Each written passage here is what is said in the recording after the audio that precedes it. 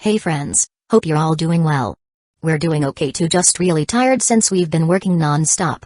We wanted to answer a question many of you ask: how does our publishing process work?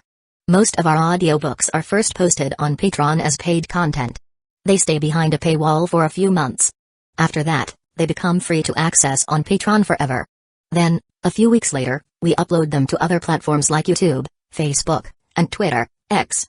Lately, our community hasn't been growing much, and we could really use your help. Please share our site in your Facebook groups, Discord servers, Reddit threads, Twitter, X, or with any friends who might be interested. Every little bit helps and we really appreciate it. Thanks a lot for being with us and supporting what we do, and due to the undying Leviathan and Nether Crow being created out of the special source of power that this dark golden fire was, the energy to maintain them will be much less. And since they were made from the same dark golden fire that filled the domain, as long they remain inside it they will be able to display amazing power and the control over their bodies will be impeccable, erasing all the problems of the spell. Dante, Ezequiel, the kobolds, and the entire horde remained still and continued watching as the power in the domain increased and the might of those skeletons rose. The might of the spell that Zadiel was creating with his consciousness was so immense, that his power and energy had long gone reach a level that was the highest possible he could have in rank 1, so while he was focusing all of his concentration on the rank spell, his advancement to rank 2 was going on automatically. Chapter 121, Clan Members. Dante has been monitoring Zadiel's condition from the beginning by using the Elder Brain, so he notices his advancement in rank, and without delay, he increases the amount of energy that the tower was provided to him. A golden whip comes from the sunlight core and a transparent one originating from the containers of natural energy reached Zadiel, charging in his body and consciousness with an immense amount of energy. With this immense amount of energy at his disposal, Zadiel's promotion to rank 2 continued without any problem. The amount of dark golden flames inside the domain started to increase to the point that they covered the figure of Zadiel on the Nether Crow, and it continued until even the massive figure of the undying Leviathan vanished from sight. The amount of dark golden flames continued increasing, and it reached the point that the domain could not contain them, and some whips of fire were being discharged to the exterior. When the horde saw this, most of them started to become nervous, as they could feel the immense amount of power that was in that fire and knew that it could kill most of them instantly, but seeing that neither the kobolds nor the two people at the lead moved, they remained still. The hours passed, and the amount of dark golden flames inside the domain continued increasing, releasing more whips of flames to the exterior that extended for dozens of meters. The members of the horde that were seeing this immense ball of flames had the illusion of being in the presence of a dark golden sun that was releasing solar flares. It was on the third day, since Zadiel started his advance to rank 2, that the amount of fire inside the domain reached a point where the whips of flames it released, due to its inability to contain all that power, extended for almost 100 meters. Seeing this, the members of the horde started to feel fear, as the domain of dark golden fire gave them the feeling it was going to explode at any time and incinerate their bodies, but seeing that the elders of their tribes remained quiet, they just waited. It wasn't that the elders of their tribes were not worried about the danger that the domain of fire present to them, but they did not believe that the man that was sent to recruit their tribes only did it so they will die, not to mention that they were in his tower and his people were together with them. When the domain shrinks it to almost half its size, an immense burst in power was felt inside it, and like the members of the horde feared, the dark golden flames exploded, covering everything in a radius of 1,000 meters instantly. The people in the horde started to scream, as some parents were trying to grab their children, but before the hysteria could grow up, a harsh bird cry and monstrous roar were heard. Roar. AWW. AWW. The might inside the cry and roar was immense and made all the members of the horde freeze, and they felt their blood telling them they were in the presence of a superior being. It was only now that they had a moment to see their surroundings and really feel the effect of the flames in their bodies that they realized that no damage at all was done to them. The golden flames inside the domain may have been fused with the abyssal fire, but it did not mean that it loses its healing abilities. All the opposite, they were increased, and the members of the horde were feeling that now. The wounds and damage done to their bodies by decades of fights and living in a horrible environment have been healed at an impressive speed. Dante and Ezequiel had seen through the effects of the flames from the beginning, so they did nothing and allow them to reach them. As for the kobolds, they had a blind trust in their ancestors, so they did not feel any sort of fear when the flame reached their bodies. Of course, these effects were only due to Zadiel considering them as allies. If the dark golden fire were to touch his enemies, not only will the flames burn their bodies, but now it will also severely harm their consciousness. Zadiel's figure could be seen in the air, and the amount of power that was inside him had increased tremendously. There was no change in his body, Besides the fact that his eye of life and creation was now glowing even brighter and a great amount of energy was being contained in it. He had his domain active, its diameter had reached 500 meters and the power of the dark golden flames inside it was immense. The Undying Leviathan and Nether Crow were no longer mere skeletons but fully developed now. The Undying Leviathan was covered in blue scales and an extremely hard exoskeleton was covering his head and other parts of its body, where you could find weak spots like the neck. Its size had duplicated and its length was now 200 meters. As for the Nether Crow, its entire body was covered with feathers that seemed to resemble obsidian crystals. Its 6 eyes were red, all with different forms of inscriptions inside them, and there was also an enormous red eye on each of its wings, carrying the same kind of inscription.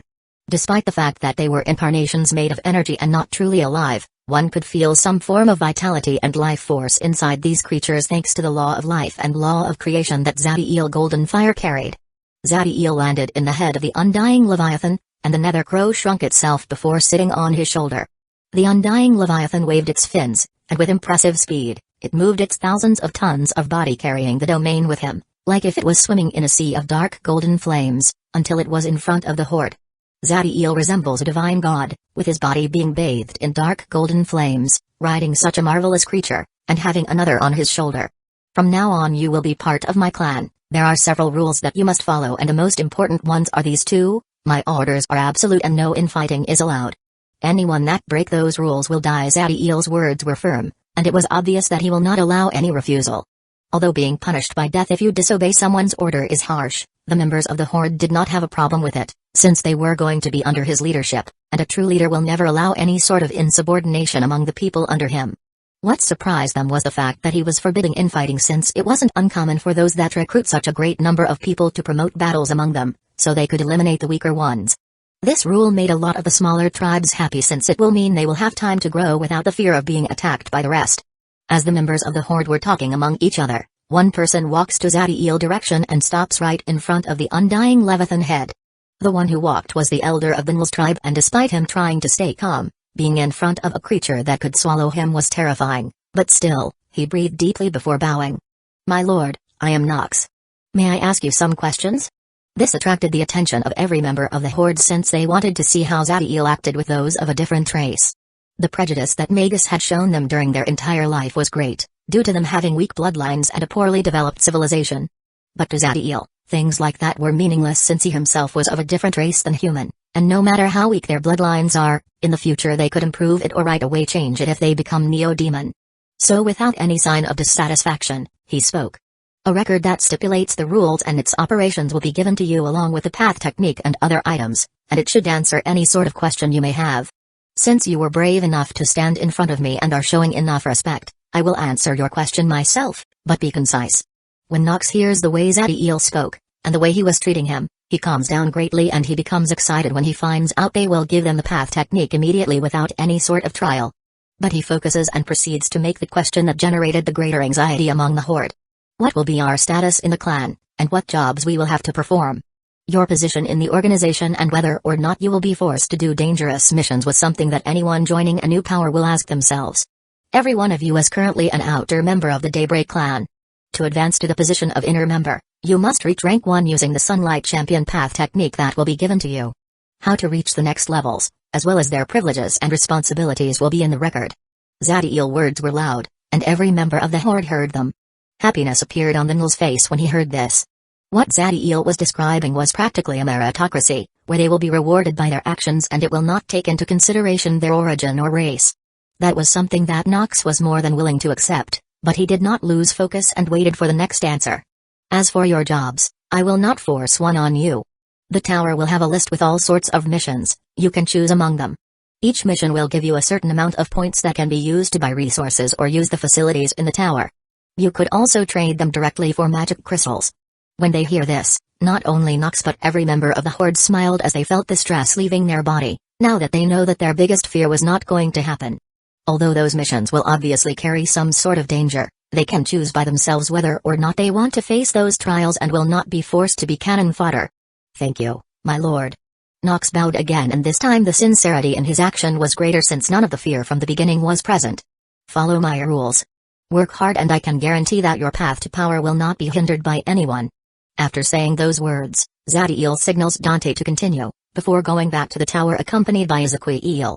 Chapter 122, Rank 3 Rune Master. A year and a half had passed from the moment the first tribes of Wasteland reached the Daybreak Magic Tower and became part of the Daybreak clan.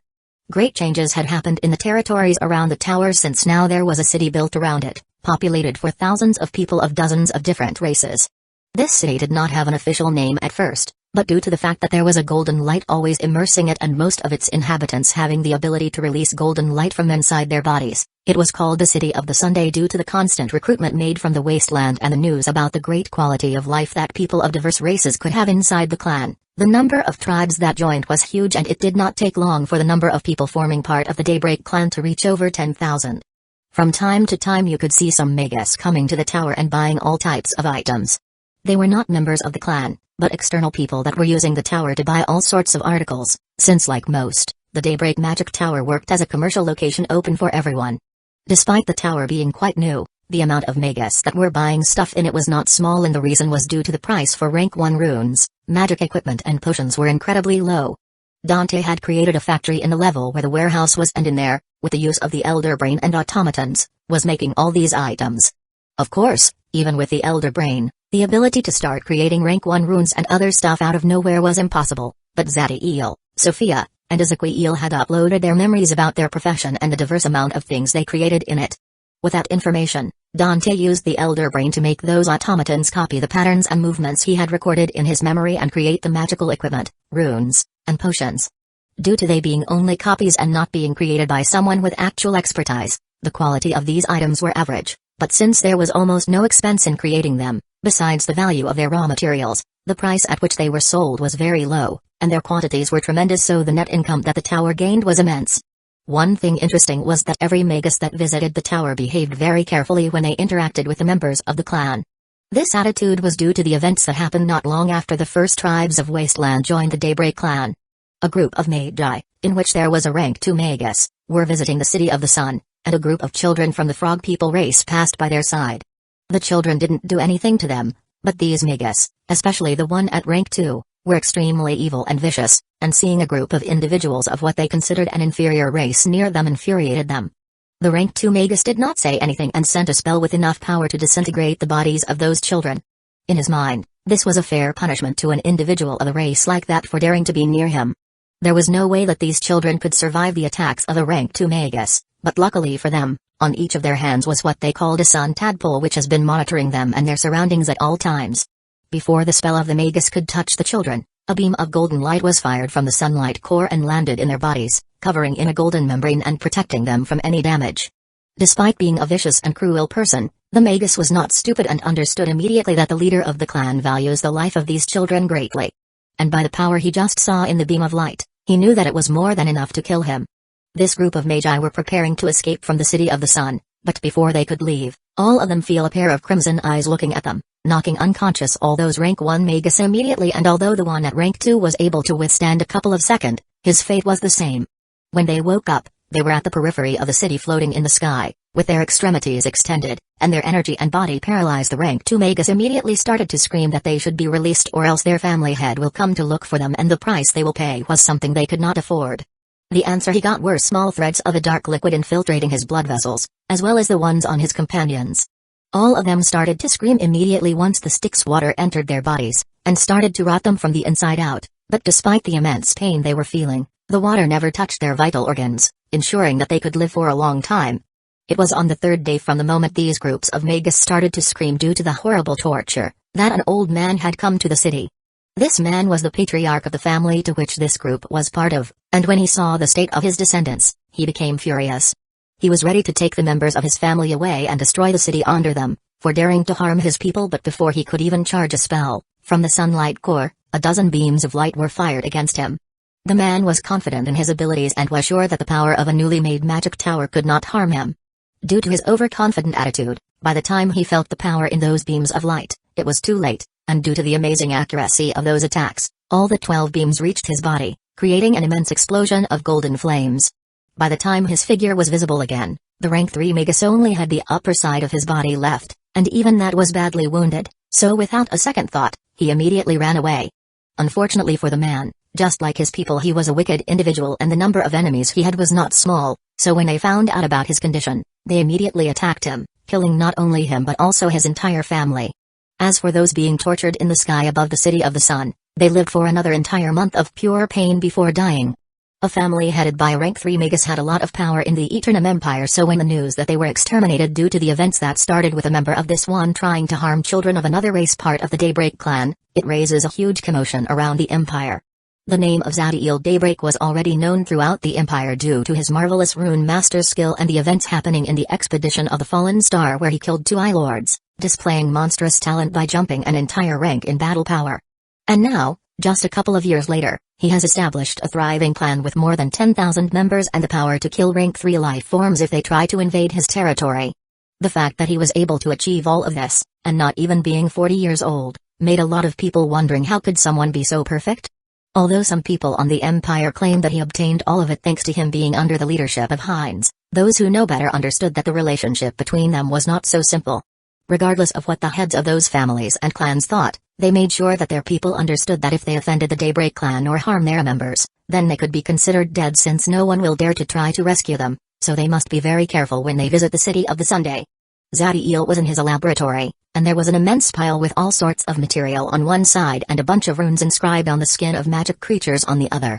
He knew that the amount of time left before the invasion started was not enough to increase his body transformation as a neo-demon nor to increase his energy pools, so he focused all of his time in 2 goals. One of those goals was to increase his skills as a rune master and the other was to reach rank 1 Animus, so he could use his mind force without the need of tapping into the mind magic of the Elder Brain since he could generate it on his own. Luckily, he could advance in both of them at the same time by having his mind force activate to increase his body functions and concentration, increasing the speed at which he could practice his rune crafting as well the quality of it. Zadiel's abilities as a rank 2 rune master had reached his peak long ago and the only reason he was not able to progress was due to his energy shortage, so he was able to become a rank 3 rune master very soon after advancing to rank 2 neo-demon. What he wanted to do was create rank 3 runic set for him, Ezequiel, and Sophia, and although the amount of time they will be able to have it active at the beginning will be less than 30 seconds before being completely exhausted, it will be an excellent trump card.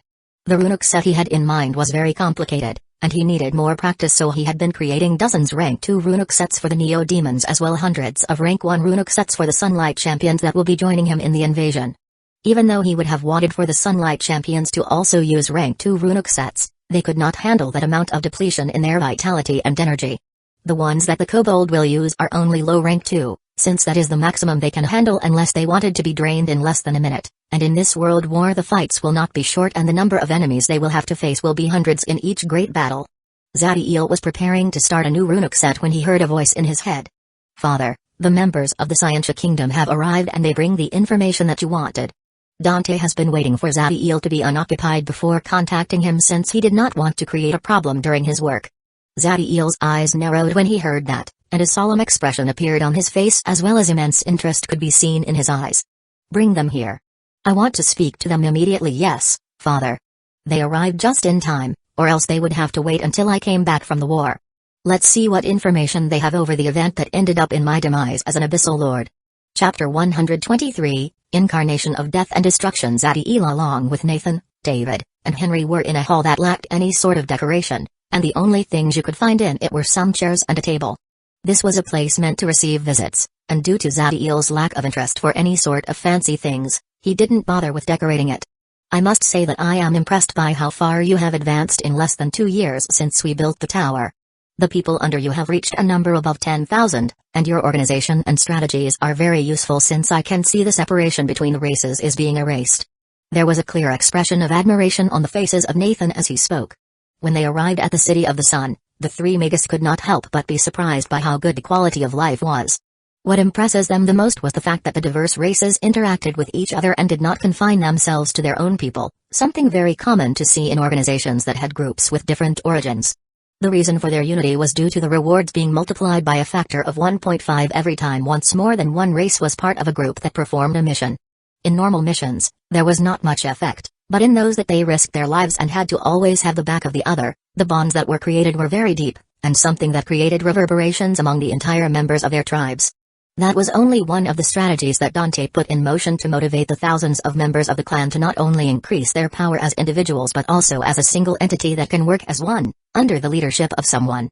To achieve that type of goal, an intense sense of belonging must be created in the diverse tribes and races, so they see the clan not only as an organization that they joined but a home for which they are willing to die. Dante chose to create a sense of safety and happiness among the people of the diverse races, and he approached that by focusing on their children. The events in which the Daybreak clan chose to torture a group of Magus that had a rank 2 among them, and fight against a rank 3 Magus all because they dare try to harm a couple of frog people children made all the races extremely satisfied. More plans were made after this, in which the children could attend a school where they were taught all types of magic knowledge, history, war strategies among other things. Although the children did not find this very useful, rewards were implemented so those who prove their hard work will obtain help from the Sunlight Corps, to make their advance as Sunlight Champion easier. The satisfaction that the parents and elders of the tribes feel seeing their young ones not only safely increase in power but also obtain the skills so they could choose all types of paths in the future was immense. Seeing their families and friends grow, in a place where they were safe and allowed them to increase their power, made those races that were fighting just to survive not too long ago feel like they were in a dream. Zadiel did not have much to say about Nathan's compliments since from the moment the first tribes arrived at the tower, he handed all the responsibilities of management to Dante. The boy was perfect for the job thanks to the elder brain allowing him to do thousands of tasks at the same time, displaying 100% of his abilities.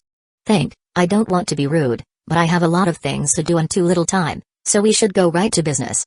Zadiel did not like courtesy, especially when he had so much work left, but since he had a good impression of these people, he was being polite. Oh, yes.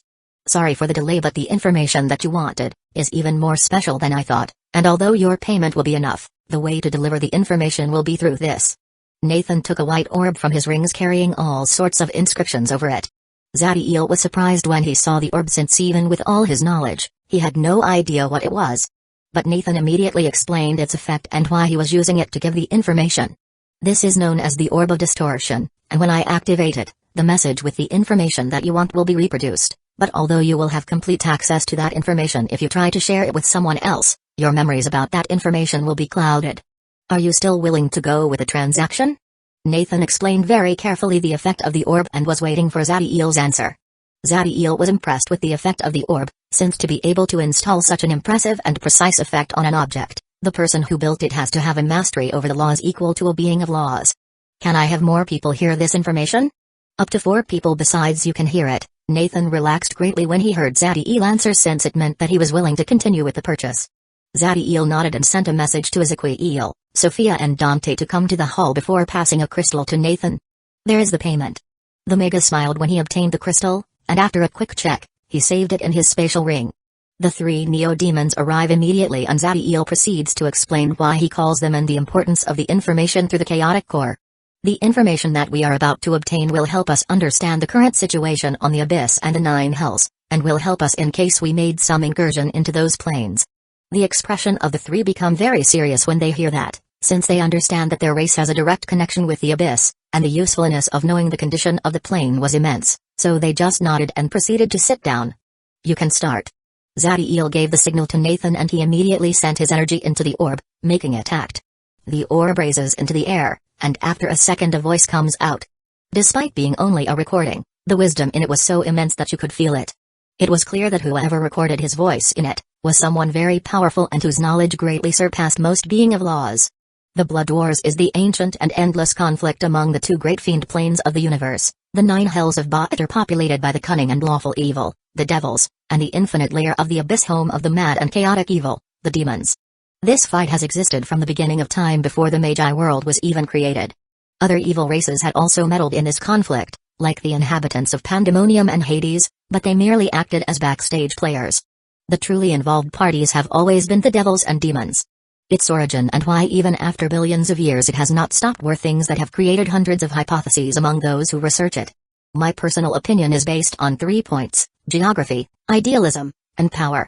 When it reached this part, Zadiel's eyes narrowed since as someone that was a main character in the Blood Wars, he knew that this individual's understanding of the conflict was very deep. The 2 planes were connected by the Styx River, and this connection was stable enough to let even billions of demons and devil use it to sail into the other plane and wreak havoc. And since unlike Portal, there was no payment needed, even rank 1 fiend could use it. As for idealism, both fiend races believe that they represent the epitome of evil, with the demon defending chaotic evil and the devil supporting lawful evil, making the 2 races hate each other the moment they are born. As for the third point, and the reason I think Abyssal Lords and Archdevils truly care for this war, was that when a demon kills a devil and vice versa, they become stronger and their soul becomes purer, helping them advance in the ranks. The reason why this happens, according to my understanding, is that in one point devils and demons were a single mighty fiend race, that for an unknown reason split, and now when one of these fiends kill its counterparts, they become closer to their origin. If before he was surprised, now Zadiel was shocked, since what this person just spoke was one of the greatest secrets of the universe, and although he made some mistakes, he was still very close to the truth. Zadiel had to admit that when it comes to knowledge, this person was possibly the greatest holder in the universe. The Blood Wars mostly affected the first of the 9 hells, Avernus, and the top 60 layers of Abyss, creating great destruction in these 2 areas and damaging their origins, hence the lack of guarding level being of laws in those places. Despite the great implications that the Blood Wars had, and that it generated ripples that affected the entire universe, it was very rare to see Archdevils and Abyssal Lords act, since the way these fiends achieved their rank was by signing a contract with their home planes to become guardians of their respective layer, fusing their souls with the origin of these, making their power outside them greatly diminished. But all of that changed when he appeared, the first Abyssal Lord in the history of the universe that achieved the rank of a being of laws, by his own means, without the need to seek the help of the Abyss. The one whose actions created such big repercussions, that the entire universe was affected by them, the ruler of the first 70 layers of the Abyss, although no one knows his name. Due to his actions he was given the title of Incarnation of Death and Destruction. Chapter 124, Transforming Hell into the Abyss. The Incarnation of Death and Destruction not only was able to become a being of laws by his own means, having a power that belongs only to him and that it did not diminish no matter what happened with the Abyss, but also, like the rest of the Abyssal Lords, he was able to channel the origin power of the layers that he ruled. Even though the first 60 layers of Abyss, that were ruled by him, had their origin damaged due to the billions of years of fights among the devils and demons, the increase in power that he could obtain by channeling their origin power, was enough to make him virtually undefeatable in them. And that was even more true in the layers from 61 to 70 that had their origin intact. The origin of this Abyssal Lord was unknown, and trying to find anything about him was practically impossible. According to my research, he can use a special law that allows him to find out those that had a connection with him, so he used that to track them down and erases anyone who knew anything about him from existence, making his identity an absolute mystery. To this day, even after the things he did, no one truly knows his appearance due to him always being covered in shadows made from his laws. Zadiel was once again surprised by this man's wisdom. He finally accepted that this man was someone that had knowledge that could not be measured, and proceeded to remain calm as he heard the recording.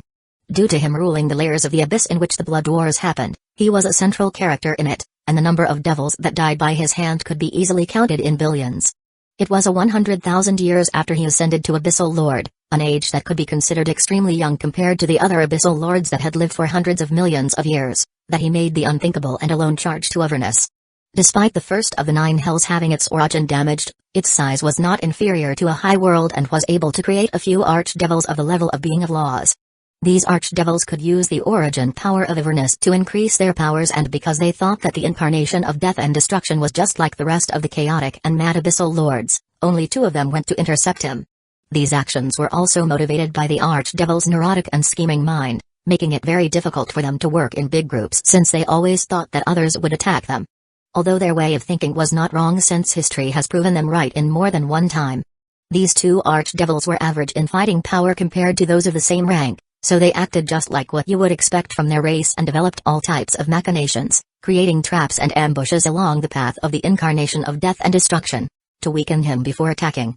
Unfortunately for them, they underestimated the might of the only Abyssal Lord that was not shackled to the layers he ruled, and by using pure brute force, the incarnation of death and destruction broke all obstacles on his path to Avernus.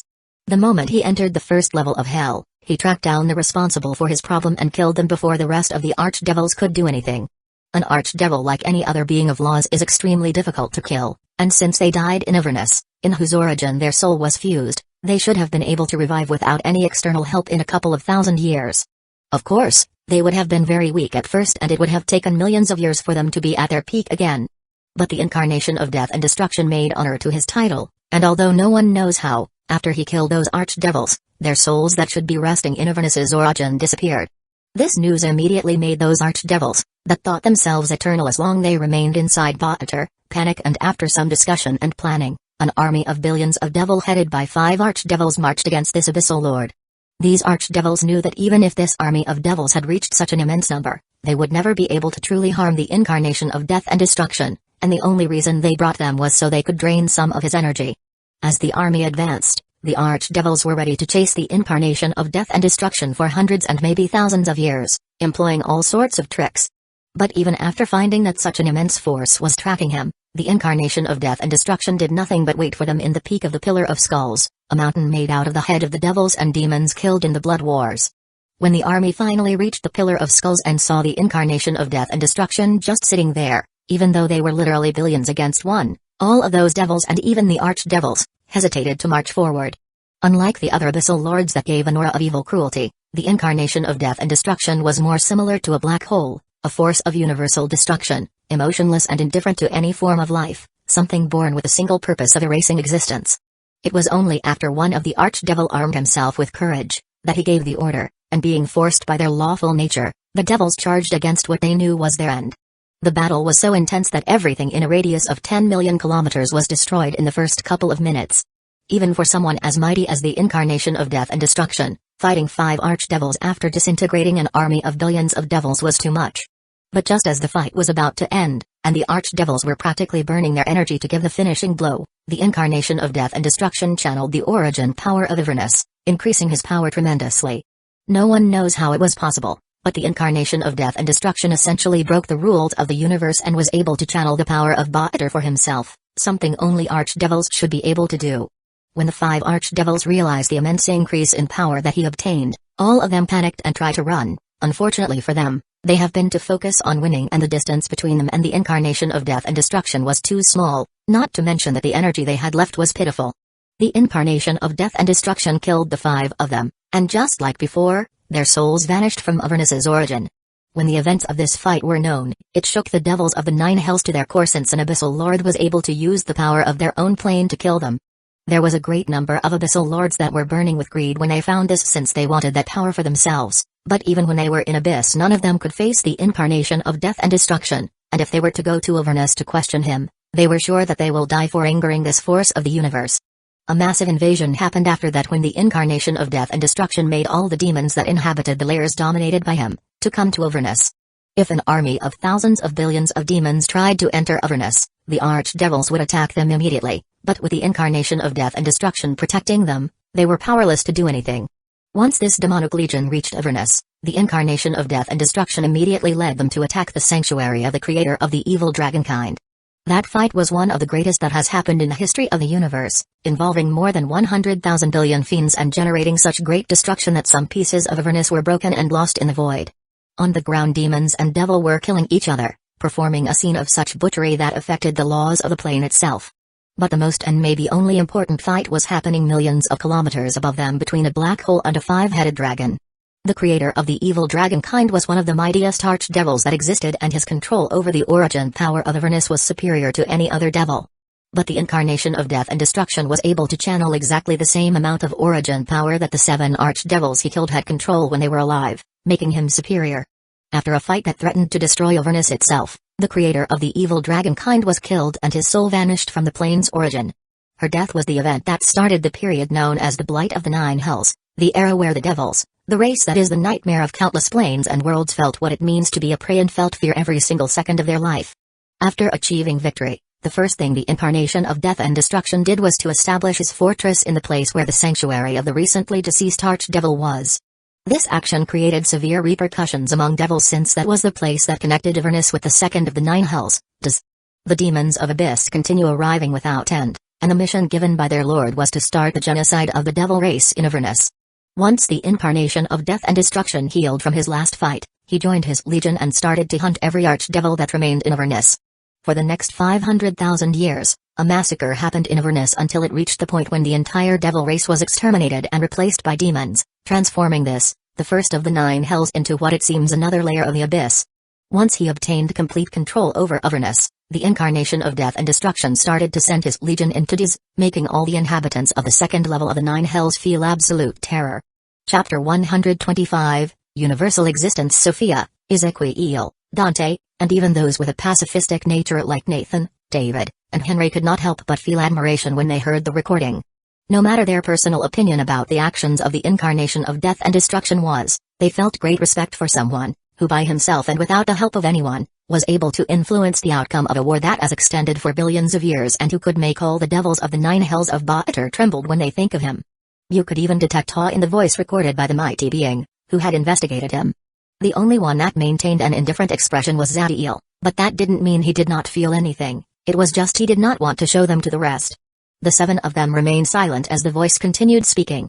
When the archdevils of Daz saw the demonic legions that had already filled Avernus reach the level of hell that they dominated, they acted immediately and killed all of them before they could establish a stronghold and give the incarnation of death and destruction the opportunity of arriving unhindered.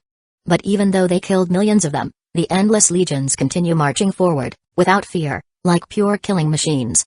The archdevils understood that even if they kill every demon that marches to Daz, they will only be treating the symptoms and not the disease, since the incarnation of death and destruction could always make more demons of the abyss reach Avernus and follow the path of those who had just died.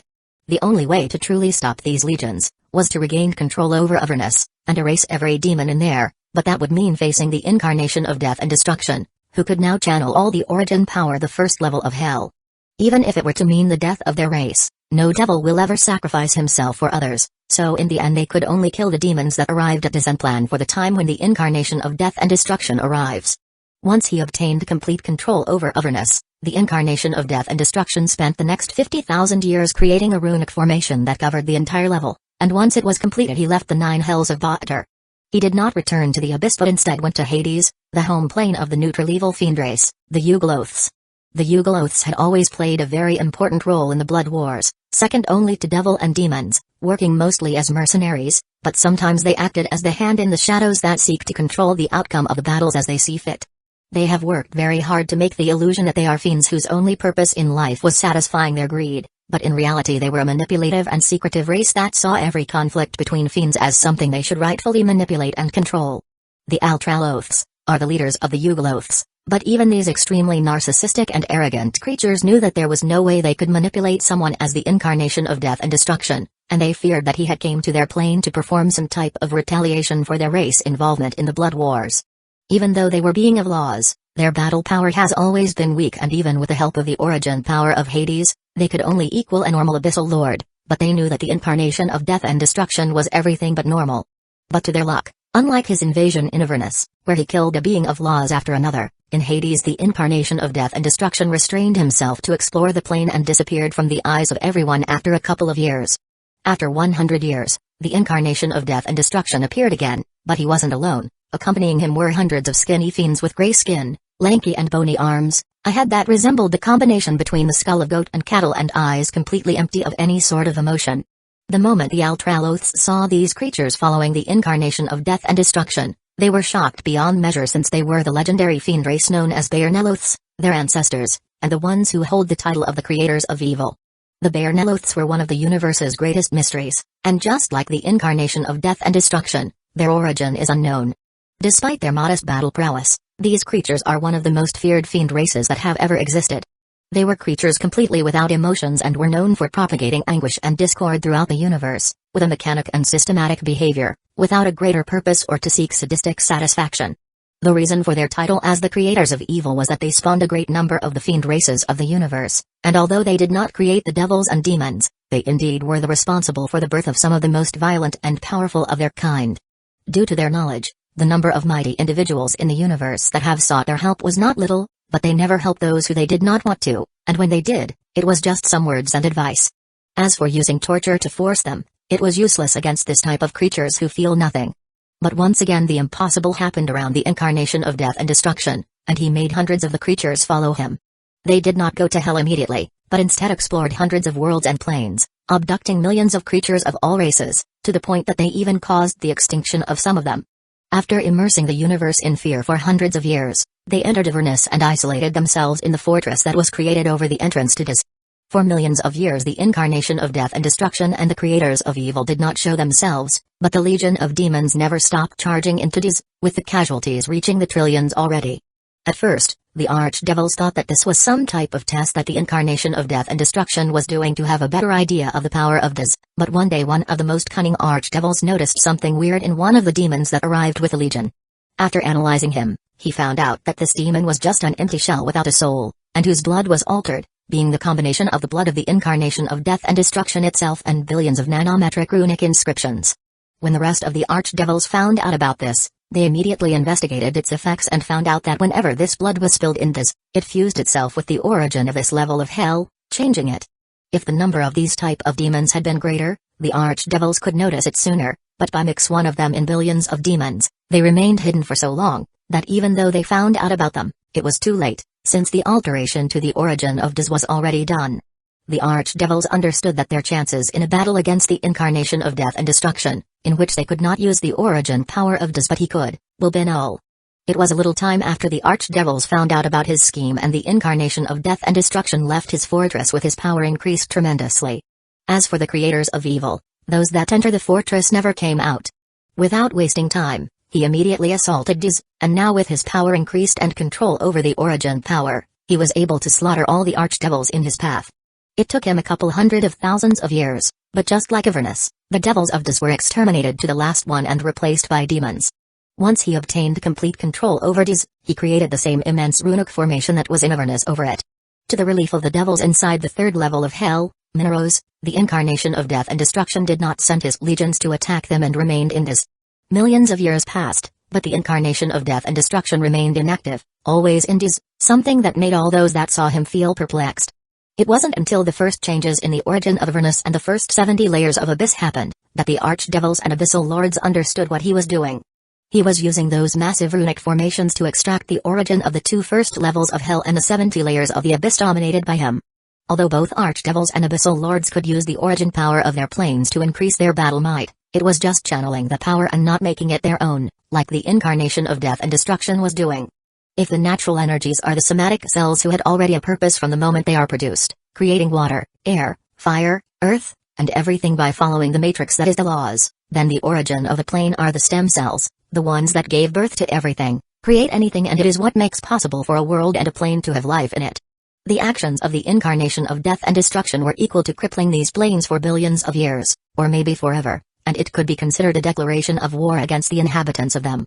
But by the time the archdevils and Abyssal Lords realized the situation of their homes, more than 50% of the origin of Avernus, Daz, and the first 70 layers of the Abyss was absorbed, giving incarnation of death and destruction enough power to challenge all of them. If they could have made their difference aside and all of them attack the incarnation of death and destruction together, working as one, without caring for their life, they could have been able to defeat him, but even with a threat like this, no devil or demon was willing to risk his life for the sake of others. Years passed, and finally, after 3 million years, the incarnation of death and destruction drained all the origin in the level of hell and layers of abyss marked by his runic formation, making them places devoid of any life and so weak, that pieces of them broke and fell into the void. No one truly knows how powerful did the incarnation of death and destruction become after absorbing so much power, but some think that he was able to become a mythical universal existence, a rank 10 life form.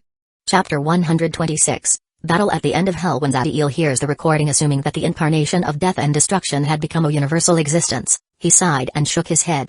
Becoming a universal existence after swallowing the origin of 2 levels of hell and 70 layers of the abyss. What a joke. How could rank 10 be so easy to achieve? There was a self-mocking expression on his face as he thought that. The other 6 were too busy imagining the event that the recording was describing to notice Zadiel changes, and they continued hearing the voice in the orb. In our universe, the highest peak of power has always been rank 9. A level of power that when an individual reaches it, he immediately makes his world or plane a superior one.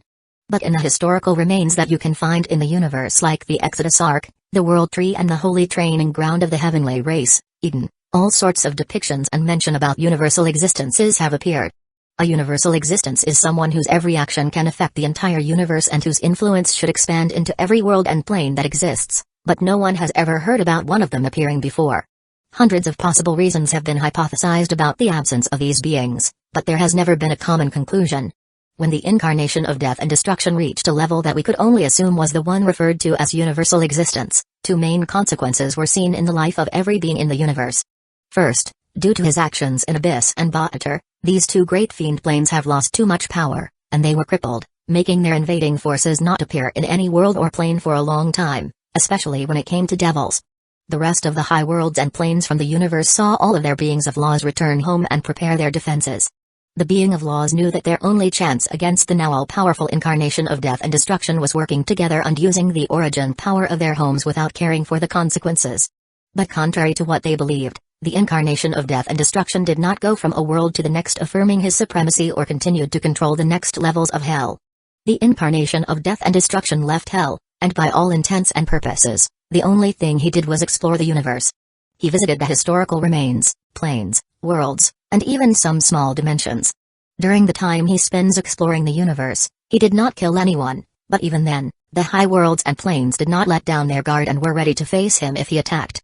The millions of years he spent exploring are known across the universe as the Epoch of Civilization, due to the immense development that happened in the low and middle worlds and planes, now that the high worlds and planes had all their force in defensive mode and had no time to perform invasions. The Epoch of Civilization extended for millions of years and it only ended when the incarnation of death and destruction went back to D's, but this time he did not stop there, as he proceeded to Mineros immediately. The moment he entered the third hell of Baatar, he made hundreds of dark stars appear and threw them to the distance, before advancing to the next level, Phlegethos. These dark stars had immense power and the ability to track down archdevils, so by the time that the incarnation of death and destruction had reached the fourth hell, most of the archdevils in Mineros died, and only the strongest ones were able to survive. The incarnation of death and destruction did the same in every level he passed as he descended to the ninth hell of Baatar, weakening the plane even more by stripping from it its greatest warriors. After killing more than 80% of the archdevils of Baatar, the incarnation of death and destruction finally reached Nessus, the ninth hell. Once the recording reached this point, it stopped for a moment and the people hearing it thought that maybe it was all. But to their delight, the voice spoke again. From this point forward, the actions of the incarnation of death and destruction on Nessus are merely speculation since there was no one left alive to describe the events, and any sort of scrying will kill anyone who would try. Nessus is a land of extremes, with volcanoes that could burn higher than a sun and regions so cold that could freeze a being of laws, with a blasted and torn landscape. The inhabitants of Nessus were greater devils, who could be considered the strongest force of hell, after the archdevils, and who, when working together, could defeat a being of laws. The ruler of Nessus was the Prince of Evil, the one called the Supreme Master of all devils, the Archdevil Overlord Asmodeus. Asmodeus was supposed to be the strongest and more capable devil that has ever existed, but due to certain reasons, he was unable to leave Nessus with his true body, so he was forced to use avatars to interact with the other levels of Baatar, as well some planes and worlds.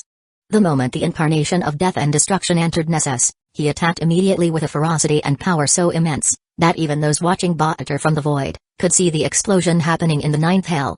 The explosions continued for a long time and the repercussions that it had in the other levels of hell were not small, since it practically created massive earthquakes all over Baatar, killing trillions of devils. When the explosion finally ended and silence installed itself for a couple of days, everyone thought that the fight was over, but then from Nessus, an aura so evil and foul that even archdevils and abyssal lords would found it disgusting appeared and it extended until it covered all the 9 hells of Baatar.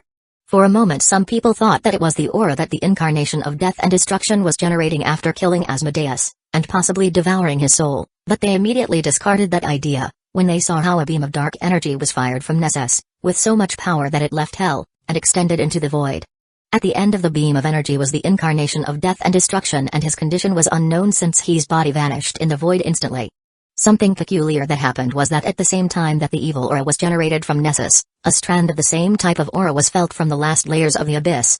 Even when the recording mentioned the incarnation of death and destruction, being thrown out of hell by a beam of energy so powerful that it could destroy a high world, Zadiel's expression remained indifferent, but when it mentioned the strand of that evil aura in the abyss, everything changed. For an instant he was unable to control his emotions and his fists were clenched so hard, that blood came out of them, but even then his expression remained peaceful, not letting the others know of his state. Zadiel's eyes were calm, but in his heart, a coldness and desire of destruction so immensely high was born, that it occupied his every thought. After a moment, Zadiel was able to calm down his emotions and continue listening to the recording. Up to this day, despite the several attempts made by several powerful individuals, the origin of that evil aura is unknown.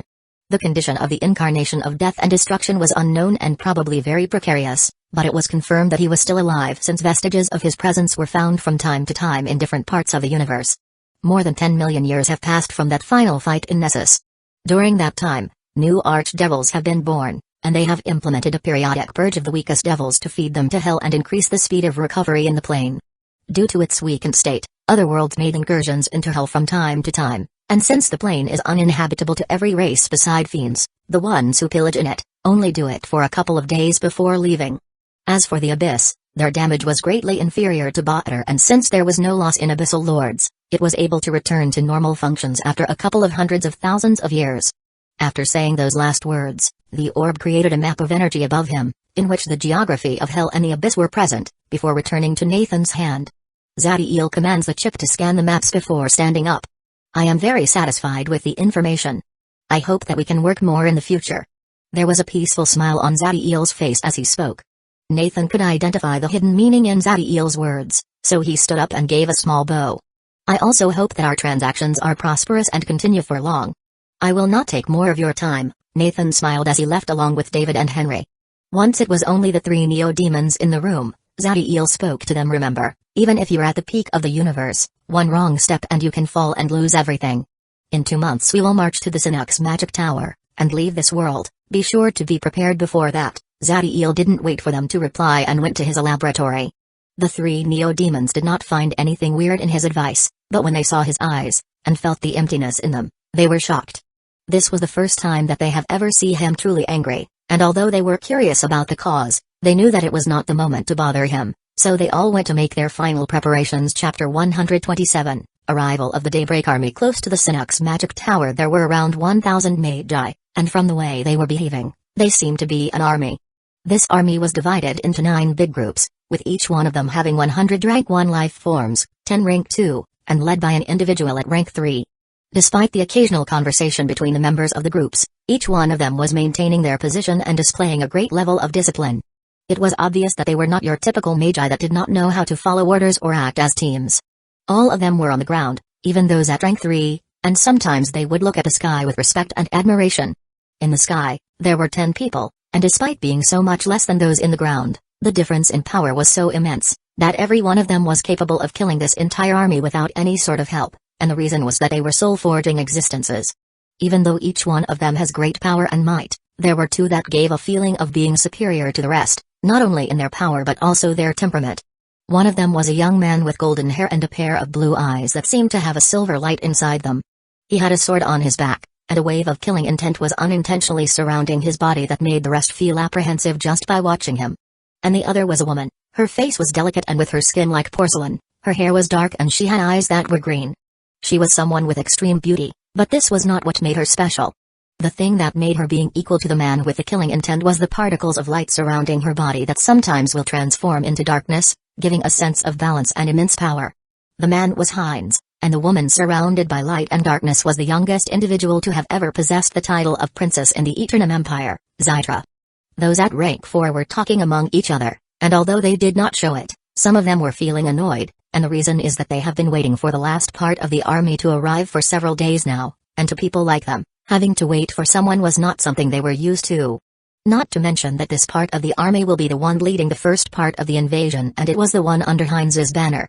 They will occasionally look at Heinz, hoping for an explanation, but the cultivator remained silent, and although technically they were in the same rank, the difference in power was immense, so they did not dare to bother him.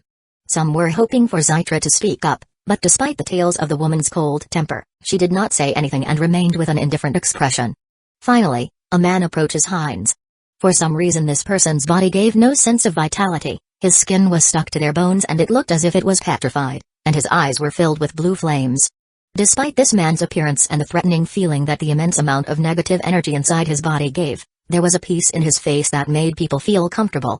When Heinz felt someone approaching he knitted his brow, but when he saw the man he relaxed and an amicable smile appeared on his face. Professor Toto, I did not think that your old bones would also be impatient just for waiting a couple of days. By Heinz's tone and the fact that he was joking with the man, it was obvious that they had a friendly relationship. Lad, you should show more respect to your teacher, maybe you are stronger now, but remember how I used to spank you when you misbehaved as a child. Toto said that with a serious expression, but it was just due to his face not being able to move too much, or else he would be laughing now. When Heinz heard that, he almost blushed a little, but as a rank 4 he had immense control over his body. Despite that, he could not help but feel embarrassed, but there was little he could do against a man that had taught him as he grew up. Seeing that his joke broke the tension in the air, Toto continued speaking. You know that for someone like me, patience has never been a problem, but I felt bad for them since they do not dare to come to you in case you get annoyed, Tado says as he looks at the rest of rank 4 individuals that were now showing gratitude for his intervention.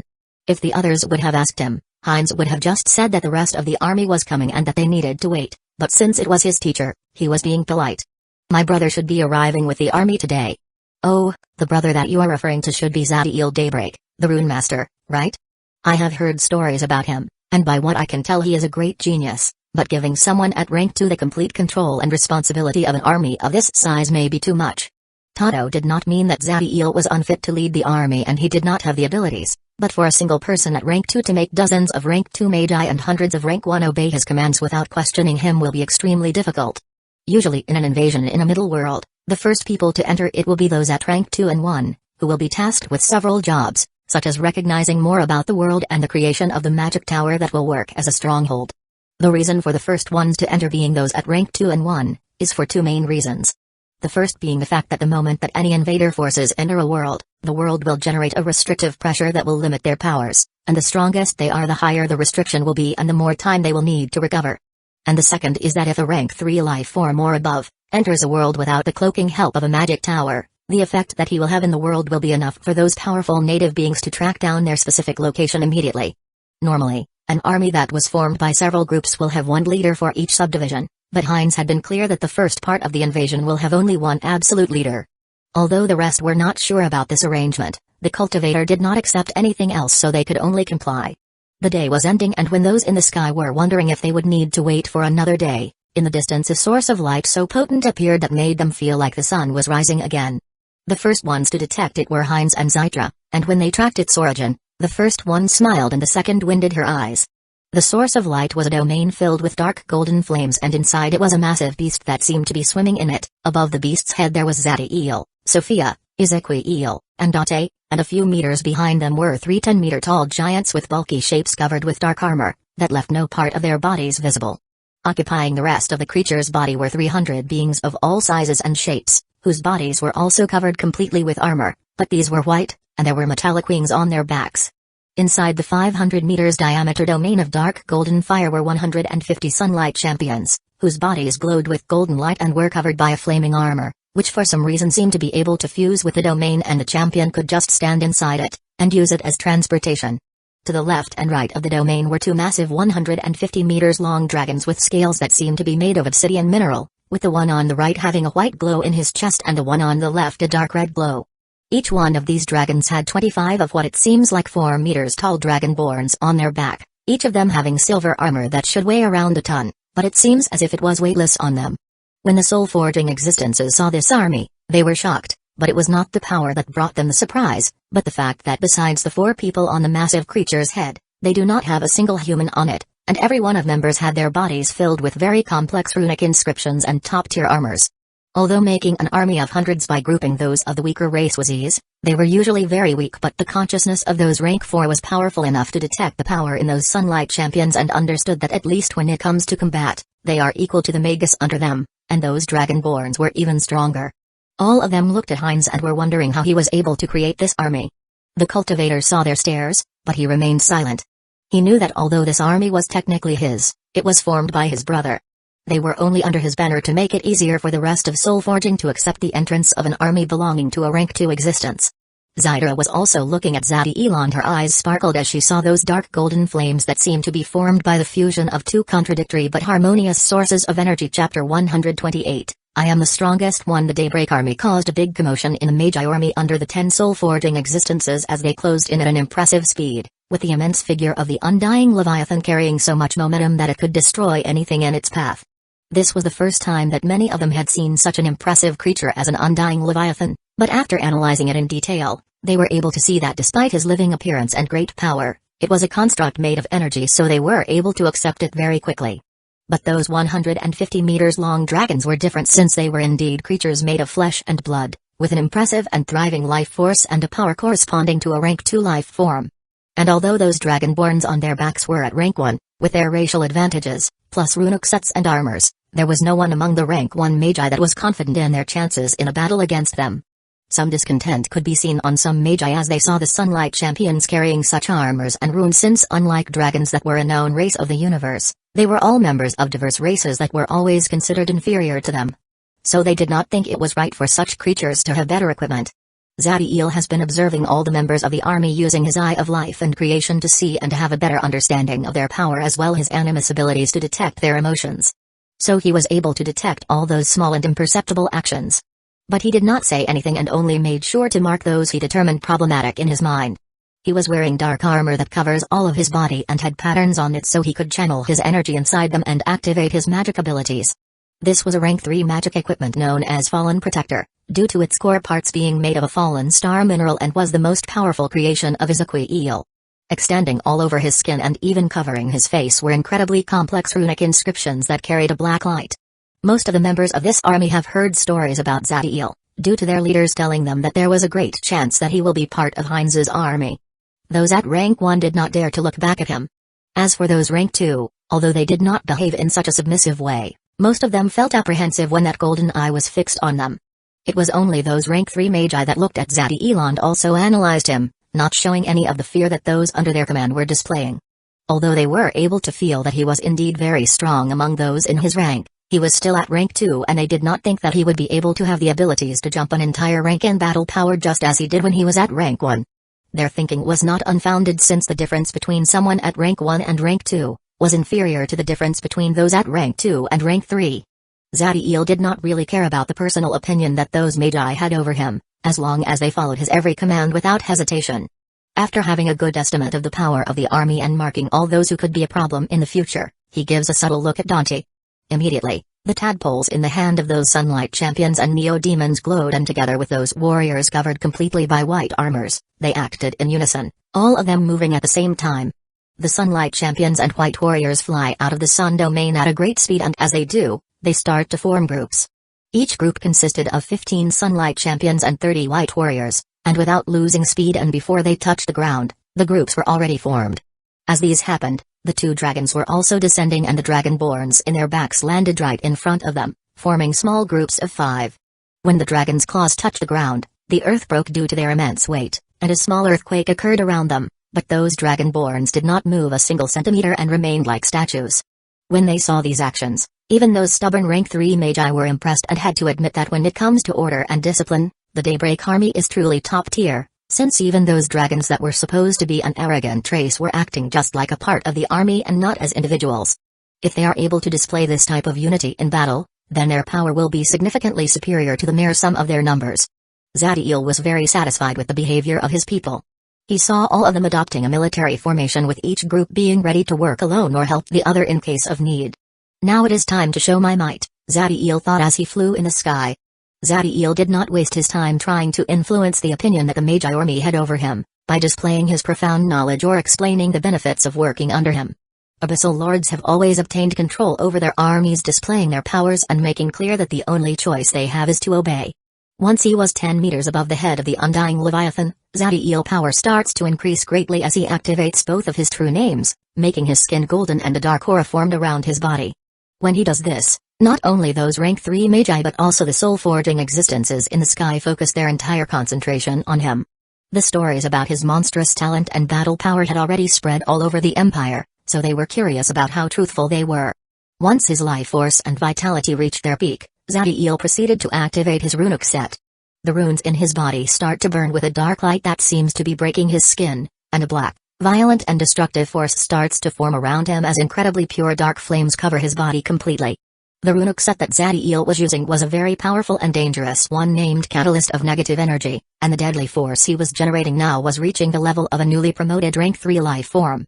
Being true to their knowledgeable nature, the rank 3 Magi and those soul-forging existences were able to detect the type of power that was running through Zadiel's bodies at this moment and that it increased his strength so much.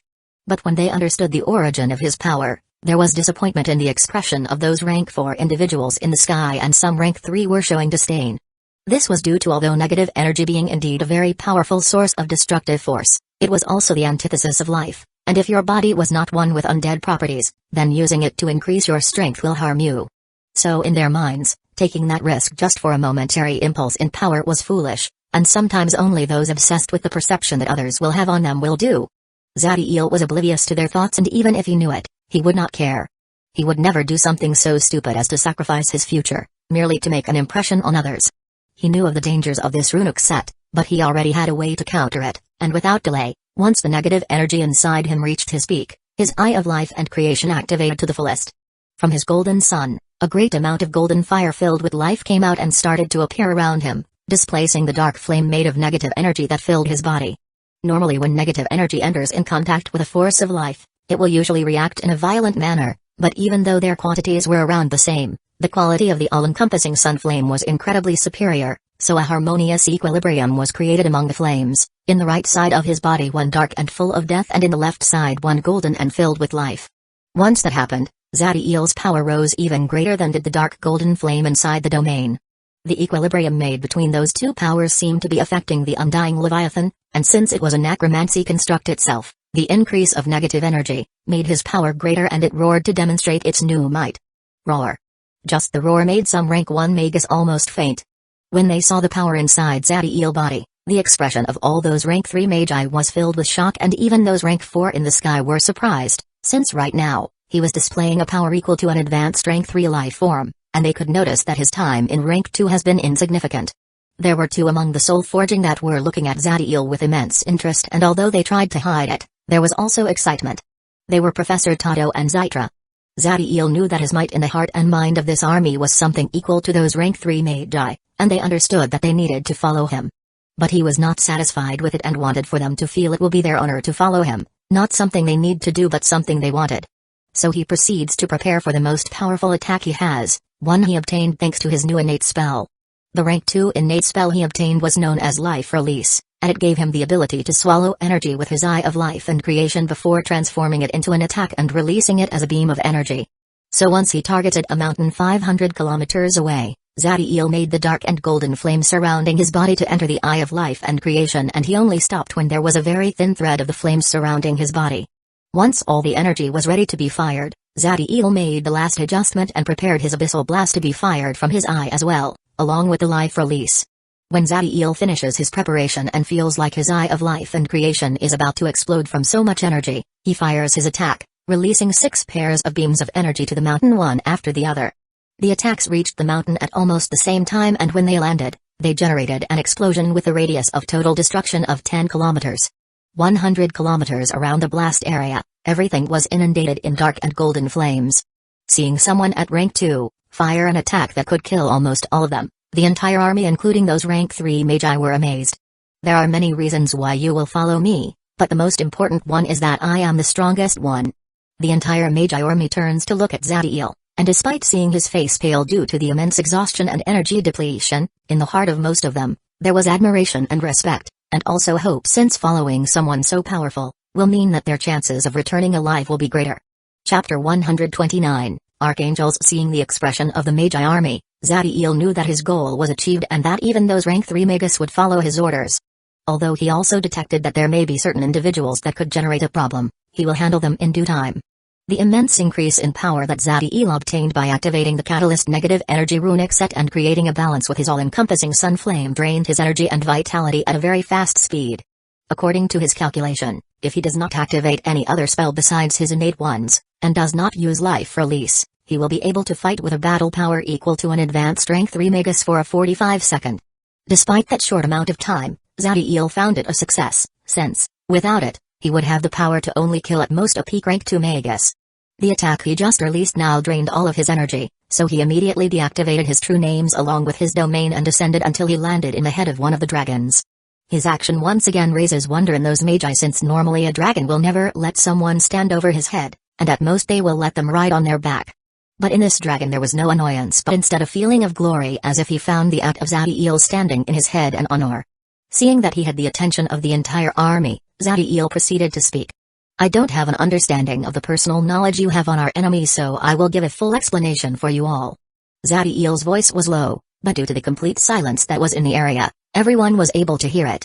No magus dared to neglect this information, since it was something that directly affected their chances of success and survival. After all, the greatest enemy was the one you know nothing about. The invasion will be in a middle world dominated by the heavenly race, that has already been terraformed by them, as to increase the size of their armies and produce more of their kind. The expression of everyone was serious as they heard the information, since they were worried about their opponents. The heavenly race was a top-tier race of the universe, and despite the Magi path being very powerful, they are usually at a disadvantage during a fight with them. The heavenly race is very powerful and their bloodline heritage is superior to that of dragons, but due to the way they are born, their number is very low. The most prevalent bloodline of the heavenly race is the angel bloodline, which can be divided into 4 big categories, consisting of Angel of Order, Angel of Battle, Angel of Protection, and Angel of Supremacy. The most common of them is the Angel of Order, with a power equal to that of a Magus. The Angel of Battle and Protection should be a little stronger than a Magus in the same rank and level. As for the Angel of Supremacy, you could consider them as strong as the Dragonborns that are accompanying me. Zadiel had a very good understanding of the heavenly race, and by his calculations, a Neo-Demons with a rank 3 assimilated bloodline should be equal to the strongest type of angel. This fact proves how powerful the angel bloodline was, since a Neo-Demons should be the strongest race of the universe, and those with a rank 3 assimilated bloodline can only equal an Angel of Supremacy, even though they can kill a Magus in the same rank and level with ease. After hearing Zadiel's words, all the Magi turned to look at the Neo-Demons, and after making some calculations and thanks to their powerful consciousness, those rank 3 Magus were able to have an accurate understanding of their strength. By their predictions, they will need 3 normal Magus at the same level of power to fight against them. After giving them enough time to process the information, Zadiel spoke again. The other bloodline that the heavenly race has is known as Angelic Paragon bloodline, which also has diverse categories mostly related to the elements, and usually they are the ones that are in command of those with the angel bloodline. They are extremely powerful and also very scarce in numbers, with usually not more than 100 in a middle world dominated by them. If they are born in a satellite world of the heavenly creator world, they do it at rank 2. They possess a battle talent that, as long they are in the peak of their rank, allows them to fight against those in the next rank on the novice level. Zadiel looks at the 2 Neo-Demons with dragon forms that are accompanying him. They are Kilo and Rax that had advanced to rank 2 just in time for the invasion. Thanks to their bloodline and Neo-Demon abilities, when they were at peak rank 1, they had the skills to fight against a novice rank 2 Magus without the need for runes or armors. Of course, that was only fighting on equal ground and not dominating them as Zadiel could have. The bloodline that the 2 of them had assimilated has reached the peak of rank 4, and their battle power should be the same as an angelic paragon. The expression on the faces of the Magi was solemn, since even if all of those 100 angelic paragons have never advanced and are still at rank 2, which was impossible, they would be enough to kill the first part of the army that will enter the world. Although it may seem that a Magus was very weak compared to the members of the heavenly race, it was not so simple. The members of the heavenly race, even the most common angel of order, need hundreds of years to be born, but with each generation of mortals in the Magi world, at least 0.001% of them become rank 1 Magus, reaching a number that can be counted into the dozens of thousands. Not to mention that there are always talented people among those Magus that can train auxiliary paths to increase their abilities, and a Magi path have almost no restrictions as you advance in the ranks as long you don't use the bloodline path. After seeing that they had assimilated the information he gave and were waiting for more, Zadiel spoke again. There is another bloodline in the heavenly race, and although the probability of facing them is almost null, I will still inform you about them. I am referring to the law bloodline of the heavenly race, the Archangel bloodline. They are the most powerful individuals in the heavenly race, with every one of them having the best equipment that their race could give them. When Zadiel spoke those words, even the soul-forging existences in the sky felt uneasy, since among them the only one who could face them in the same rank was Heinz. All the others could only run if they see them. The archangels born in the heavenly creator world do it directly at rank 6, as for those that do it in a satellite planet, terraformed and dominated by the heavenly race, they do it at rank 4, but they advance to the next one incredibly fast, so they meddling in a war inside a middle world is almost impossible. When he first spoke about the archangels, most Magi were afraid, since just one of them will be enough to scare away most of the soul-forging existence and stop any sort of invasion, but they were able to calm down when they understood their peculiarities. Now that you know their power, I will explain their behavior and society. They are an enemy of any fiend race and ferociously hunt them down, which is why they self-proclaim themselves the embodiment of good. Among their members, the heavenly race is loving, kind, generous, and helpful, so trying to make them turn one against another is foolish. The Magi were looking at Zadiel, seeing the disgust that was present on his face. They knew he had not finished. Their conduct with other races is completely different. They are sadistic and cruel. They enjoy harming and tyrannizing them to prove their superiority. To them, anybody besides their race are a beast, so if you ever are captured by them, I advise for you to kill yourself if you don't want to be tortured until you lose your mind. Even if they were beyond cruel, Zadiel would not feel such revulsion against them, since he understands that in the universe if you are powerful enough you can do anything, But it was their hypocrite behavior that made him want to kill everyone of that race. After throwing those thoughts to the back of his mind, Zadiel focuses and calls for Dante. The boy flew to Zadiel's side immediately, and behind him were the 3 10 meters giant following him. With Dante standing beside Zadiel, anyone could see their immense resemblance, and it was apparent that they were connected by blood. He will be your commander and strategist. Besides a few matters I will handle directly, every aspect of the first part of the invasion will be controlled by him. Immediately after saying those words, Zadiel could feel the discontent, not only of the Magi army but also of the soul-forging existences in the sky. But he did not care about any of that and focused on Dante. When he saw the boy with a firm posture and confident attitude, he smiled and nodded, before looking up at those rank 4 individuals, and with an indifferent expression, he spoke. I will lead the first part of the invasion, and I will choose whoever I think is most fit for the task. Some of those soul-forging existences feel annoyed with his attitude, but no one dares to do anything since it will mean offending Hines. After saying those words to those rank 4 individuals in the sky, he looks back at the Magi army and this time his attitude was a little less cold. But I will give you a chance to prove to your talents. Select amongst yourselves your best commander, to lead 100 rank 1 and 5 rank 2 Magi. They will have a fight against 100 Sunlight champions, the 3 giants in black armor, and the 2 dragons led by my son. If your chosen commander defeats my son, then they will share the responsibilities and obligations of the job and I will also give them a high rank 2 runic set and high rank 2 armor. Chapter 130, Betting. When the Magi army heard Zadiel's proposition, everyone cheered, and the dissatisfaction they were feeling was immediately erased and changed into fighting spirit. Even though Dante will remain in the commander position regardless of the outcome, if the best of them win, he will have the authority to interfere with the battle strategies, giving him the chance to correct any possible mistake happening due to the boy's youth and apparent inexperience. They would have preferred to obtain full control of the commander and strategist position, but they understood that Zadiel will not give control of his people to anyone he does not trust. Those who fulfill the role of commander in the Magi army were satisfied with this arrangement, especially when they hear about the reward they will obtain if they win. The Daybreak runes were already very popular in the Empire, due to their ability to always work over their limits, and although they did not know much about their armors, the ones that those Dragonborns were wearing was something any one of them will want.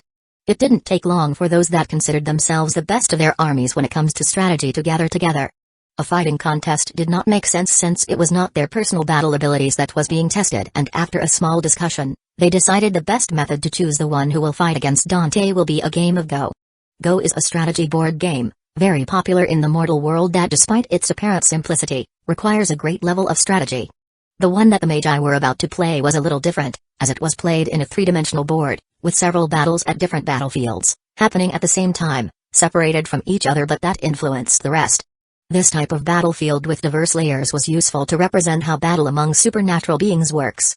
When 2 armies fight, the life forms with superior rank will usually fight against each other, not interfering with those weaker until their opponent is defeated, but once the winner is set among them, they will interfere in the fight with those of lesser power, unless they are seriously injured and the number of their opponents is too much. Seeing that everything was in motion, Zadiel decided to focus on recovering his depleted energy. So he proceeds to sit down and starts taking cubes of food from his spatial ring and devours them. Dante was beside Zadiel, and despite everything, he was calm.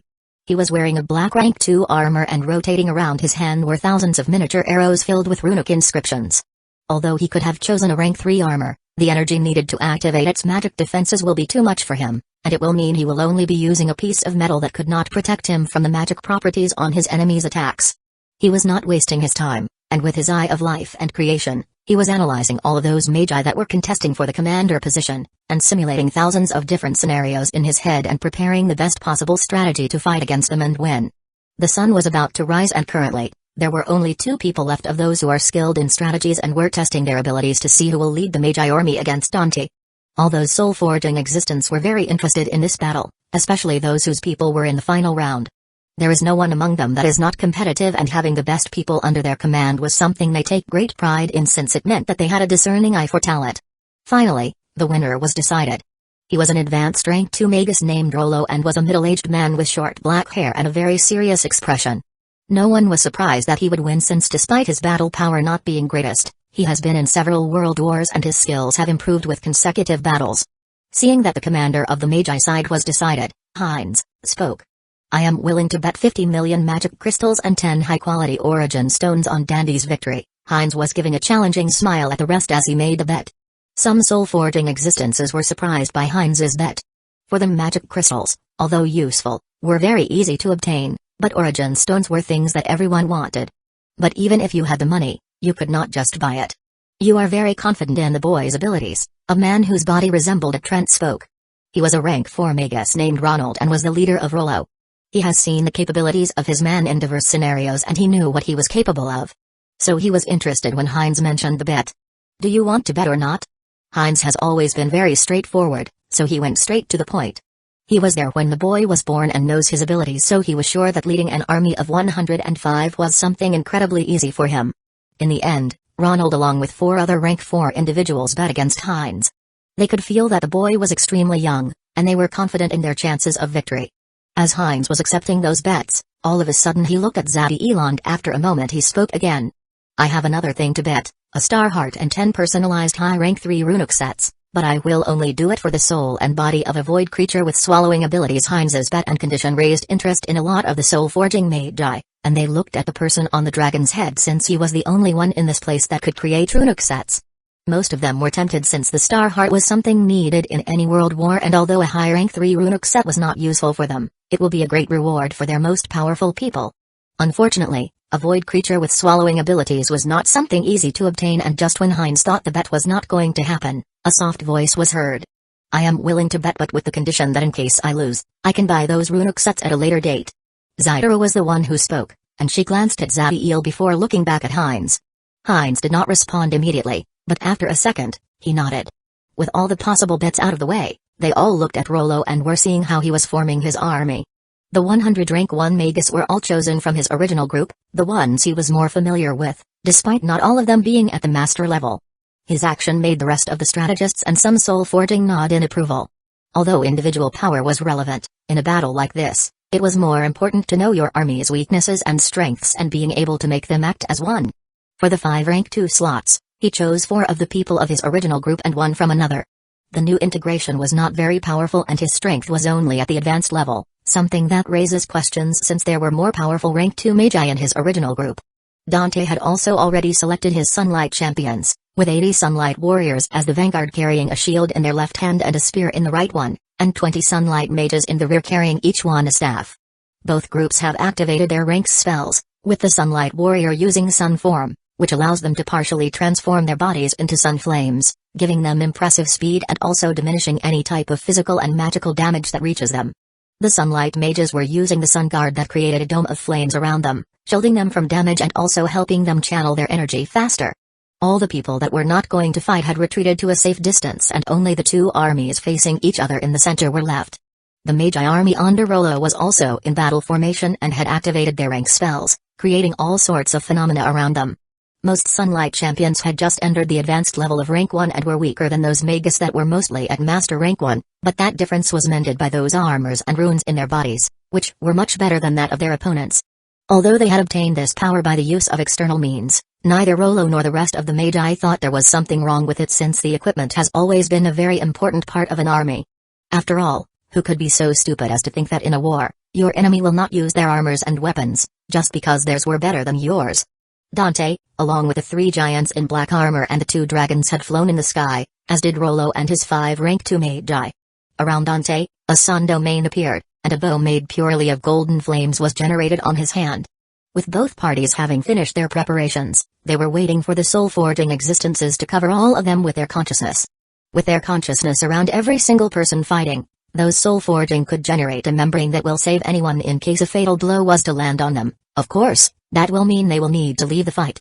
Thanks to this, both armies will be able to fight without any restrictions and showing their true capabilities. Rollo and Dante were looking at each other, ready to make their move the instant they felt the consciousness touch them. Without alerting anyone and with an incredible speed, a red and green consciousness covered both armies and signaled the start of the battle. Chapter 131, Archery. The moment Rollo felt the consciousness cover him, he instantly signaled his men so they would act according to the strategy they had previously made, and after that, he proceeded to focus on the opponent's movements. According to his calculations, due to him being a rank 2 life form, his cognitive abilities and the speed at which his orders were communicated to his army should be superior to Dante. But before his man had even had the time to channel their energies and launch a spell, A blinding flash of light covered the entire area with such a potency that those rank 1 Magi felt their eyes burning, and the worst part was that it also affected their consciousness, leaving them completely blind. Those at rank 2 were also affected, but due to their superior abilities and stronger consciousness, they were able to overcome the effect of the flash of light almost instantly. Rollo was able to track the origin of that blinding light to the staff in the hands of the Sunlight Mages, but he had a more serious problem to attend to. Half of the Sunlight Warriors had activated a rune in their arms, and had filled their spear with an immense amount of sunfire, before throwing them against the Magi army. As for the other half, they were already approaching their opponents with the same runes activated, and it seems they wanted to enter in a melee fight, and it was not only the rank 1 Magi on the ground that were in danger since in the sky, approaching the rank 2 Magi were 2 balls of fire 40 meters in size, one white and the other dark red, were approaching them, and the destructive power they carried was tremendous. What alarmed Rollo the most was that the massive figure of the 2 dragons had vanished. He could not detect them in any place, and he could only see Dante, and the 3 giants in black armor, one floating above the boy, and the other 2 by his sides.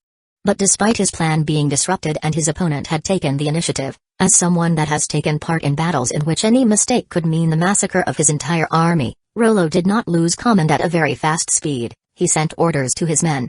A group of 10 rank 1 Magi in the rearguard, that were less affected by the light, acted immediately after receiving Rollo command, and they channeled all of their energy, creating very compacted walls made of earth right in front of the army, just in time to stop the spears.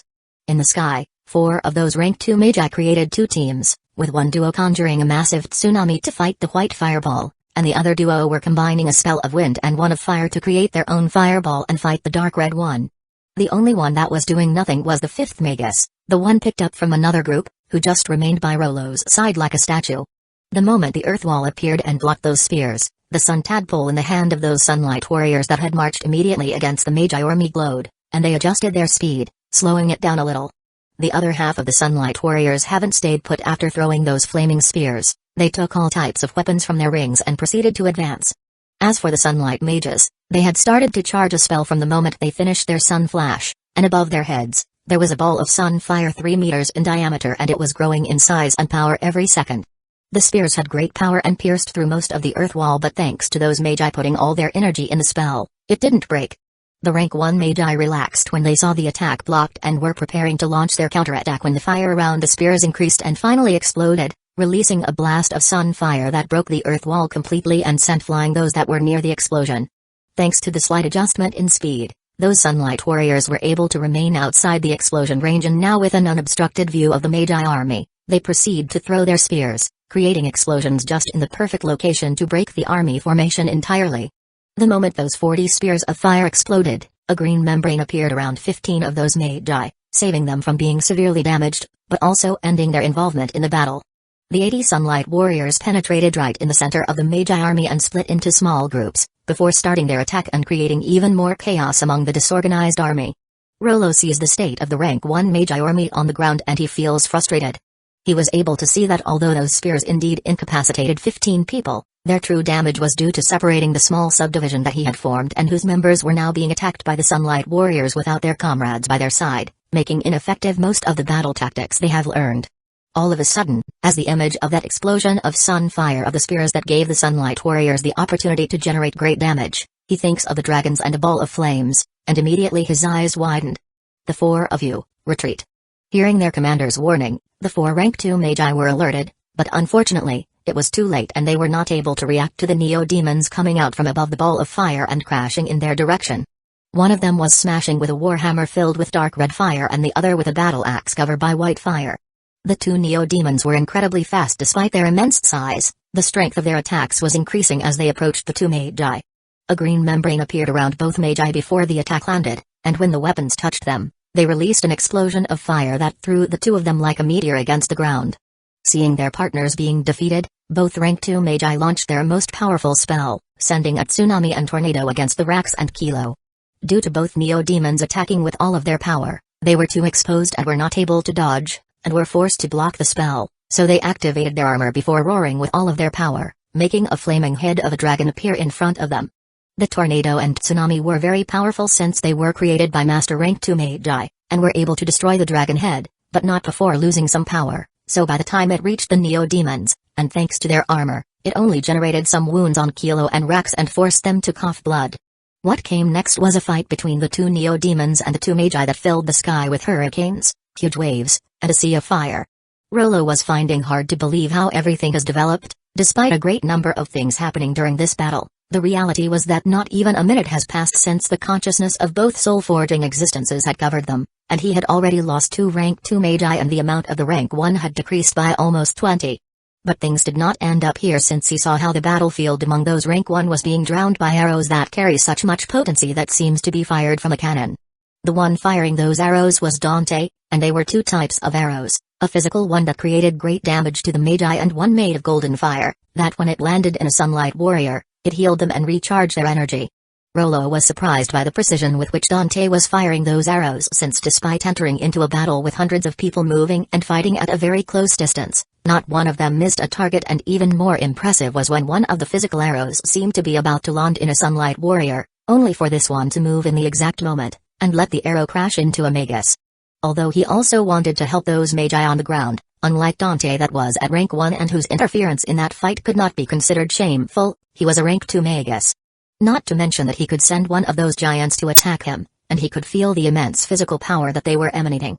The magus did not have much time to think about his next course of action, as an immense danger assaulted him and he could see how a beam of sun flames was approaching him. The ones sending that attack were the sunlight mages. From the start, Dante had planned to use the spell against the only rank 2 that was left alone and whose actions could have affected his plan. Dante had chosen to take this battle as a test, and since in a real war, he could not hope for his enemy to maintain order and not start to kill those rank 1 life from just because he got angry, he had planned to handle Rollo as well. Chapter 132, Leaving the Magi World. In each sunlight mage, a great rune on their chest was activated, allowing them to increase their output of energy, enhancing the power of their spell. The sunbeam was very powerful and Rollo did not dare to take it head-on, but due to the speed of the attack, he could not dodge it. So he channeled all of his energy and made dozens of shields of ice appear in front of him.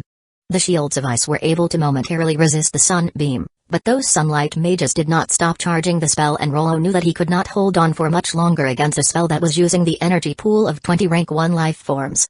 Seeing that he was about to be defeated, and although it would have been better to wait a little more, Rollo knew that his time was running out, so he sent a command to the last rank 2 magus under his command. Do it now. Right behind Dante's sun domain, a man materialized himself. He was the advanced rank 2 magus who had been standing by Rollo's side during the entire battle. The reason why Rollo had selected this man was due to him being a very talented user of light and illusion magic. He was also a very experienced assassin, and that was proven when he used a blind spot that the 2 massive fireballs created in his enemy's vision to replace himself with an illusion and turn invisible in order to reach Dante's back and make a surprise attack. This was Rollo's safety plan, and although this was technically a test between the 2 of them, to see how he had the best skills to lead the army. If the commander cannot maintain his life, then he is not fit to lead the battlefield. His speed was impressive and his hand was filled with light energy, and it was about to grab the back of Dante's head when all of a sudden he felt immense pain in his head and he blacks out for an instant. The next thing the man saw was the 3 10-meters tall giants covered in black armor, one on his left, one on his right, and one above him, launching a fist bigger than his chest filled with golden flames against him. When those fists impacted, they generated an explosion of golden flames with enough power to pulverize a master rank 2 life form. Luckily for the magus, a green membrane appeared, saving his life. During the entire battle, Dante's expression has never changed, and although the illusion of the magus could have tricked most people, his eye of life and creation showed him clearly the lack of life force in the figure accompanying Rollo. He even was able to see through the invisibility spell and had been waiting for him to reach close enough so the giants could attack. Those 10 meters tall giants covered in black armor that could use golden fire were brain golems, a life form sprouted from an elder brain and are supposed to be their ultimate guardians. They are made of modified brain tissue, in which cells can work as neurons and muscles.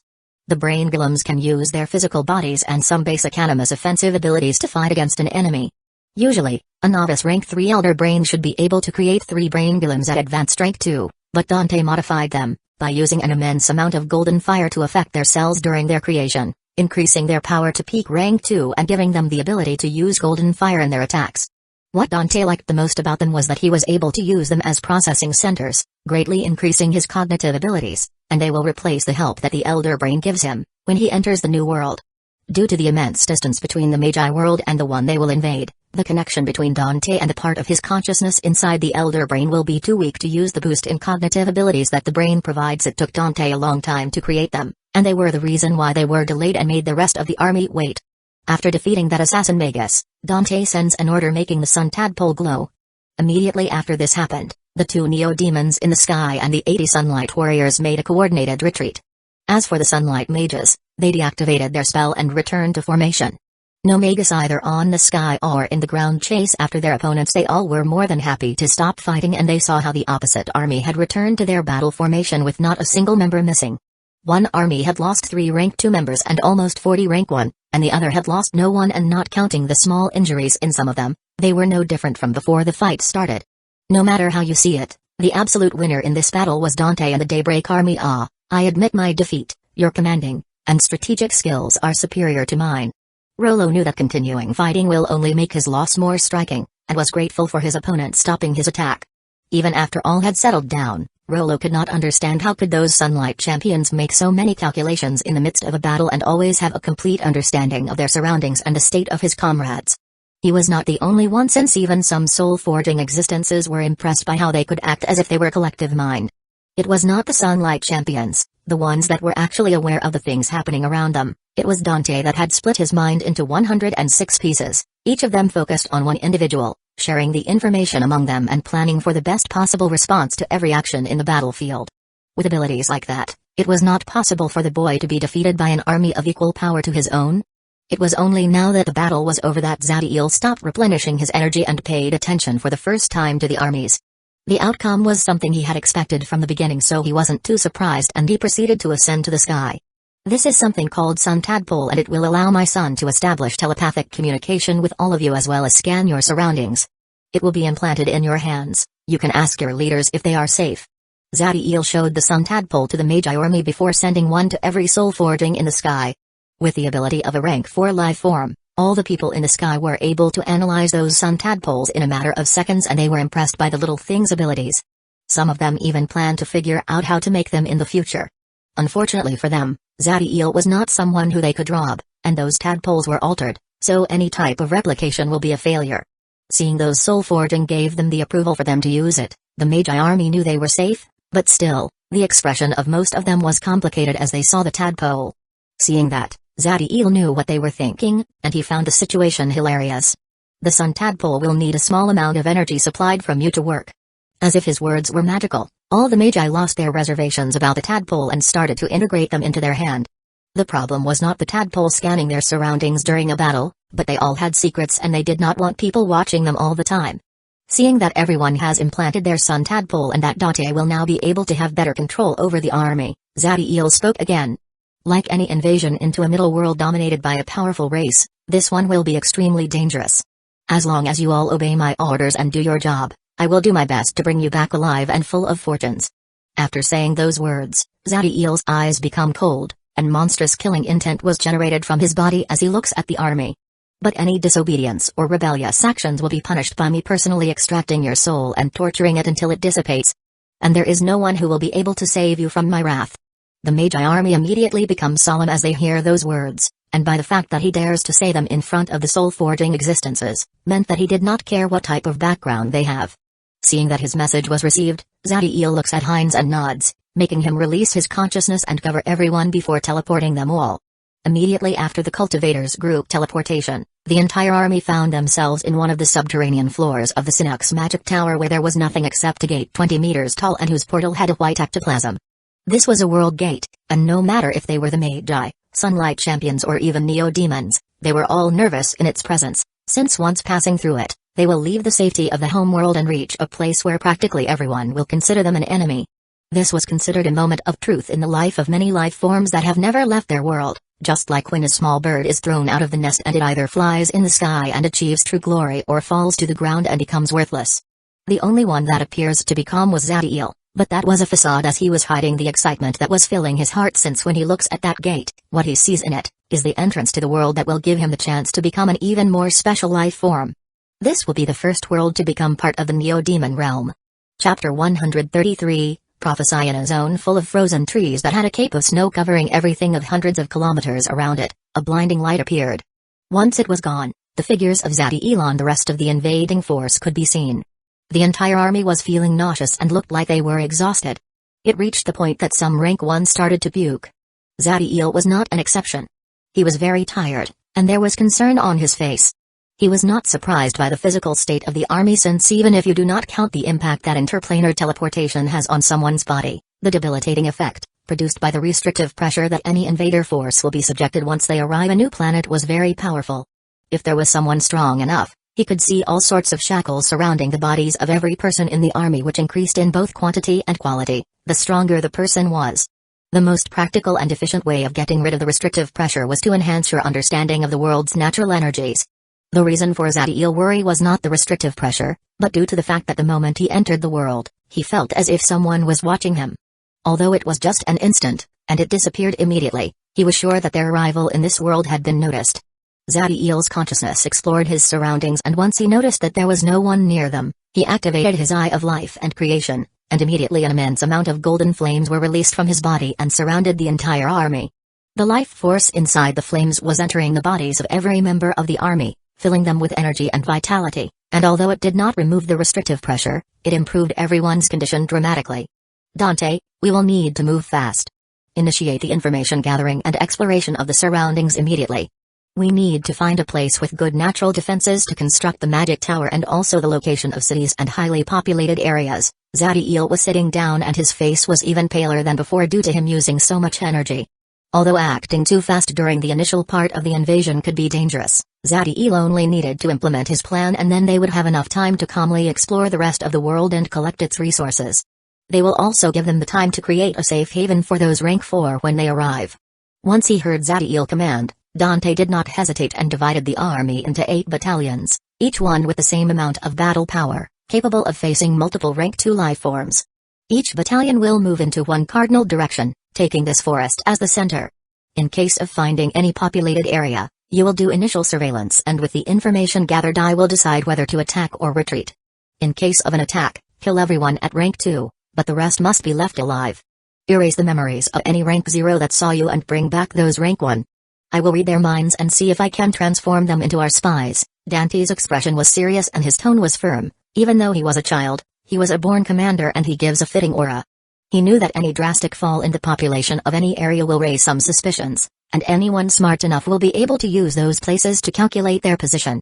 The army understood that time was of the essence, and since the threat of Zadiel was still very clear in their minds, they acted immediately, following the boy's order, and left the forest. The only ones that didn't move were Dante, one brain golem, and Zadiel, who was sitting on the floor and consuming food to replenish his lost energy. In another part of the world, hundreds of thousands of kilometers away from the forest where Zadiel landed, there was a beautiful city where buildings were made out of white and pure stones that resemble marble, populated by beautiful winged humanoids with a massive castle in the center. In a room inside this castle, a man was floating in the sky with his eyes closed. He was 2.5 meters tall, with red hair, a muscular body, and a majestic appearance. The most striking thing about him was the 3 pairs of wings on his back. Each wing was 2 meters long, and they had no feathers at all. Instead, they were made purely from lava. The man was training and not containing the power inside him, so all sorts of phenomenons were formed around him, like the illusion of volcanoes or fire elemental creatures. The entire room was filled with flames, and it reached such a temperature that if any rank 2 life form were to be in here, they would die in a matter of seconds. The man was training his proficiency over his laws, using his bloodline as a guide. He was in deep concentration when repeated knocking was heard on his door. He frowned due to the disturbance, but since he knew that his people knew that it was prohibited to bother him as he trained, whatever it may be, it should be very important. He waved his hand, and all the fire inside the room and the phenomenons disappeared before the door opened. The figure of an old man appeared, but despite his advanced age, he was still very handsome. There were 2 pairs of wings made of lightning on his back. This characteristic should make the old man display an impressive grandeur, but the only thing you could see on him was the worry and fear on his face. Damien, this better be important. You know that I don't like to be interrupted as I train my comprehension over the laws. Despite the man being displeased, his voice was soft, and anyone who hears it will feel relaxed. But Damien's condition did not improve, and you could see that what had happened has affected him greatly. Lord Oliver, something terrible has happened. Seeing the state of the old man, Oliver's expression became serious, and he made his wing expand and release a red glow. When the red glow touched Damien, he calmed down, and his complexion improved a little. Speak, what has happened? Oliver has known the old man for a long time and knew that he was not someone who could be disturbed by small things. Lord Gainer has just died, Damien was barely able to say those words without losing his composure. How could that happen? Gainer was a rank 3 angelic paragon. Even though he was not very skilled in battle, as a master of divination, there should be no one that could kill him inside the castle without me noticing them, even if the attacker was a fallen. Oliver knew that his man will not lie with something so important, so although he did not want to believe it, he knew it was true, and the rage and killing intent in his eyes was immense. No one attacked him, my lord. I was by his side when it happened. It was during one of his divination training. Everything was normal until out of nowhere he started to scream in pain and yelled some type of prophecy. When Damien remembers that scene, he started to shake uncontrollably. When Oliver hears that, his expression becomes incredibly solemn. For users of divination, backlash due to them seeing an event that carries too much repercussion or affects beings of immense power is normal and something they all try to avoid, but even when it happens, as long as they are strong enough, they should be fine after resting for a couple of years.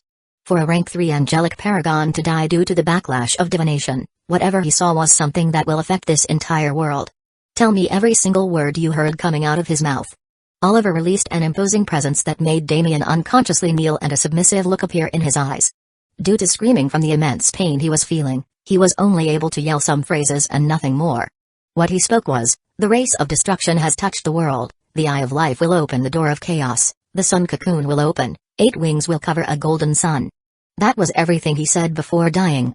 Damien could not stop the fear from reaching his heart as he remembers the apocalyptic prophecy and the screams that Gainer released as he spoke it. Unlike this man, Oliver was someone that had experienced many things and had battled through different parts of the universe, and yet he was shocked and frozen for a second when he heard those words.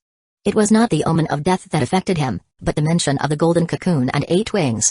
As a soul-forging angelic paragon, he was very clear what those words mean for his race. An archangel will be born in our world, and whoever this golden sun is, they will clash against each other. The repercussions of their fight will affect the entire world and will be enough to kill a rank 3 angelic paragon who dares to scry into it. As the image of an archangel passed through Oliver's mind, a zealot light flashed in his eyes, but he immediately focused here. "You will not speak a word about what you saw or heard to anyone." Oliver's voice carried a special command that was engraved in Damien's mind. After saying those words, he disappeared from the room and instantly reached a throne before sending a message. "My generals came to me in this instant. An invader has come to our world."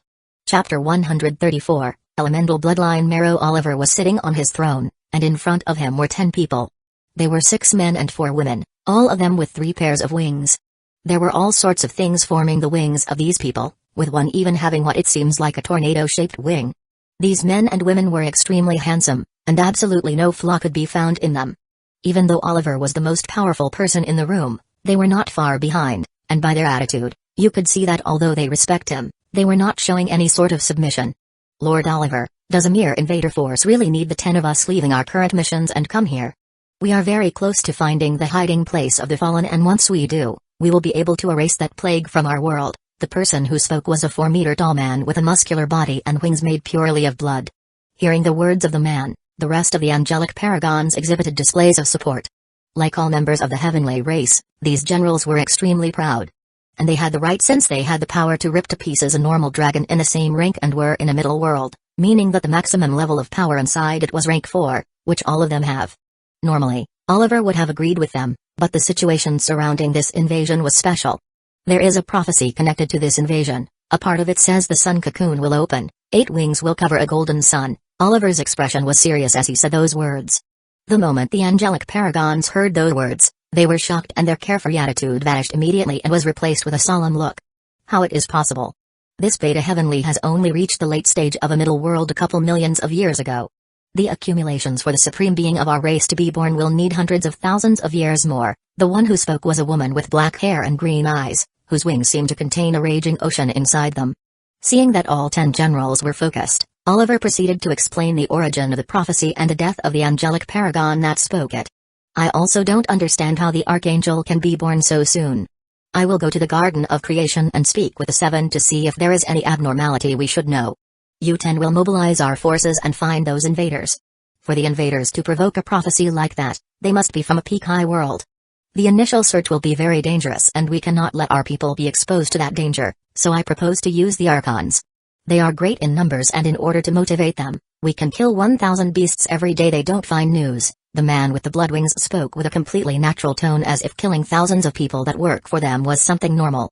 Oliver and the generals found no error in the man's reasoning and accepted immediately. Lord Oliver, should we inform the other two dukes? The person who spoke was a general, with wings made of silver blades. Oliver shows hesitation, but after a moment, determination filled his face. We will handle this threat ourselves, and then when the Archangel wakes up, we will be in his grace for having taken care of a problem that could have affected him. When he spoke those words, not only his but also the general's eyes were filled with a dutiful and zealous light. The favor of an archangel was something that even the most talented members of the heavenly race will not hesitate to spend their lives in isolation just for the chance of getting it. Once everyone had their jobs, Oliver and the 10 generals left the city, flying with an immense speed that increased every time they flapped their wings. Zaddiel was in the frozen forest, focused on replenishing his energy and increasing his affinity and understanding of the natural energies of this world, in order to get free himself from the restrictive pressure that was limiting his power. As a neo-demon with a law bloodline, Zaddiel's talent could be considered at the peak of the universe, so he was progressing at a very fast speed. As he waited for his energy pool to be full again, he was going through the steps that a rank 2 neo-demon must go through to reach the peak of the rank. As most races and paths had to do, he needed to fill his consciousness with an immense amount of energy until he is saturated with it, and in Zaddiel's case, he will be filling it with his Abyss Aura and Sun Force. By doing this he will be training his energy pool and soul, increasing the power of his spells, the control over the natural energies, and his cognitive abilities among other things. And as a neo-demons, he needs to progress in his body transformation. In rank 1 he had to change his original heart into an elemental chaos heart and finish his bloodline heart. Now in rank 2, he will need to extract and fuse the blood essence of these two hearts, one containing the special abilities of his assimilated bloodline and the other the fragmented runes that were taken from the chaotic core in order to make it. This special blood essence will need to penetrate into the core of his bones and reach the marrow, the one which handles the creation of blood, in order to start to change it, creating what is called the elemental bloodline marrow. By transforming your marrow into elemental bloodline marrow, your body will obtain powers even more impressive than the ones owned by the original holder of your bloodline, and it could also give you some special skills. In Zaddiel's case, once his elemental bloodline marrow reaches a high enough percentage of completion, the healing abilities he obtains by using his golden flames will become a natural characteristic of his body. With regards to Sophia and Ezequiel, their elemental bloodline marrow will allow one to have lightning running through his veins, which will increase his speed and striking power, and the other will be virtually invulnerable to any sort of poison or curse and will have an immense resistance to any type of energy that tries to invade her body. At this rate, it won't take me long to free myself from the world's restrictive pressure. A.I. Chip, scan me. Bip. Scanning host, name, Zaddiel Daybreak, race, Neo-Demon, rank 2, Daybreak bloodline / Animus, rank 1, strength, 95.7, physique, 189.2, speed, 117.3, Abyss Aura, 153.2 Sun Force, 168.9 Mind Force, 23.4 Elemental Bloodline Marrow Completion, 0.0% Note. The host is in a weakened condition and can display 49% of his power. Zaddiel had managed to become a rank 1 Animus a few weeks before leaving with his army, giving him access to a large range of abilities, but since he was a rank 2 Neo-Demon, the help that it could bring in battle was very small. That didn't mean it was not very useful, since it was thanks to his mind force that he was able to detect when someone saw him entering the world. What bothers him was the completion of his elemental bloodline marrow. To create the fused blood essence of the two hearts and make it change the marrow, a great amount of energy was needed.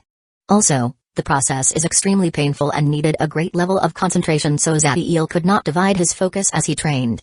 If a Neo-Demon were to consume great amounts of energy and spend all of his entire time in completing his elemental bloodline marrow, he could advance 3% every year.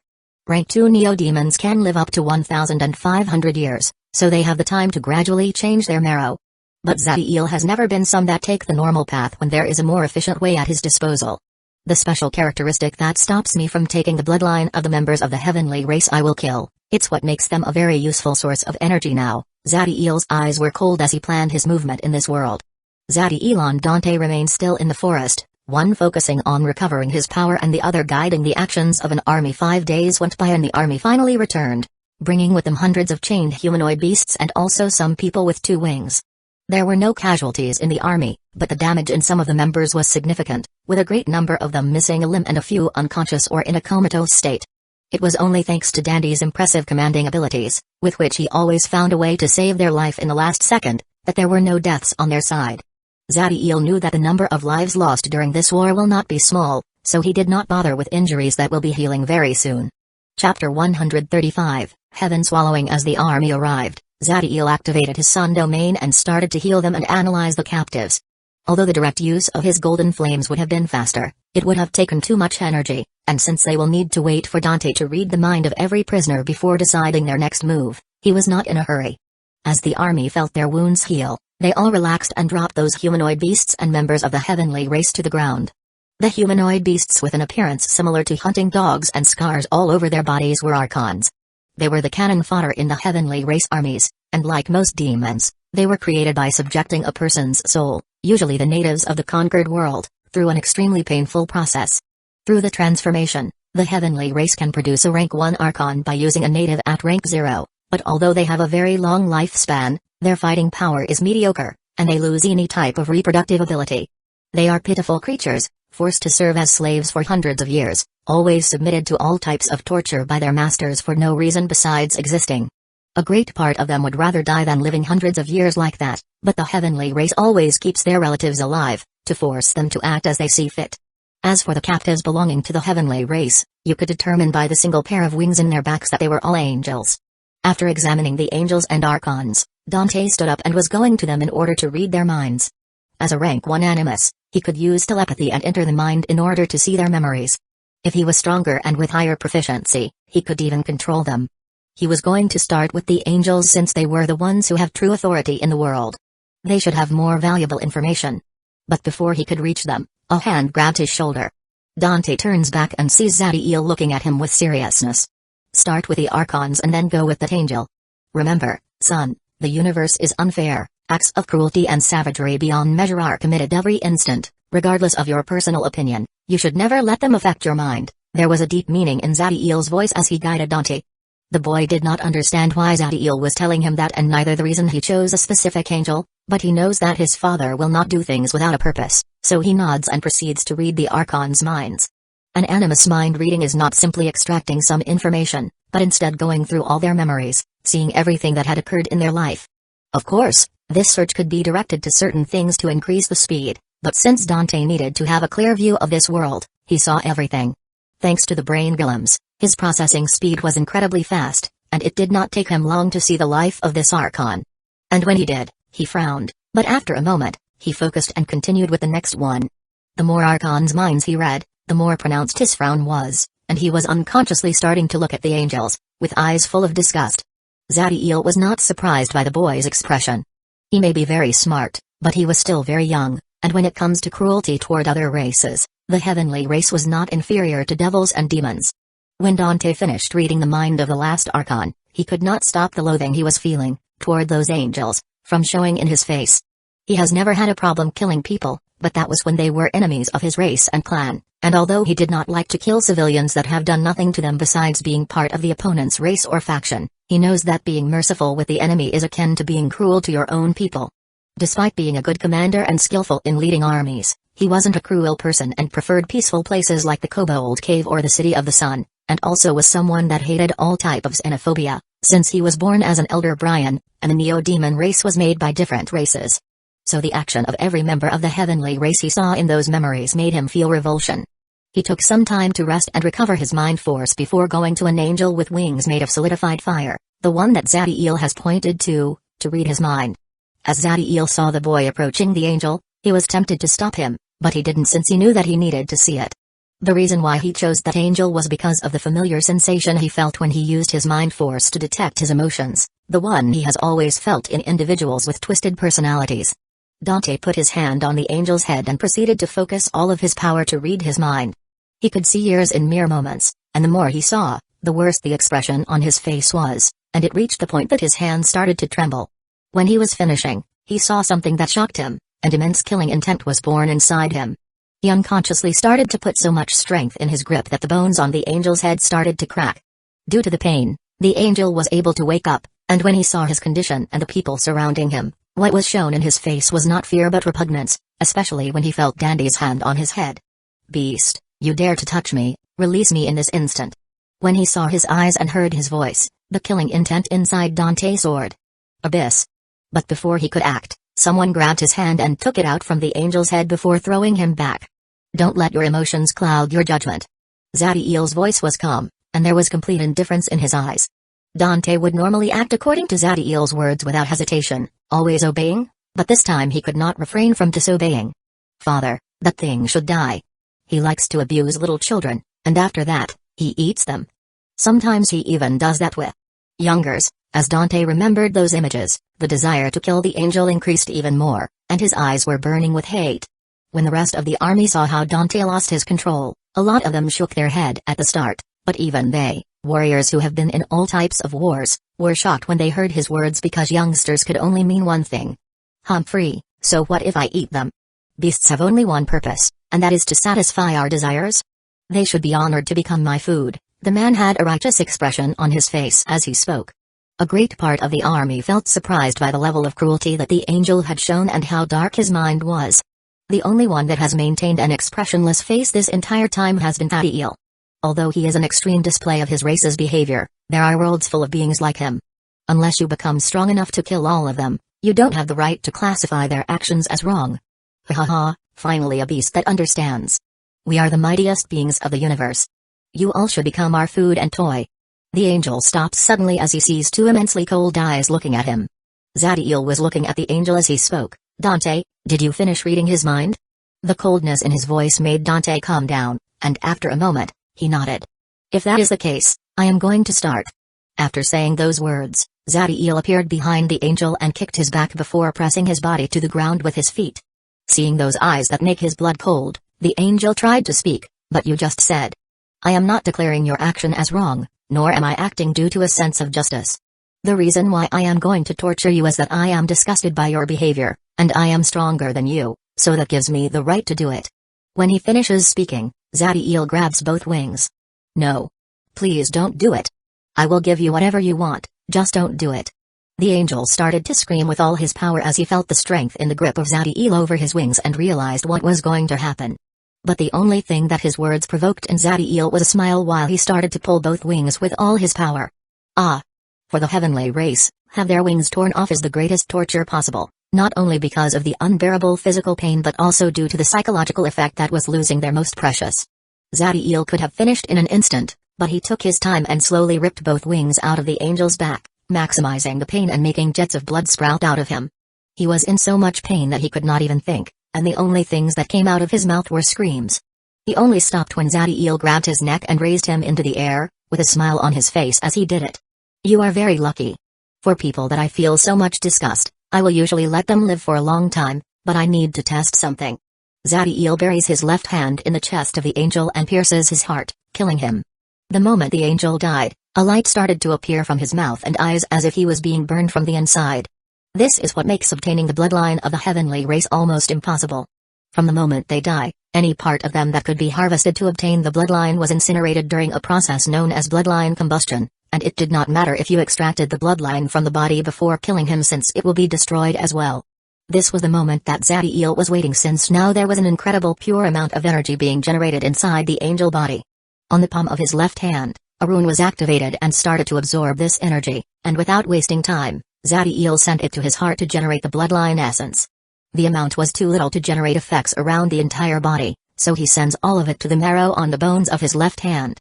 Normally the bloodline combustion will be very fast, but with the rune acting as an intermediary, it was slowed down a lot, and it took an entire minute for Angel to stop generating that light. Chip, show me the result of the heaven-swallowing rune. Chapter 136, Parasite Artificial Intelligence Chip, show me the result of the heaven-swallowing rune. BIP. Analyzing rune's effect. Rune successfully intervenes with bloodline combustion of the heavenly race individual, slowing down the speed at which it happens and absorbing part of the energy generated. 86% of the energy generated during the bloodline combustion of the rank 1 angel has been absorbed, granting the host a 0.03% advance in the process of creating the elemental bloodline marrow. The help I obtain from a rank 1 angel is too little. If I only use them, I will have to kill thousands, maybe even tens of thousands since the advance will be slower when I start transforming the marrow on my spine. I need to focus on hunting stronger members of the heavenly race, otherwise, I will be too slow. Despite the rise in the elemental bloodline marrow being so small, it was insignificant. Zadiel was very pleased with the heaven-swallowing rune since it will improve the speed enormously at which his body transformation will advance. Once he was done with assessing the effectiveness of the rune, Zadiel went to pick up the wings he had ripped off the angel's back and stared at the army. Dante, who among those at rank 1 who used fire-related spells achieved the greatest merits and whose action in the battlefield generated an effect beyond what was expected of him. Who Zadiel was looking wasn't the one who defeated the strongest opponent or displayed the greatest fighting power among those at rank 1. Since if you use those search parameters, the winner will always be a Neo-Demon and it will not recognize those who can show great military might by working in teams, taking advantage of the enemy's flaws or assist in battles of a higher level than their own. Dante was still surprised by all the events happening just now, but he immediately focused when he heard Zadiel's words and after analyzing all the data of the battles and exploration made, he spoke. It is the advanced rank 1 Magus Jericho, a man under Zytra's command. Although his fighting power is not impressive, he is very ingenious, always finding ways to help others during fights with stronger enemies and sometimes acting as bait to guide the enemies to an ambush. Dante stared at a young man at the back of the army with red hair. Jericho's appearance was quite normal and he could easily blend in a crowd. But by his posture and the look in his eyes, it was obvious that he was someone who has been forged on the battlefield. After hearing Dante's analysis, Zadiel agreed. Although he would have preferred for a member of his clan to obtain the reward, it did not really matter since they could gain it later and he knows that objectivity and meritocracy are important for an army to become stronger and for its members to push forward and break their limits. You can come here and reclaim your reward. Jericho became very excited when he heard those words. But as a warrior that had experienced many life and death experiences, he had great control over his emotions and did not let them affect him. So he immediately moves forward until he was before Zadiel. Rank 1 Magus under Soul Forging Existence Zytra, Jericho greets army leader, Zadiel Daybreak. Jericho performed a bow as he gave the usual salute of a Magi army soldier. Although they were around the same age, Jericho knew he could not compare with the man in front of him who is strong enough to kill everybody in the army by himself. Every action has an effect. Your performance during this first battle was great, so you deserve a reward. I can implant these wings on you, and they will work as a piece of upgradable magic equipment. This will grant you an increase in 35% in the power of your fire spells, outstanding flying abilities, and they can work like shields. If you advance to the next rank, you will need to infuse magic items with fire properties in the wings if you want their effect to reach the standards of the next rank. Are you satisfied with this reward? Zadiel's words were loud, allowing the entire army to hear him. All the members of the army were impressed with the abilities of those wings and even more when they found out that they could be upgraded when he advanced to the next rank. This means that he will not have to change them once he reaches rank 2. Unlike them who will need to obtain different magic equipment since their rank 1 armors will no longer be enough to help them in battle because they cannot stop the might that a rank 2 spell generates. Although some of the members of the army were feeling envy, most of the Magi knew of the help that the man provided during the battles, so they saw fit for Jericho to get the wings. Yes, I am very satisfied. Jericho also understood how useful those wings were so he immediately accepted. Okay. Then turn around. Uncover your back, and deactivate your magic defenses. Zadiel activated his Eye of Life and Creation and filled both wings with golden fire, healing any sort of damage he had made when he ripped them off. Jericho did not hesitate, and immediately followed Zadiel's order before waiting for the procedure to start. Once both wings were healed, Zadiel made them float by his side and he took some rune inscription tools from his ring and started to work on both of Jericho's scapula. The runes were not very complicated, so Zadiel finished them rapidly, and then he made both wings touch the runes, before sending his energy into them. Heavenly Polymorph. The runes activated immediately, and Jericho started to feel great pain on his back. His bones started to break, and generated spikes that penetrated these wings, filling them with his blood vessels and connecting them to his nervous system. Although it was very painful, the process was also very fast. So very soon, the wings fused completely with Jericho. Jericho was amazed by how he felt like the wings were an extremity just like an arm or a leg and not something external attached to his body, and although they were a little stiff, he was sure that with practice he could control them with ease. Thank you very much. Jericho made another bow as he was very happy with the wings since they had increased his battle power to the one of a master rank 1 Magus. Zadiel just nodded and as he saw the desire in the rest of the Magi army a meaningful light appeared in his eyes. Once we have completed the magic tower and the soul forging existences of the Magi world reach this place, you will be free to explore this world. During that period, you can bring me a member of the heavenly race alive and I will implant their wings in you. When the army heard this they all become excited, and they were already making plans and forming groups for future hunting. Finish reading the mind of those angels, Zadiel instructed Dante, before closing his eyes and focusing on recovering his lost energy. Dante knew that he had made a mistake before, so once he heard Zadiel's command, he did not hesitate and started to work. Although he still frowned sometimes, he was able to maintain his composure. It also was of help that although they were cruel as well, these angels had not reached the level of depravity that the first angel had. Once he finished scanning the memory of the last angel, and after organizing the information he just obtained, he spoke to Zadiel through the chaotic core. After analyzing all the information in the minds of the captives, I have made several findings. This world's name was Juxus, but once it was dominated and altered by the heavenly race, it was designated as Beta Heavenly, due to it being a middle world. The ruling organizations are 3 dukedoms, each one with a duke and 10 generals, all angelic paragons at rank 4. There is no king in this world since that is a title that only an archangel can possess. We are currently in the Forns continent, in its periphery to be more exact, and the entire continent is under the ruling of the Sphinx dukedom. Our presence has already been noticed by them, but they have no clue about our whereabouts since a message has been sent to every heavenly race member to look for us. I have also created a map that contains all the zones and territories on the continent. By our request, I have marked all the cities that have a high population and also the best possible terrains to create the magic tower. Zadiel analyzed all the information, and once he understood everything, he waved his hand and made a dark golden fire appear that covered him, Dante, the 3 brain golems, and the captives, hiding them from the rest of the army. When the rest saw this, although they were a little surprised at first, they all understood that in every army there are things confidential. After making sure that no one could see them, Zadiel looked at Dante. Initiate the implantation of the parasitic tadpole. Zadiel's face was expressionless as he gave the order, but Dante was different, and after a moment his eyes became cold and resolute. He signals the brain golems, and the helmets covering their heads opened up, showing a huge brain. It did not take long for golden tadpoles to begin to come out from the brain golems, but these were different from the ones the army had implanted in their hand. They had 8 sharp legs and a tail that had a mouth with sharpened teeth in the end. These tadpoles were similar to the ones the Mind Ruler race uses to infest their victims and transform them. Once they appeared, the tadpoles immediately went to the unconscious prisoners and began to climb their bodies until they reached their noses. Then they entered through a nostril, and advanced until they reached their brain, where they made their 8 legs pierce in specific locations and sent their tail to penetrate the core. Zadiel was looking at Dante as he made those tadpoles parasite the brains of these people, and seeing that he was able to do the task without hesitation, he remained quiet, but there was an approval in his eyes. War is not a place for mercy, and no matter what his feelings for those archons were, they are the enemy, and since they can't harm a member of the heavenly race due to the alteration made in their souls, their only remaining use is as disposable spies. Chapter 137, Sacrifice. With the parasite tadpole inside their brains, the captive angels and archons were no different than puppets under Dante's control, with everything that they see and hear being transmitted to him. Previously he could only use telekinesis to read their minds and erase some memories due to him being only a rank 1 animus and his proficiency in that discipline not being high enough. But now by using the parasite tadpole as an intermediary, he could alter their memories and even implant totally new fake ones, and if he wanted, he could take control over their body and energy. If their souls were stronger, they could have resisted and tried to fight back, but with their current power, there was nothing they could do. Dante did not waste time, and once the parasite tadpole had taken control over their brains, he started to manipulate their memories, erasing everything that happened from the moment they were attacked by the forces under his command. He used the help of the brain golems, or else it would have taken too much time and he could not have erased everyone's memory at the same time. Stand up. Dante was tired due to manipulating the memory of more than 100 people at the same time, and his voice was soft, but the moment the captives heard him, they immediately obeyed.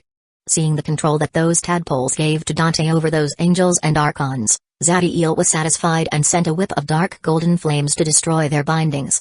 Father, I have taken total control over these angels and archons, and since they are still alive, they can act like their normal self when I am not controlling them, making them perfect spies. I can control their memories and actions, but although they can do nothing to resist, those that knew them could find out their changes and become suspicious. Dante closed his eyes, and once he detected that the tadpole had fused completely with the brains, he spoke again. Anyone beneath rank 4 cannot detect the tadpoles, since even if they use their consciousness, they will only see the tadpoles as part of their brains and nothing more. Zadiel had used his consciousness to explore inside their bodies, and indeed he found nothing, not even his animus abilities detected anything weird. Seeing that their spy force was already created, Zadiel went to the next point and made his flames form a topographic map of the continent, using the information that Dante had provided him. Send every archon and all, except 5, of the angels back to the place where they were abducted. Then leave them to act as they usually do and make sure that the archon follows the order of the dukedom about exploring the territories. Make the angels send the information that the territory where we are and all the surrounding areas have all been cleared after the misinformation strategy had been made. Zadiel pointed at a mountain range near the periphery of the continent that connected with the ocean. There is where we will make the magic tower. The altitude will make any incursion of weak rank 1 life forms impossible and also give us a clear view of any approaching enemy. In case of danger, we can also hide inside the ocean and use the magical creatures inhabiting it to conceal us and use them as food. Zadiel was looking at the map again, and focused on a city with the name of Barak that was dozens of thousands of kilometers away, very deep inside the continent, and marked a place not far away from there, where a settlement of angels was located. When I give you the signal, you will send all the archons under your control to that area, all of them equipped with explosive devices. They cannot directly attack members of the heavenly race, but they can kill them that way. I need to draw attention to that area, in order to make an army come there. Zadiel made hundreds of white orbs appear and sent one to every captive archon. Zadiel did not feel anything when he planned for those archons to explode themselves. After all, why would he need to feel bad for killing an enemy force, even if it was one that had been enslaved? But he knew that his son was not as cold as him. Dante did not show anything in his face when he heard that command, but he could not trick Zadiel. Do not feel bad for them. They have been submitted to unimaginable torture all their lives, and due to the alteration in their souls, I have no way to save them. Killing them is a way to set them free. Besides, I bet all of them would be willing to die if they could kill a member of the heavenly race. Zadiel's knowledge was unimaginably deep, but trying to return a soul to its original form was something even he could not do, just with knowledge and without enough power. Dante knew that he could not hide things from his father and could only sigh as he saw the pitiful fate of the natives of this world. Eat it. As he gave the order and saw the archons swallow those white orbs, the boy's eyes were burning with determination as he promised himself to become stronger. No matter what, I will make sure that our race never has to suffer a fate like this. We will split now. I will take Sophia, Ezequiel, Rax, Kilo, the 5 remaining angels and the drones. You will take the rest of the army to the mountain range and start to create the magic tower. Be ready to act when I give you the signal, and also hand over the control of the 5 parasite tadpoles in those angels to me. Dante followed the instruction, and very soon Zadiel could feel the 5 tadpoles under his control. Now that everything was ready, he waved his hand, making the dark golden fire disappear. The location for the tower has been decided. Follow me. Dante did not wait for the rest of the army to speak and just fly away with the 3 brain golems behind him. The Neo-Demons and Sun Champions followed immediately, and although the Magi were doubtful, when they saw that they were leaving the White Warriors, Archons, and Angels, they eventually flew as well. The moment the army was away, the Archons and Angel also started to move, only leaving 5 angels behind. Once everyone had left, Zadiel activated his Sun domain and made the Undying Leviathan appear. Let's go. Sophia, Ezequiel, Rax, Kilo, the 300 White Warriors and 5 angels, jump on the massive back of the creature and then start to advance. In order to not attract attention, Zadiel moved through the dangerous zones known by the angels and was always using clairsentience to detect any type of danger or life form close to them. During their trip, they kill a great number of magic creatures, including some at rank 3, for which they were forced to use their runic sets, since even with their advantage as neo-demons and powerful bloodlines, the time since their advance has been too short and all of them could be considered at novice rank 2 neo-demons. Even though the time they could maintain their runic sets active was extremely small, by working together, they were able to kill rank 3 magic creatures very fast. There were times that they detected members of the heavenly race, and if Zadiel thought they could kill them without leaving anyone alive, they attacked.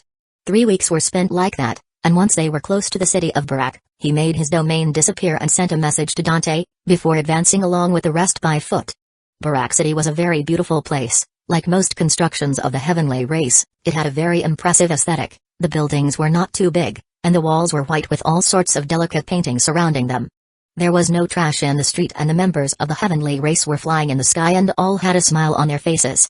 In the center of the city was a great tower, with all sorts of patterns, from which an immense power could be felt. Of course, this was just the visible face of the city. The things that happen in the dark, where the natives and archons are tortured for their enjoyment, was not shown. A rank 2 angel was flying over the northern gate of the city in his guard duty, and he saw a big group approach his way. Although his expression was solemn at the beginning, when he saw the 5 angels at the lead he relaxed and a smile appeared on his face as he waited until they were in front of him. Brothers, I am Hyuga. What brings you to the city of Barak, and what are those things? Hyuga's tone was very friendly, and he would have invited the angels to enter the city immediately if it was not for the 300 warriors in white armors behind them. Although some of them resembled Archons, there were a lot that had different forms, and he also found it weird for them to use armor, since in his mind those beasts should only use clothes to cover their disgusting bodies and there was no sense in offering them protection. Brother Hicker, I am Jason. My brothers and me were sent here by Lord Cassius to bring these modified Archons to help in the finding of the invaders. We hope that the Lord of the city could inspect them. They were altered by blending the armor into their skin. The process was extremely painful, but now they will be able to improve their exploration abilities, and there is also the benefit that they are more pleasing to the eye. Jason was giving a very cordial smile as he spoke, as did the other 4 angels. The Lord Cassius he was talking to was the leader of another city not very far from this one. Of course, Jason had no relation with that person, and if Hicker were to ask some questions, he could have found the truth immediately. But due to the confident nature and trust that members of the heavenly race have between each other, he was satisfied with the explanation of Jason. Of course, Hicker found something weird, but in his mind, there is no way a member of the heavenly race would hurt another. Besides, all those people were at rank 1, so they were no threat at all. So that is why you came. We have sent our Archons to explore, but those useless beasts have found nothing. I hope that these are better. Follow me, I will take you to the Lord. Hicker sent a signal and made the invisible force field around the city open up in front of him, and once the 5 angels and the 300 white warriors passed, he closed it again. Hicker and the rest were approaching the tower in the center of the city, and although he found it odd how fast the angels and white warriors were flying, he just followed their pace. 1 minute after entering the city, from the tower an immensely powerful consciousness appeared, and like a wave, it encompassed the white warriors, and it seemed like it was about to crush them. But unfortunately, it was too late, since all types of runes appeared on the armor, and in the next second, all 300 of them blew up at the same instant, combining their power, creating an explosion of black flames that covered 1/4 of the city, including the tower from where the consciousness appeared. Chapter 138, Neo-Demon against Angelic Paragon. The runes in those armors were known as Fiend Fire, and its original effect was simple yet very powerful. It allowed the carrier to use a very dangerous and powerful type of energy known as Fiend Fire, which was a type of flame that was able to penetrate magic defenses with ease and whose heat was superior to most of the magic flames that existed.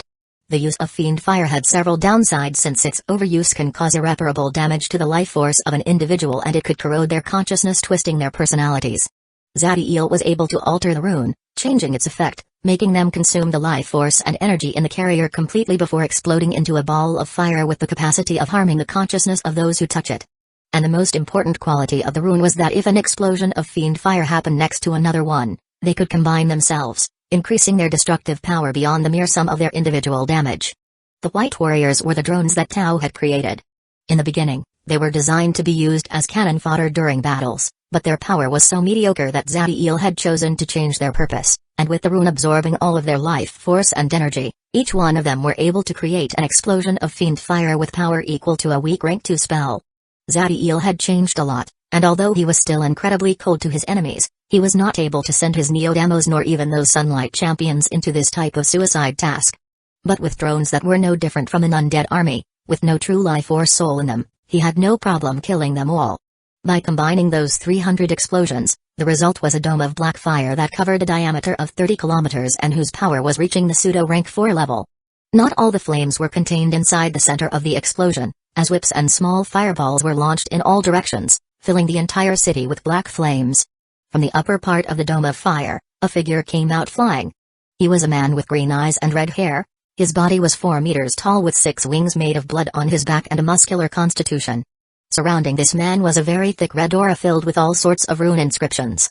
Although the aura was now all cracked and seems to be about to break, its abilities were impressive, since even though the man was at the epicenter of the explosion, his body had no damage at all.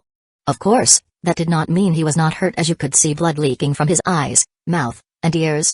This happened due to his consciousness grabbing all those drones at the moment of the explosion, which resulted in it being severely damaged. The man was an advanced rank 3 angelic paragon, and his bloodline seemed to be focused on increasing his physical capabilities, which surely gave him outstanding regeneration abilities. But a damaged consciousness was something very serious, since it restricted the amount of power he could release with his spells and also hindered his perception. But things were not over yet, since at the moment he came out of the flames, an immense sense of danger assaulted him. But due to his damaged consciousness, he was only able to detect the 11 beams of chaotic energy when they were about to land on his body. As an experienced warrior, he was able to respond to the threat immediately, making all the power on the red aura focus in the front of him, and he covered himself with his blood wings. The rune that created that red aura must have been of great quality, as it was able to resist most of the power of those 11 abyssal blasts even after being damaged. But just as the man believed that he had overcome the danger, another 11 beams of chaotic energy that had been fired right after the first ones landed straight on his body. The angelic paragon's body was truly impressive, since even after receiving those 11 abyssal blasts directly, he only ended up with his left arm destroyed, some of his wings broken and wounds all over his body. The explosion threw him back many meters, but he was able to gain control over his body before entering the dome of black flames again. Unfortunately for him, his enemies seemed to be determined on throwing him into that inferno, since as he was fighting the chaotic voice that threatened to rip away his sanity, the massive armored head of an undying leviathan, surrounded by a domain of dark golden fire, crashed against him, submerging him, the creature and the man riding the creature, whose body was covered in a golden fire of life and a dark fire of death inside the dome. The moment the figure of Zadiel disappeared inside the dome of black flames, a voice was heard in the mind of Ezequiel, Sophia, Kilo, and Drax. Kill every member of the heavenly race in the city. The eyes of the 4 neo-demons become cold as they separated from each other. Immediately after that, the city was filled with giant fists covered in lightning, tornadoes made of black water, and a sea of dark red and white fire. Zadiel had just made the undying leviathan crash into the ground with the angelic paragon at the point of his head, and he jumped with his sword filled with negative energy ready to attack. Zadiel knew that although by activating his runic set, he could achieve an advanced rank 3 battle power, this angelic paragon could easily fight and kill multiple peak rank 3 life forms. The only reason he was willing to fight against him alone was due to its severe injuries, and the fact that they were inside the dome of fiend fire. Although it harms him as well, thanks to his flames the damage was minimal, and it was also the place where he could charge his trump card. Just as Zadiel was about to reach the angelic paragon that was supposed to be trapped under the head of the undying leviathan, he saw a spear with a shaft as wide as his chest appear. The spear crashed against the undying leviathan's head, making an incision that pierced the reinforced armor and tore half of its head, before throwing the creature with a weight of thousands of tons dozens of meters away as if it was nothing. The maneuverability of the spear was amazing, since in the exact moment after the undying leviathan was out of the way, it changed direction and clashed against Zadiel. Zadiel did not dare to let that attack land on his body and summoned every inch of the physical power he had, and he attacked with his sword at the point of the spear where he could neutralize most of the momentum that it carried. His swordsmanship was flawless, but even though he was able to diminish a great amount of the power in the spear when his sword clashed against it, he knew that he had misjudged the physical might of his enemy, as the bones in both of his arms broke in several areas, throwing him away almost 100 meters back. You dare to kill members of the heavenly race? Die. The eyes of the angelic paragon filled with blood and burning with holy fury. There were severe injuries all over his body, and it seems that most of the bones in his chest were pulverized due to the impact with the head of the undying leviathan, but even then, the destructive force he could generate as he waved his spear with only one hand was impressive. The angelic paragon didn't hesitate and mobilized the little amount of energy he could to charge his spear with blood and conjure dozens more around him. He was ready to send them all against Zadiel, when he felt a presence on his back, and attacked it with all the power in the blood spear. The presence was a 10-meter-tall crow, with multiple red eyes filled with inscriptions, that was moving at an impressive speed. The spear skills of the angelic paragon were amazing. But just as it was about to split the crow in two, the inscriptions in the creature's eyes glowed and it moved its body in the perfect direction and managed to dodge the spear. The nether crow's beak impacted right in the area of the angelic paragon chest that was more damaged, but even then it was only able to pierce 20 centimeters due to its opponent's impressive body defenses. Disgusting beast. Along with his cry of rage, the angelic paragon made his spear disappear and sent a fist into the nether crow's chest, making a huge indentation in it, sending the bird flying away. At the same time, he threw the blood spears surrounding him at Zadiel, who was at his back and was approaching him.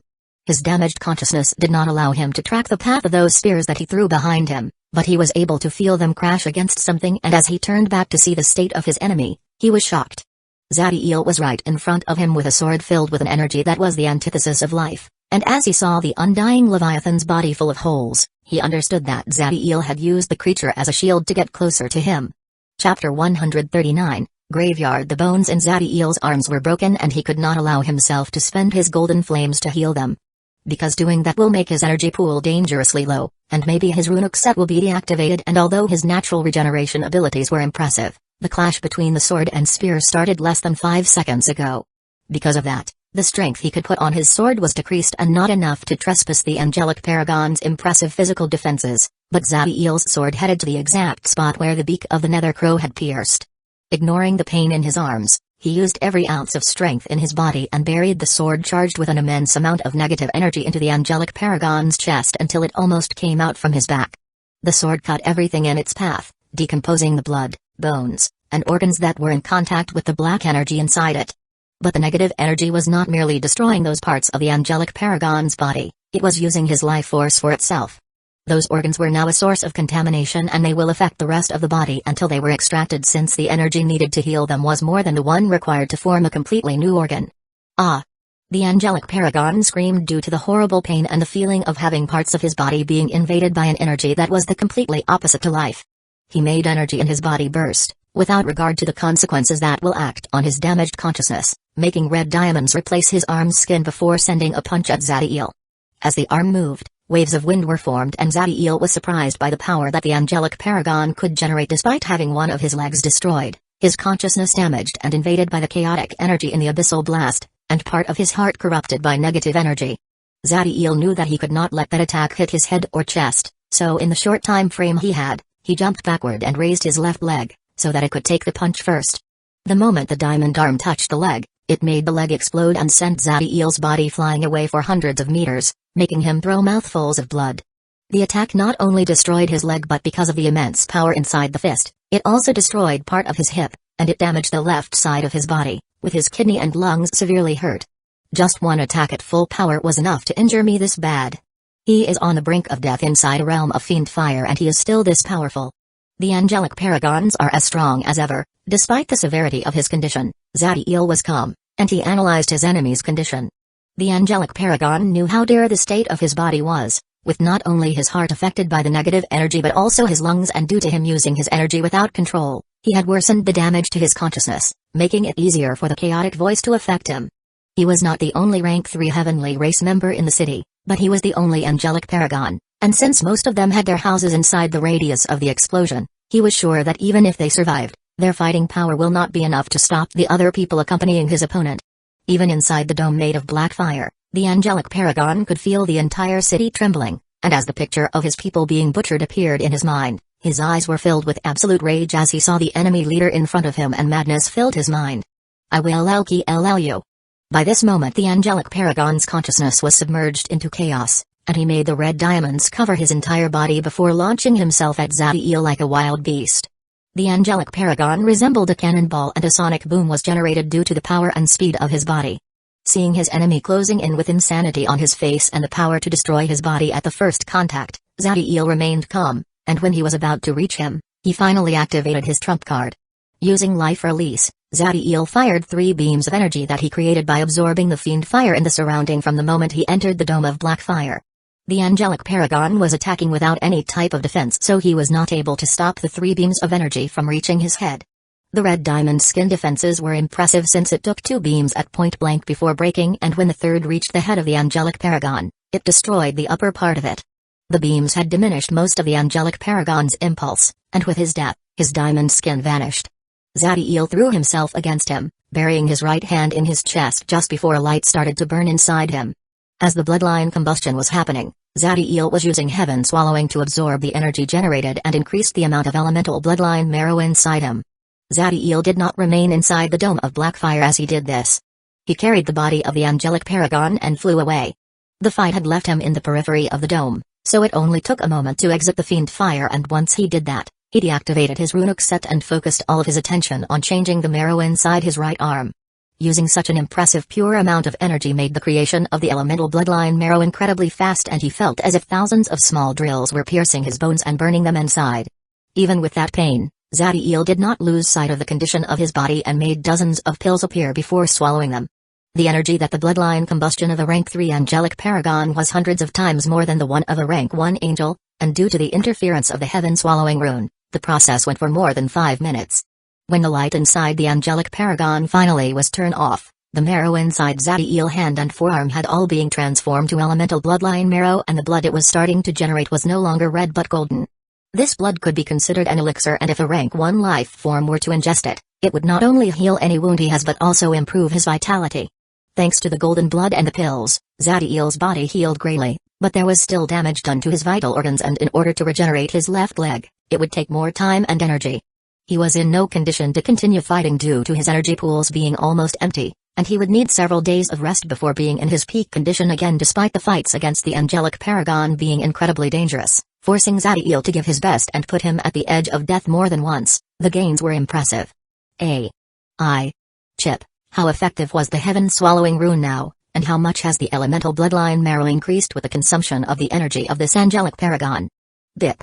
Heaven-swallowing rune has managed to absorb 46% of the energy produced during the angelic paragon's bloodline combustion due to the amount of energy being too high and the speed at which it was generated too fast. The amount of elemental bloodline marrow has advanced from 1.2 to 5.4%. Zadiel had killed almost a dozen rank 2 angels that he found on his path to here, but even all of their help was not half of the one obtained with this angelic paragon. The gains are impressive, but it was only thanks to breaking his red rune barrier at the beginning that I could win, or else there is no way for me to defeat him, even with the runic set activated.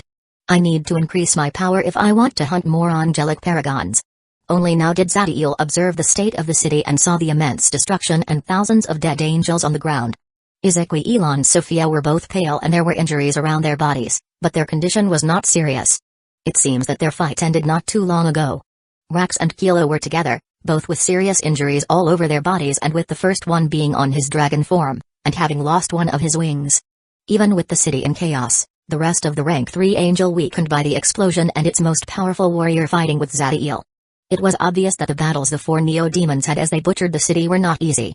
The city of Barak, one with more than 100,000 angels, with a mighty rank 3 angelic paragon and a shield that could stop a rank 4 spell launched from outside, was reduced to a graveyard less than half an hour after Zadiel arrived.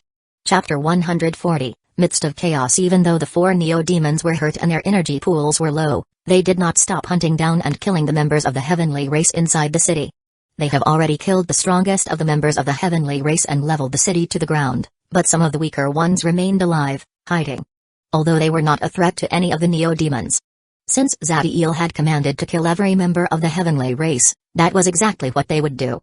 Some of the angels were trying to communicate with the exterior and ask for help, but unfortunately for them, the explosion of the fiend fire runes had made the surroundings filled with very destructive energy. The massacre continued and all the rank 1 angels hiding were tracked down and killed, increasing the number of dead bodies on the ground. You could also see the body of human natives and archons in the streets. They were the pets and servants that the members of the heavenly race, that were kept inside the city to do their chores and have their fun. The 4 neo-demons did not directly attack them, but they were so weak that the collateral damage was enough to kill them. Most of the natives' faces were emotionless even in their death, possibly due to them giving up life a long time ago, but there were some that had smiles on theirs. Those were the ones that saw the city that was their nightmare reduced to crumbles and bodies of the monsters they hated with all their souls piling up in the ground. Neither of the neo-demons enjoyed seeing the death of those slaves, but as people who had seen how cruel can the world truly be, they were able to continue with the task at hand without hesitation. Zadiel did not join them. He was forcing his body to get better and he replenished his energy pool fast by consuming tons of meat of rank 3 magic creatures and dozens of pills. Seeing that most of the enemies with a decent battle power had been eliminated, Sophia rose into the sky and positioned herself in the center of the city. Her energy starts to rise, and a miniature ocean of Styx water starts to form behind her. Sophia closed her eyes as she starts to inhale, and the moment she does, the Styx water begins to concentrate in front of her mouth, creating a small sphere of extremely high density. The immense amount of Styx water behind Sophia's back was transformed into a sphere with a diameter of 1 meter.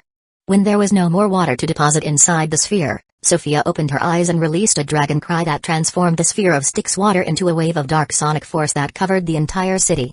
This was Sophia's innate spell known as Styx Cry, and by combining it with oceanic nothingness, she had made a spell that could cover an entire city, rotting the bodies of those touched by it and also crushing them due to the immense pressure. Due to her increasing the range of the spell, the power in it was weakened, and in the 4 neo-demons, it only caused a sensation of discomfort and could not trespass their magic defenses, but it was more than enough to kill any rank 0 and weak rank 1 life form in its reach.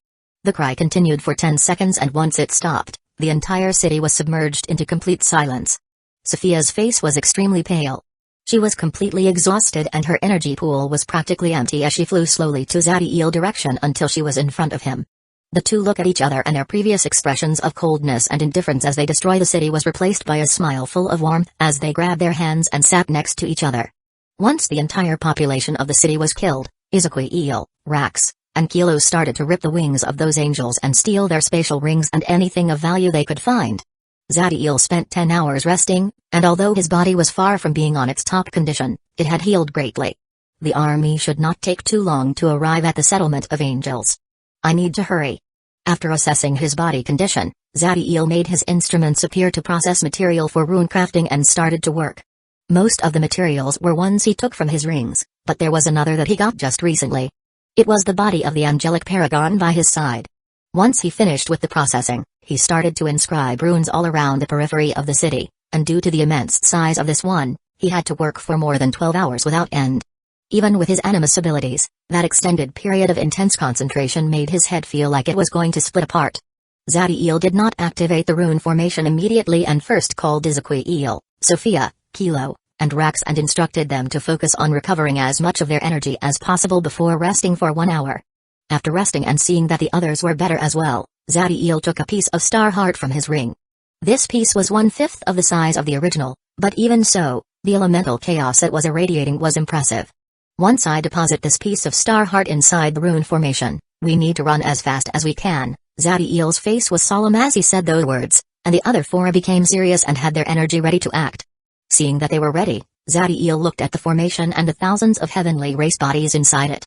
Like a wise man once said, in the midst of chaos, there is also opportunity. Excitement and coldness appeared in Zadiel's eyes as he smiled and placed the star heart inside the formation.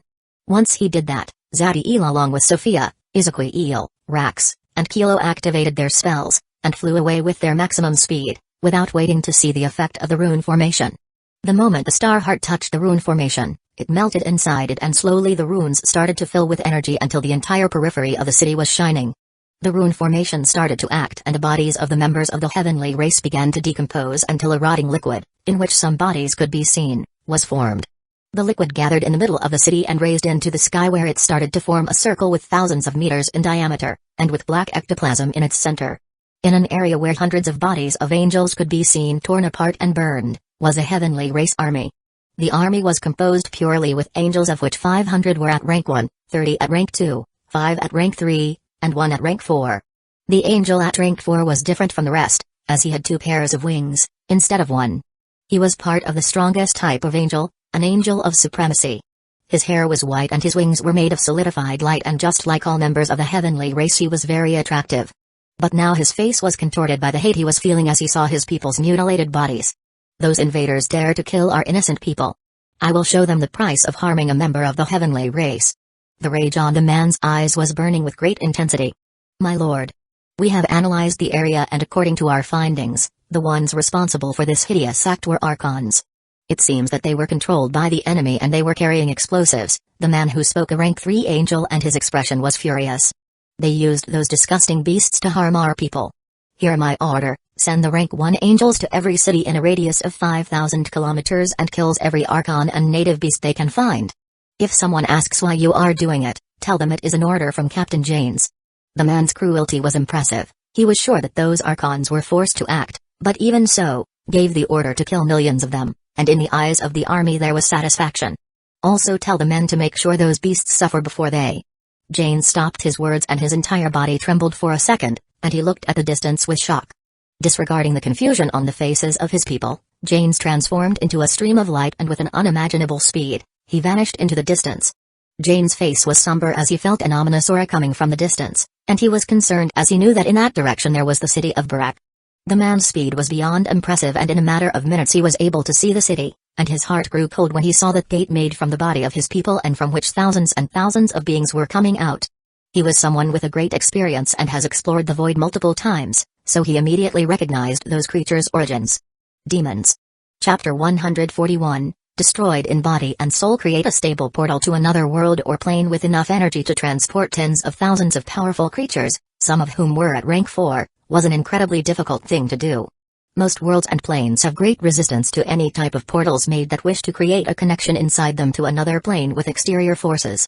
And even if the portals were created, the amount of energy that any individual will need to use it will be immense. But the Abyss was different.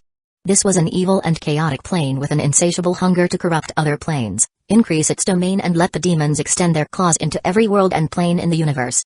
For this reason, Not only did the abyss not oppose any sort of connection made to it, but it charged those portals with its natural energies, increasing the number of individuals that could pass through it, and if the place where the portal was made was one of connected to great suffering and death, then it will send its demons to bring chaos to the plane and increase the destruction. Normal demons were happy to leave the abyss and bring havoc into other planes, since most of them constantly suffer from torments by the actions of their superiors, but those at rank 4 were different. Unless they had a good reason, most rank 4 or more powerful demons will not enter another world or plane, where the portal was made from someone else, since the number of times that demons had been enslaved in situations like that was not small. But then is when the particularities of this portal were shown. The portal that Zaviel made was an ancient runic formation in which the bodies of special creatures were mixed with the chaotic energy in order to create a portal to the abyss, and since he used hundreds of thousands of angels' bodies to do it, it released an aura that was incredibly tempting to those rank 4 demons, since eating the souls of heavenly race members was something very useful for them. The demons that were coming out from the portal came in all sizes and shapes, some looked like deformed rats and others like gigantic red gorillas. The demons were passing through the portal at an impressive speed, occupying the entire 1,000 meters diameter when they did, crushing to death those weak ones that were moving too slow. In the few minutes that the portal had been active, almost 50,000 demons had already passed through it, and the number continued to grow at an impressive speed. When Jane saw those demons, loathing and killing intent filled his heart, and without hesitation, he flashed through the air, nearing the portal and making the energy in his body rise to its peak. Around the Angel of Supremacy 100 stars, each 100 meters in diameter made of pure light, were created, each one having immense power and enough heat to burn all the oxygen in their surroundings. James understood that time was of the essence. He could not let the number of demons coming to grow beyond control, and neither could he allow them to disperse. Since if that happened, the number of casualties on the heavenly race's side will be uncountable. Now that they were under the effect of the restrictive pressure of the world and all packed together, it was the best moment to attack and kill them all. Heaven's Star Thrust.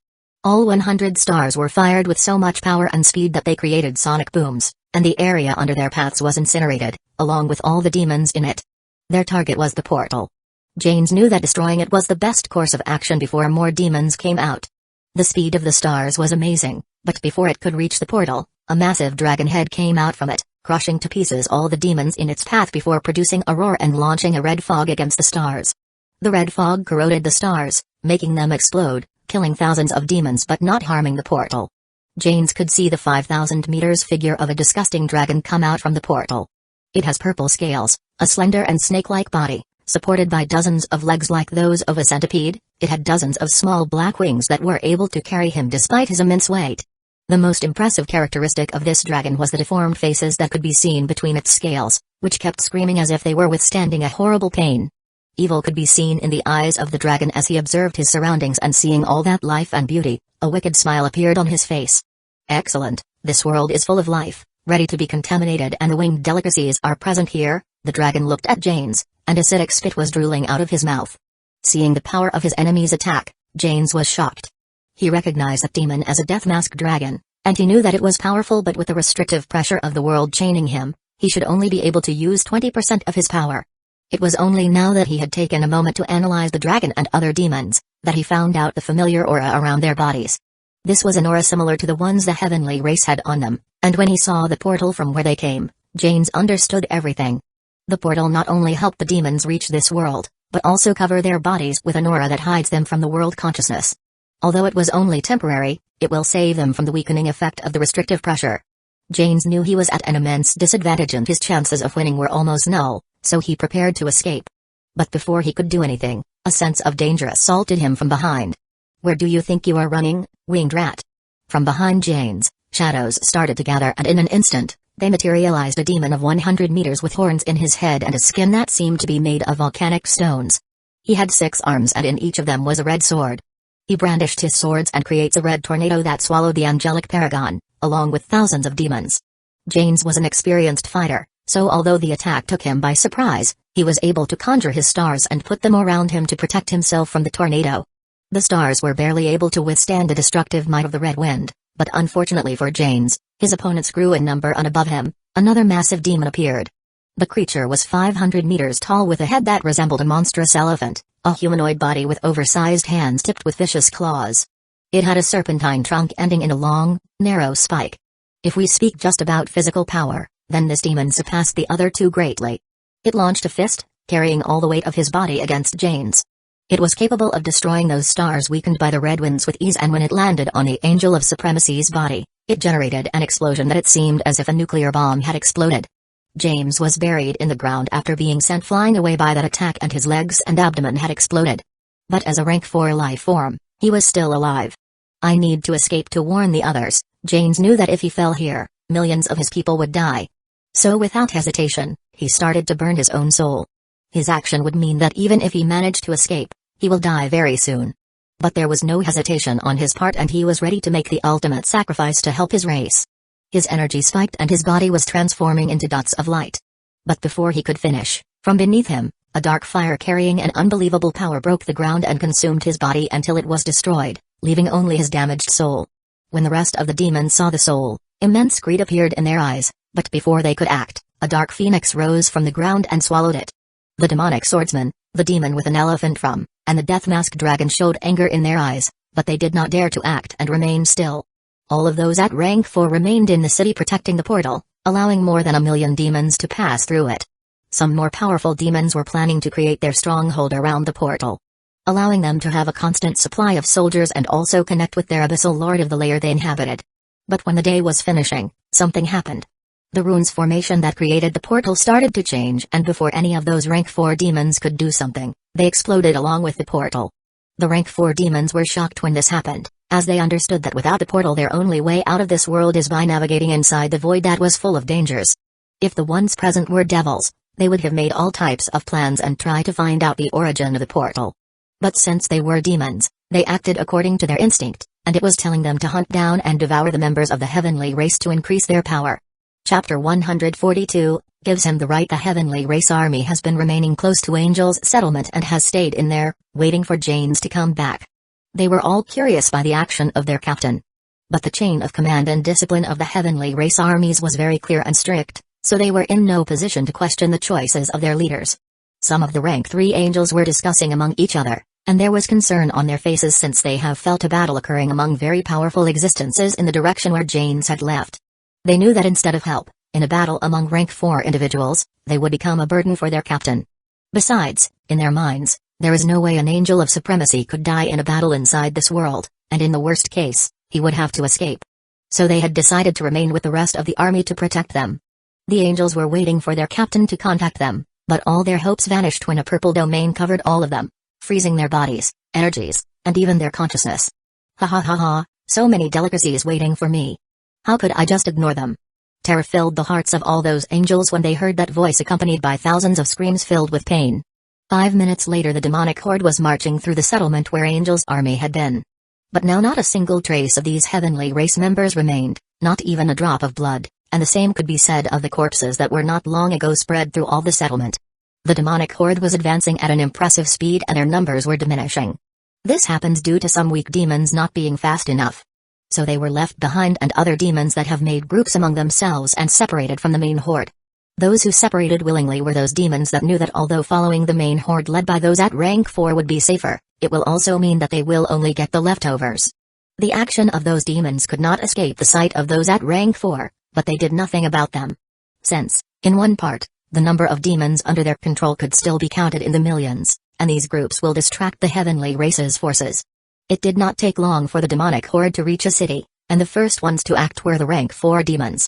They killed and devoured the strongest of the heavenly race members inside it, and only when they were satisfied did they allow the rest of the demons to kill their way into the city and eat those who remained. As the demons were butchering everyone inside the city, a heavenly race army composed of 1 rank 4 angelic paragon, 10 rank 4 angels, and 20,000 more warriors were closing in. The Sphinx Dukedom had become aware of the entrance of the demons not long after the death of James, and they responded swiftly by sending the first army that could be formed to intercept them. But, unfortunately, they had arrived too late, and the city with its hundreds of thousands of residents was being slaughtered by the time they arrived. Absolute rage grew in the hearts of the members of the heavenly race when they saw their people being eaten alive by those demons, and they attacked immediately. Even though they were greatly outnumbered, just like James, these heavenly race army thought that those demons were under the restrictive pressure of the world and could only use a fraction of their power. By the time they entered in a fight against the demons and realized their true power, it was too late. The heavenly race was being decimated at an impressive speed, and no matter how many demons they defeated, more and more attacked them. The angelic paragon was extremely powerful and should be able to defeat most rank 4 demons with ease, but his opponent was the even more impressive Abyssfire demon Phoenix. In the end, only the angelic paragon and 2 other rank 4 angels were able to escape, and although thousands of demons died, not a single rank 4 on their side perished. By devouring those rank 4 angels and the thousands of people of the city, the most powerful demons were able to destroy the shackles of the restrictive pressure, and no longer needed the heavenly aura to hide them. The demonic horde continued its charge deeper into the continent, slaughtering and devouring every heavenly race member they found, increasing their power. The threat that they now represented to the Foreign's continent and the entire world was something the 3 dukes needed to focus all their attention on. Even though they knew that there was another force in the world lurking in the dark waiting to see them weakened, they were hiding too well and the dukes could not wait to find them before taking care of the demons who had already killed hundreds of thousands of their people. Far away from the battlefield that the center of the Foreign's continent had become, in a mountain range close to the ocean, there was a force field that was hiding a 300-meter magic tower. Inside the force field were 2 people discussing. One of them was an old man with a dark and cold aura around him and whose power was that of a master rank 3 magus, and the other was a young man with dark hair and white eyes. Why are you prohibiting the entire army from leaving? They need to explore the continent to bring us news about the current situation and also valuable locations for those of us with the power to explore. The man was angry for being forced to argue with someone at rank 1, and great pressure was being released from his body. If there were anyone else at rank 1 in front of the old man, he would be trembling on the floor, but Dante remained steady and the 3 brain golems were by his side, annulling all of the pressure's effects. The Sunlight Champions and Neo-Demons were ready to act, but the boy had commanded them to remain still since even if they all worked together they could only equal the rank 3 magus. The rest of the rank 3 magi were looking from the distance and neither of them was interfering. Of course, if the old man were to really attack they would do something, since if by any chance something were to happen to Dante, the fury of Zadiel was something none of them was willing to withstand. They were able to enter this world not long ago, thanks to the cloaking abilities of the tower that were powerful enough for those of their rank to use. The rank 3 magi shared the sentiment of the old man, since before the soul-forging existences arrive, it was the best opportunity for them to get some of the resources of this world. This order came from my father, and the continent is extremely dangerous right now. The probability of dying to those that will explore it is past 90%. Dandy's voice was calm and was completely disregarding the anger of the old man. When the rank 3 magi heard this news, they were surprised. They know that the leader of the Daybreak clan was someone who will not show fear even if he fought against rank 3 life form, so there was no chance that he could be scared by something insignificant. If that is the case, then we will send them. I will compensate your clan for those who die, besides I am sure you can get more. The Magus pointed at the Sunlight Champions, and he did not even bother to look at them. When the Sunlight Champions saw these they were enraged. They were part of the first generation to join the Daybreak clan, so they were very familiar with the way that the Magus was treating them as if they were inferior beings, slaves whose lives can be bought and used without care. Dante had been calm this entire time, even when the man was trying to pressure him with his power, but when he heard those words, his eyes became cold. Killing intent filled his heart and the sword tattoo on his chest glowed. Who the fuck do you think you are for ordering my people? When the Sunlight Champions heard these words, happiness and a sense of belonging filled their hearts. Their eyes were filled with a feeling of union and determination, and they were ready to attack the rank 3 Magus no matter the cost. When the rank 3 Magi heard those words, most of them were upset.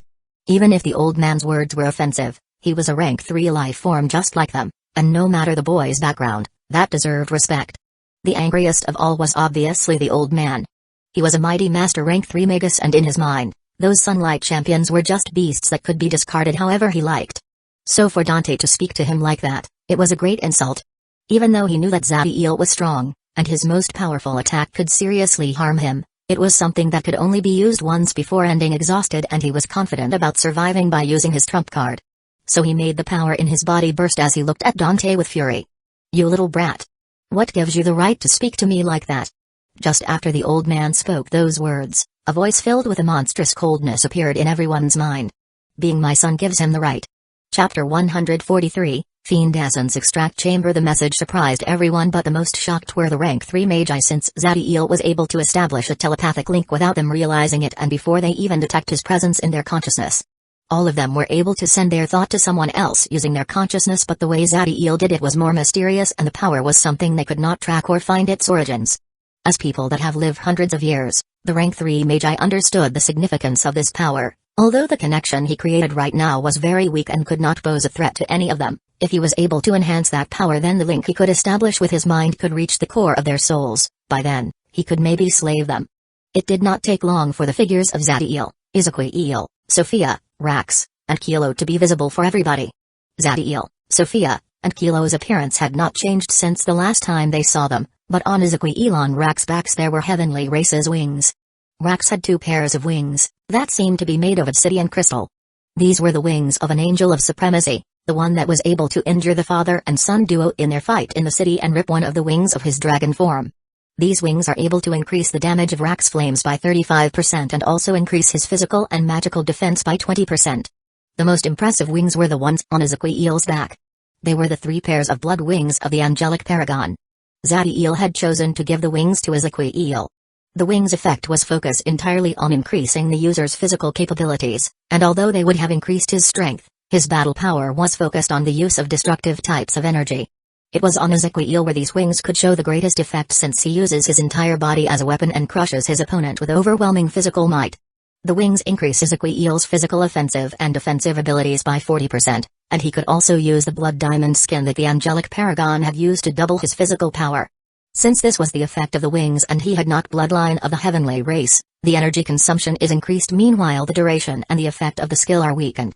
When Dante saw Zadiel, he calms down and deactivates the sword tattoo. He knows that the price that Hines had to pay to create it was huge, so using it to kill a rank 3 Magus was not worth it. Zadiel was smiling as he enters the force field, but his eyes were cold as he looks at the old man, and very subtle killing intent was being generated from his body. When the rank 3 Magus saw Zadiel and the other 4 Neo-Demons, he understood that he had underestimated their powers, but what surprised him the most was the fact that they all have become more powerful in a very little time. This not only impressed the old man, as the other rank 3 Magi were also thinking the same. At rank 2, if you have a significant increase in power every 5 years, you are considered a genius, but less than 4 months have passed since they last saw them and they could feel the changes. This feeling was especially strong in the man with the blood wings, who now gave them the same sense of danger that Zadiel. The old man immediately made his energy recede, and as he analyzed the 5 individuals in front of him, he understood that the chances of surviving a fight against them were too small and at best he could escape. He looks at the other rank 3 Magi, but except for one of them with whom he had a previous relationship, all the others ignore him. Those bastards, I stepped forward so we could all obtain wealth and now they are ignoring me.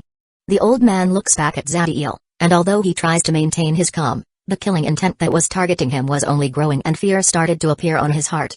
I, Ramak, rank 3 Magus under soul forging existence Carrick, have broken no rule. Ramak's voice was very loud and every person inside the force field was able to hear him. Everyone understood the intention of the man, by calling his backer and making clear that he had broken no rule at all. If Zadiel were to attack and kill him, then he could be considered offending the rank 4 Carrick since he was killing his men without reason. But contrary to what Ramak hoped, when Zadiel hears those words, his smile grew bigger and the killing intent inside him soared. When this happened, all the rank 1 and 2 Magi move away from the old man, and although there was a rank 2 Magus who did not move at the beginning, he eventually follows his comrades. Murak and his friend made the energy on their bodies active and were ready to fight when all of a sudden the killing intent disappeared. Zadiel was no longer looking at the Magus but instead at the magic tower and the force field it was generating, and that hid all the army. He couldn't care less about the rank 4 named Carrick, but he was not strong enough to kill the man without their fight affecting the magic tower. He was sure that him opening the portal to the abyss has made the dukes of this world use all their power in order to track him, and if by any chance they found the slightest clue about his location, then the entire army is doomed. Zadiel turned to look at the rest of the rank 3 Magi and his face was emotionless, making an apprehensive feeling grow in them. There is a very good reason why we need to remain inside the force field of the magic tower, and I was prepared to explain it to all of you when I arrived, but since you think you can force your plans, I will only say this. I will kill anyone who leaves the force field. Zadiel's statement was extremely tyrannical and made all of the rank 3 Magi angry, but when they saw his eyes, none of them dared to argue and just remained silent. Seeing that his message was clear, Zadiel turns to look at the rank 1 Neo-Demons and Sunlight Champions, and unlike the coldness from before, this time he was smiling and satisfaction could be seen on his face. The actions of the kobolds were no surprise since their loyalty has been proven long ago, but he was able to see the unity and resolution on the Sunlight Champions as they were ready to march to a secure dead against the rank 3 Magus. He brought these Sunlight Champions to test them. His animus abilities had allowed him to see their true feeling, and what he saw was exactly what he was hoping for. People who see themselves as part of something bigger, part of a home that has given them so much to them, and to those who they love, that they are willing to die for it. You have done very well, continue working hard and what you will get is beyond your biggest dreams. In 20 days I will be implanting heavenly race's wings in all of you. Unlike the first set of wings that were obtained by the combined work of the Magi army and the Daybreak army, these were obtained by Zadiel, therefore he could give them to whoever he wants and it would not create a negative effect in the army. When the Sunlight Champions and Neo-Demons hear that, they all cheered. On the Magi side, although some of them were showing jealousy and envy, most of them understood that it was obvious that Zadiel will give them to his own people and they only sighed to the fact that they were not part of a clan like that. Zadiel turned to look at those rank 1 and rank 2 Magi and although his attitude was not as friendly as with his own people, it wasn't as cold as the one he showed to the rank 3 Magi. You should also prepare for the time you can explore the continent. I will be creating a special runic set that will be very easy for all of you to obtain as long as you work in groups. That, plus the wings of an angel will allow you to get at least a 70% increase in battle power. Those rank 1 and rank 2 Magi become excited when they hear those words. They have seen at first hand how useful are the runic sets of Zadiel, but even so, they did not think too much about them since the price should be too high for them, but it seems that just like the heavenly race wings, they could win it just by doing some missions. With all the army focused on the future battles, Zadiel knew that his job as the leader was done for the moment, and he started to speak to Dante through the core. How long until the force field of the tower is able to cover the existence of someone at rank 4? In 1 month. The first group of the soul-forging existences should be able to arrive undetected.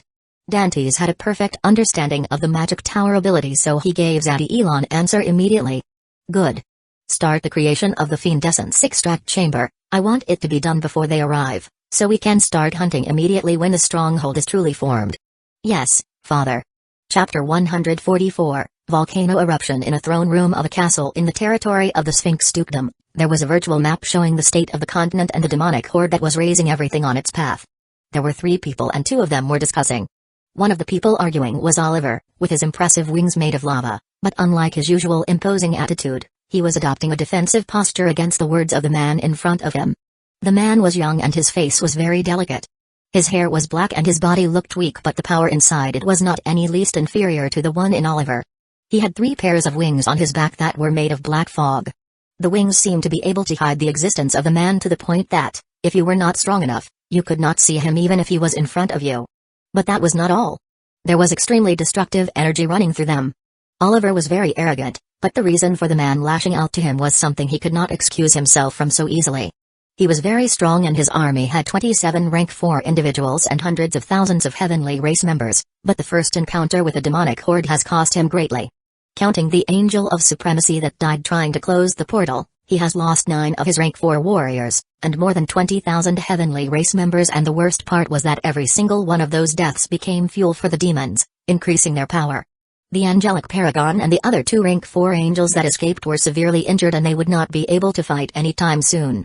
So his military might had weakened by a third, and if he were to fight on his own with the demonic horde now, he will fail, so he was forced to ask for the help of the other 2 dukes. At the start, the dukes were very happy to help him. Since like any member of the heavenly race, they loathe any type of fiend and they value greatly the life of their people. But just before this meeting, where they were supposed to decide how to fight against the demonic horde, Martin discovered about the prophecy and the fact about Oliver hiding it from him.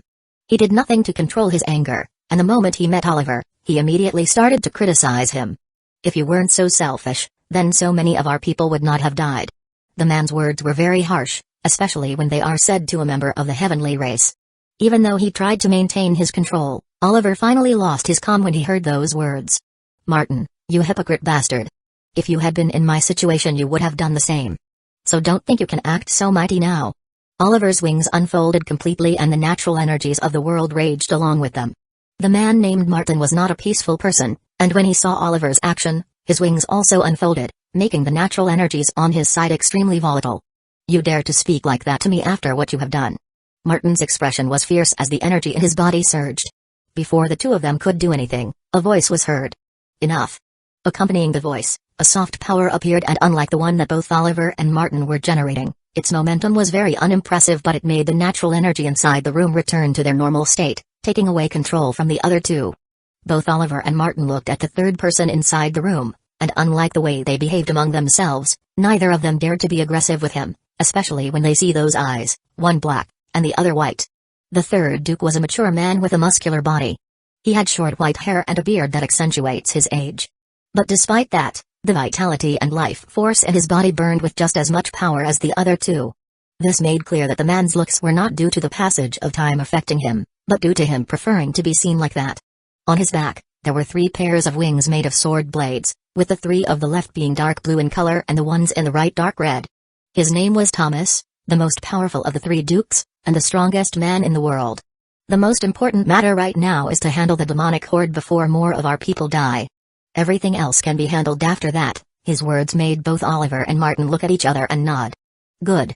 Oliver, I assume that you went to ask the 7 about the Archangel's birth. What did they tell you?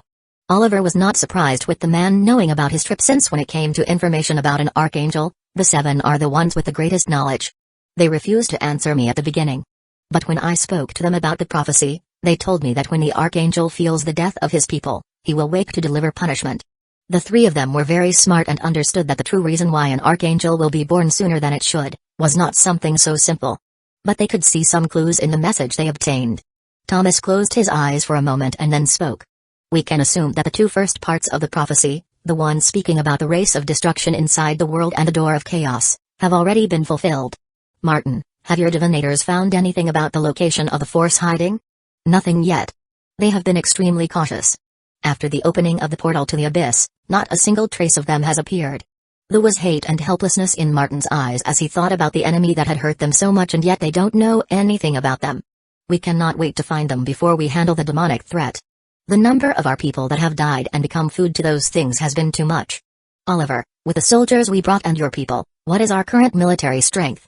Also, how powerful is the demonic horde currently? Thomas was frowning as he made calculations in his head and knew that the answer he would get was not a good one.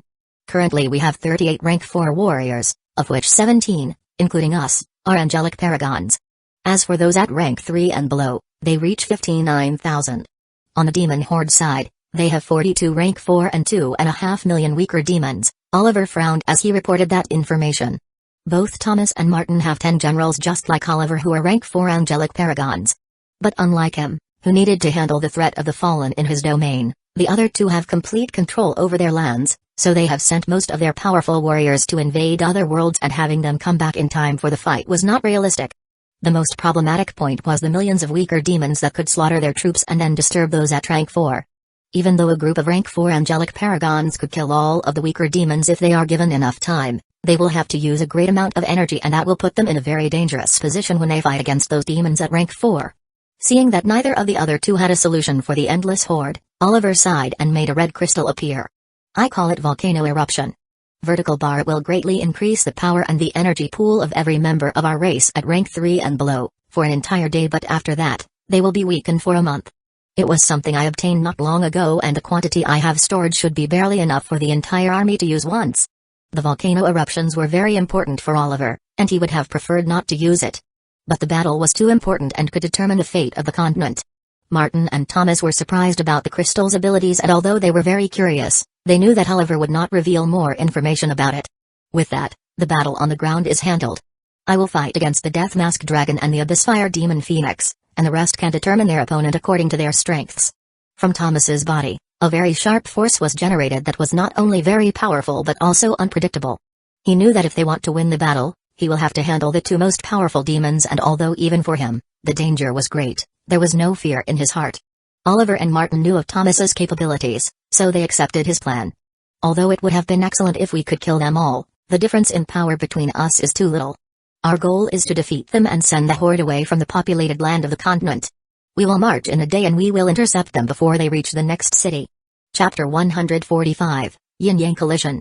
Birth of all universal things in the center of the foreign continent, a battle worthy of becoming a mythical tale that would be told for millions of years was happening. On one side was the chaotic evil demonic horde, with millions of warriors on the ground. Even though they were totally disorganized, each of them had individual power capable of immense destruction. On the other side was the heavenly race army, with less than 70,000 members. But all those at rank 3 and below had scars made of lava running through their bodies, giving them power capable of overcoming levels and fighting multiple enemies without a problem. The heavenly race army on the ground was using their increased power and army tactics to fight against the demonic horde. They charged with so much power that they literally pulverized all the demons in their path, and once they reached the center of the horde, they split into groups, separating the demons, taking away their advantage of large numbers. Spells of all types and kinds were being fired on the battlefield, destroying everything in their path. The heavenly race was butchering the horde, but as the true killing machines, the demons were true to their nature and attacked without any fear about their lives, making the fight and the losses on both sides reach an equilibrium. Both forces were fighting with all they had, but they knew that the true outcome of this battle would not be decided by them, but for those that are fighting thousands of kilometers above them, in the sky. If the fight on the ground was considered impressive, then the one in the sky could only be described as apocalyptic, as it was something that escaped the levels of comprehension of a mortal being. All the soul-forging existences of the heavenly race had released their law avatars, increasing their destructive power beyond measure, forging all sorts of phenomena around them based on their laws. The demons were different, they also had their law avatars active. But they maintained it inside them, working as a source of power, increasing the might of their already impressive bodies. Most of the rank 4 heavenly race members were fighting one-on-one with their demon counterparts, but there were some who were fighting against more than one opponent at the same time, in order to make up for their inferior numbers. Behind Oliver, there was a river of lava that extended for thousands of meters, and from which all types of creatures and weapons were formed. He was fighting against the Maleficent who had participated in the killing of the Angel of Supremacy that tried to destroy the portal to the Abyss, and a 1,000-mouths worm. Their fight had made the temperature around them high enough to instantly incinerate any rank 2 life form that dared to approach them. Martin was also fighting using his law avatar, which was a black nebula filled with starlight that gave the Duke the ability to disappear whenever he wanted. He was fighting against the 6-armed sword fiend and demon spiked hyena. Both demons were incredibly powerful and fierce, but Martin was able to disappear from their sight, only to arrive in the next instant behind them and attack them with beams of starlight. Both dukes were fighting with all they had, not containing their energy in their body and releasing so much power that the surrounding natural energies became extremely volatile. Occasionally, they looked at the direction where the strongest individuals on both sides were fighting against each other. There were 2 demons of gargantuan sizes fighting against a winged man that could not be bigger than their eyes. The 3 of them were moving faster than the speed of sound, and every time their attacks clashed against each other, an explosion that covered hundreds of kilometers was heard. Black fire with destructive power greater than Oliver's lava surrounded the body of the Abyssfire demon Phoenix, and he used it to throw attacks at Thomas. As for the Death Mask Dragon, he had a purple domain around him filled with deformed humanoid ghosts. Thomas's wings were glowing due to the thousands of miniature inscriptions inside them, and behind him were 8 Taoist trigrams circling a yin-yang symbol. That was the law avatar of the strongest man in the world. It was named Existential Duality, and it was forged with the yin law and yang law as its core. The fight between them reached a level so high that they needed to maintain their distance from the rest of the rank 4, and sometimes the world consciousness will focus on them since their clash reached the destructive power of the rank 5 life form. Dozens of attacks were fired between them each second, making red acid, black fire, and sword lights fill the sky, but no one had been able to seriously harm their opponent. The Abyssfire demon Phoenix had incredible regeneration abilities to the point that it was able to heal itself from a sword laceration that covered half of his chest in an instant.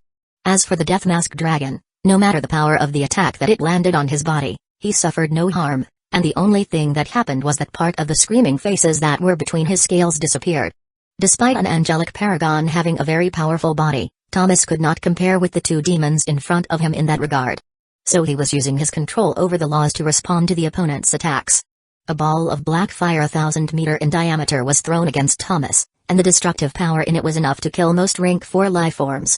This was a killing move of the Abyssfire demon Phoenix, but Thomas did not hesitate, and just as the attack was about to strike him, his law avatar ignited, and he slashed with his dark blue wings. A sword light was generated from his wings and clashed against the black fire. The power inside Thomas's attack did not fight directly against the opponent's spell, but instead used softness to eliminate most of the strength in it. Thomas did not stop there. Once the ball of black fire had lost most of its power, he attacked with his dark red wings, which released sword energy filled with heat and hardness that destroyed the spell and clashed against the Abyssfire demon Phoenix, sending it flying thousands of meters away. Unfortunately for him, his attack had left him open to the Death Mask Dragon's tail attack, which was covered by thousands of ghosts that rotated around it, making it adopt the form of a drill. The wings formed a cocoon around Thomas's body, and they released a dark aura. When the tail's attack clashed against, it neutralized a great part of its power. Thomas was sent flying away and some blood came out from his mouth. But without stopping, he turned back, and before the Death Mask Dragon could respond, he attacked with his dark red wings, making a sword ray crash on the dragon's head and threw him into the sky. A dragon cry was heard as more than half of the Death Mask Dragon's screaming faces had already vanished, and fear started to appear in the demon's eyes as he looked at the man. Thomas's power was evidently superior to the demon's, but the fight has been going for a long time, and at this rate, He would be exhausted before defeating them, and their fight will end in a draw. Not to mention that the injuries on his body were accumulating, and unlike these two demons whose bloodlines were body-orientated, he could not heal so fast. Seeing the situation of the army and how thousands of his people have already died in the battle of the ground and some of the rank 4 have also fallen, his eyes become cold and decisive. The Law Avatar started to melt, and an instant later it fused with his body, making the right side of his body white and the left side black. Even his wings took those colors, but his eyes remained the same, with his white eye on the black side of his body and a black eye on the white side. Law Avatar, one with the law. The entire battlefield froze for a second as the warriors of both sides looked at the man whose power was making them feel so insignificant. Thomas could feel the immense power running through his body, but also the expulsive force that the world was generating against him, since he was now displaying a strength beyond what a rank 4 life form could create. Terror appeared in the eyes of the Abyssfire Demon Phoenix and Death Mask Dragon. Both demons did not hesitate and broke space to try and escape, but unfortunately, they were too slow. Before the world consciousness could expulse him to the void, Thomas channeled all of the power he had and made his attack. Yin-Yang Collision. Birth of all universal things. Thomas's white wings and black wings clashed against each other, making a bright sword beam strike the demons and creating an explosion that covered thousands of kilometers and made the entire continent tremble. The screaming faces on the Death Mask Dragon disappeared instantly, and the next second, his body was pulverized. As for the Abyssfire Demon Phoenix, his body was also destroyed, but it didn't vanish. Instead, it transformed into ashes that flew away at an unbelievable speed. After releasing that attack, Thomas was fired into the sky by an immense power until he left the world. Chapter 146, True Strike. Thomas's actions carried immense consequences on the battlefield, especially on the side of those at the soul-forging rank.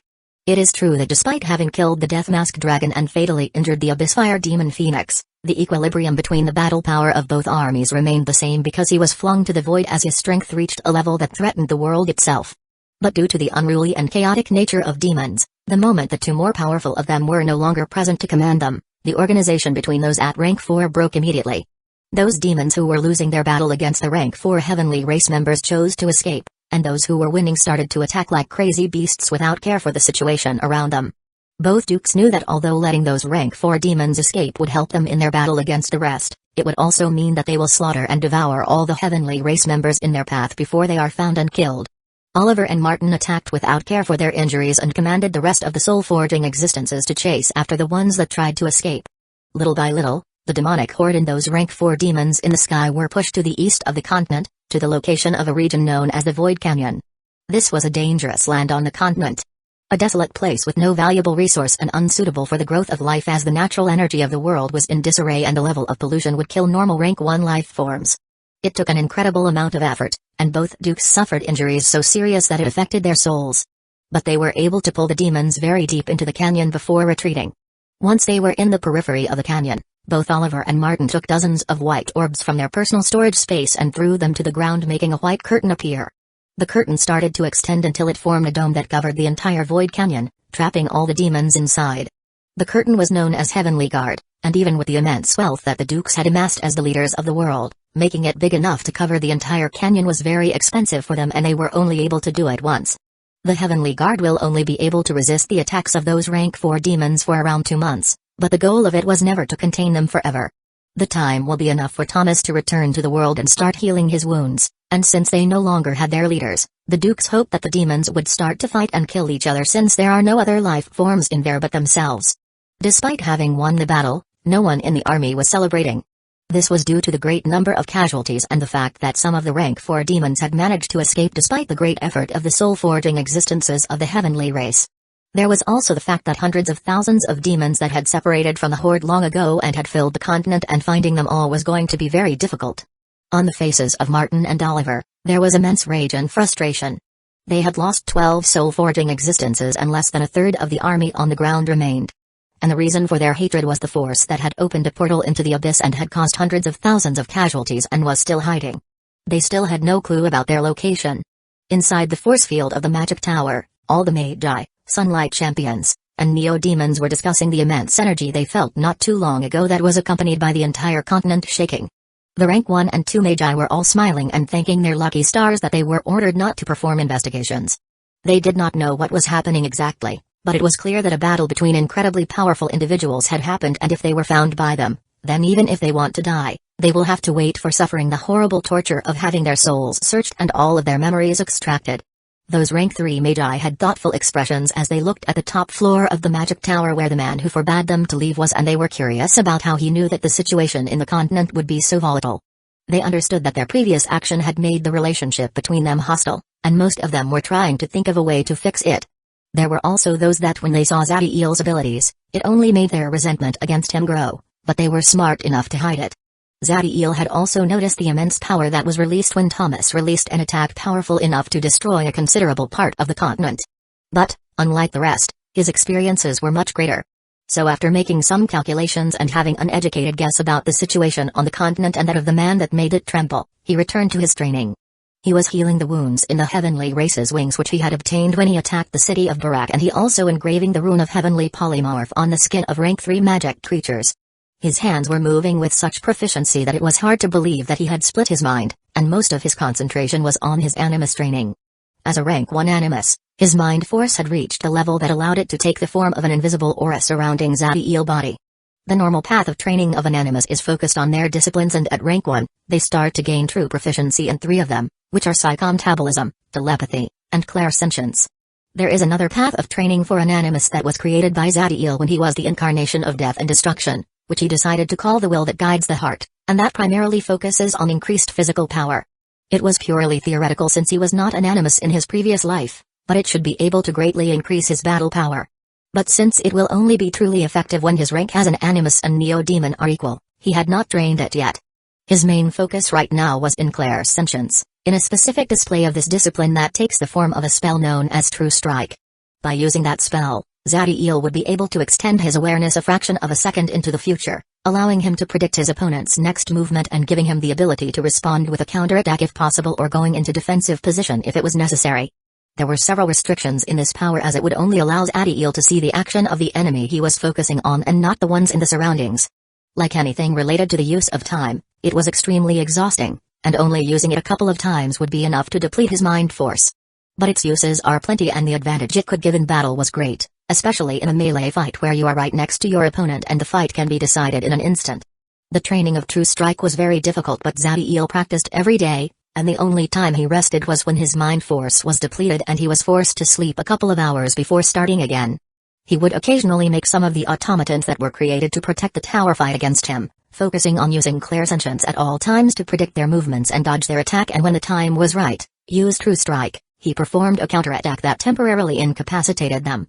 The days pass by, and his abilities continue growing, reaching a point that Zadiel is sure that if he would have to face that angelic paragon again, he would not end up in such a wretched situation where he could barely move. He received a pleasant surprise as his proficiency in clairsentience increased.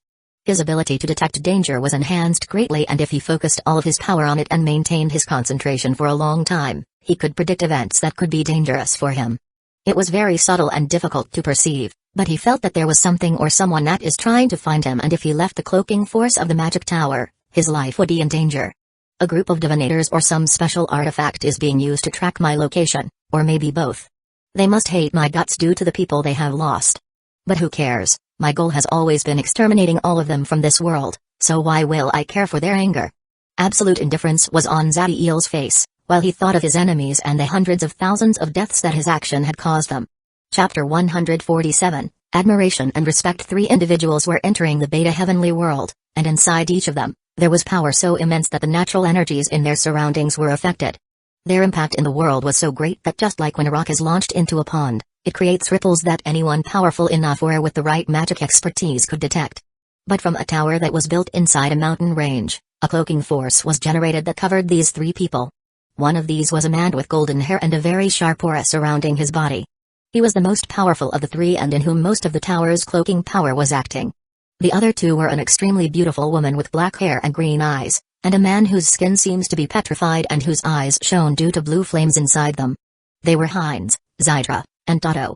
As the most powerful people of the group that was leading this invasion, they were the first to enter so they could overcome the restrictive pressure of the world the fastest. Once they can use their full power and with the help of the magic tower, this invading force would have a solid stronghold, and it would not be too long before they start to expand their area of influence. As they approached the magic tower and saw the state of the people inside it, the 3 of them were greatly surprised.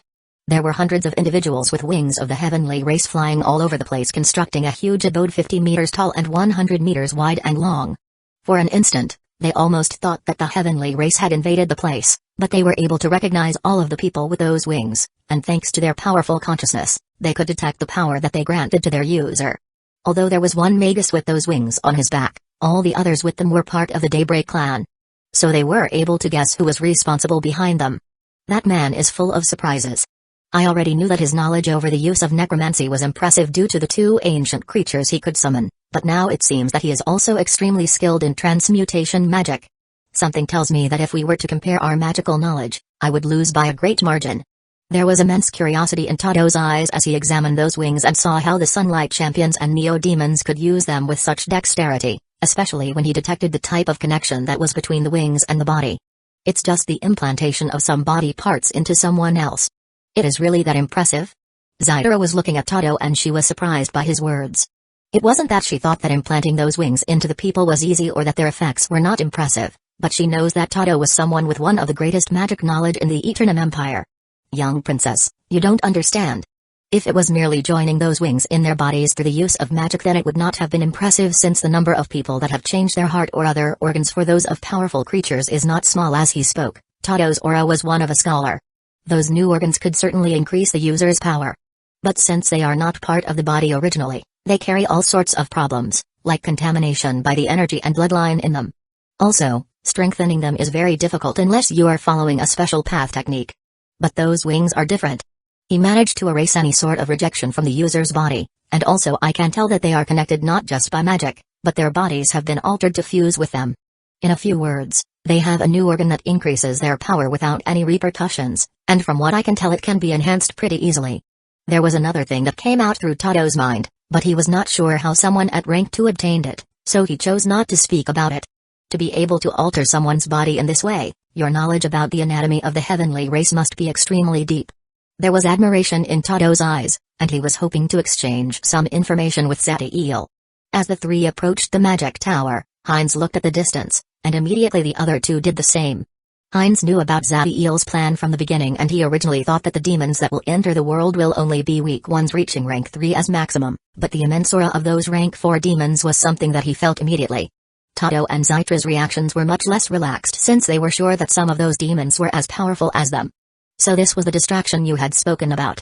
How did you manage to bring so many demons into the world and let them retain so much power, that they were able to challenge the entire might of the heavenly race as soon as they entered this middle world? Zytra could not contain her curiosity as she spoke. She had always been very proud, but thinking about the level of destruction that Heinz's actions must have provoked, she could not help but feel inferior. But it was not Heinz who answered her question. It was not his plan. This was designed and carried by someone else, and the only one in the army who could do it is the person who can make 10 rank 3 Magi obey him despite being at rank 2. When Heinz heard his Tado's words, he looked at him and his eyes narrowed. You cannot trick me, boy.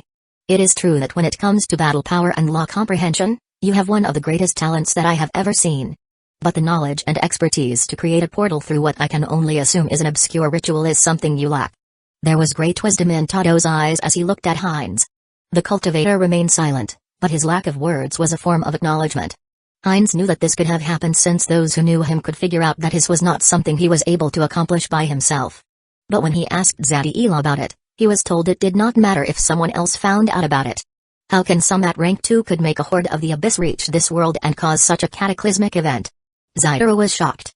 If Tado's words were right, despite Zatiel's lack of power, he could make an army of extremely powerful creatures unknowingly do his bidding. I thought that my opinion of him was extremely high already, but it seems that I was underestimating him. Princess, Tado's voice was solemn as he spoke. Zytra looked at him and saw his attitude, and she became serious. There are people who could only be described as singularities. Individuals whose actions escape reason, and that affects all those around them. You are someone very arrogant and have the right to be, because of your talent and hard work. But I advise you to treat that man as an equal, or else you will regret it. There was a profound meaning in Tado's word, and he only spoke to them due to his relationship with the woman.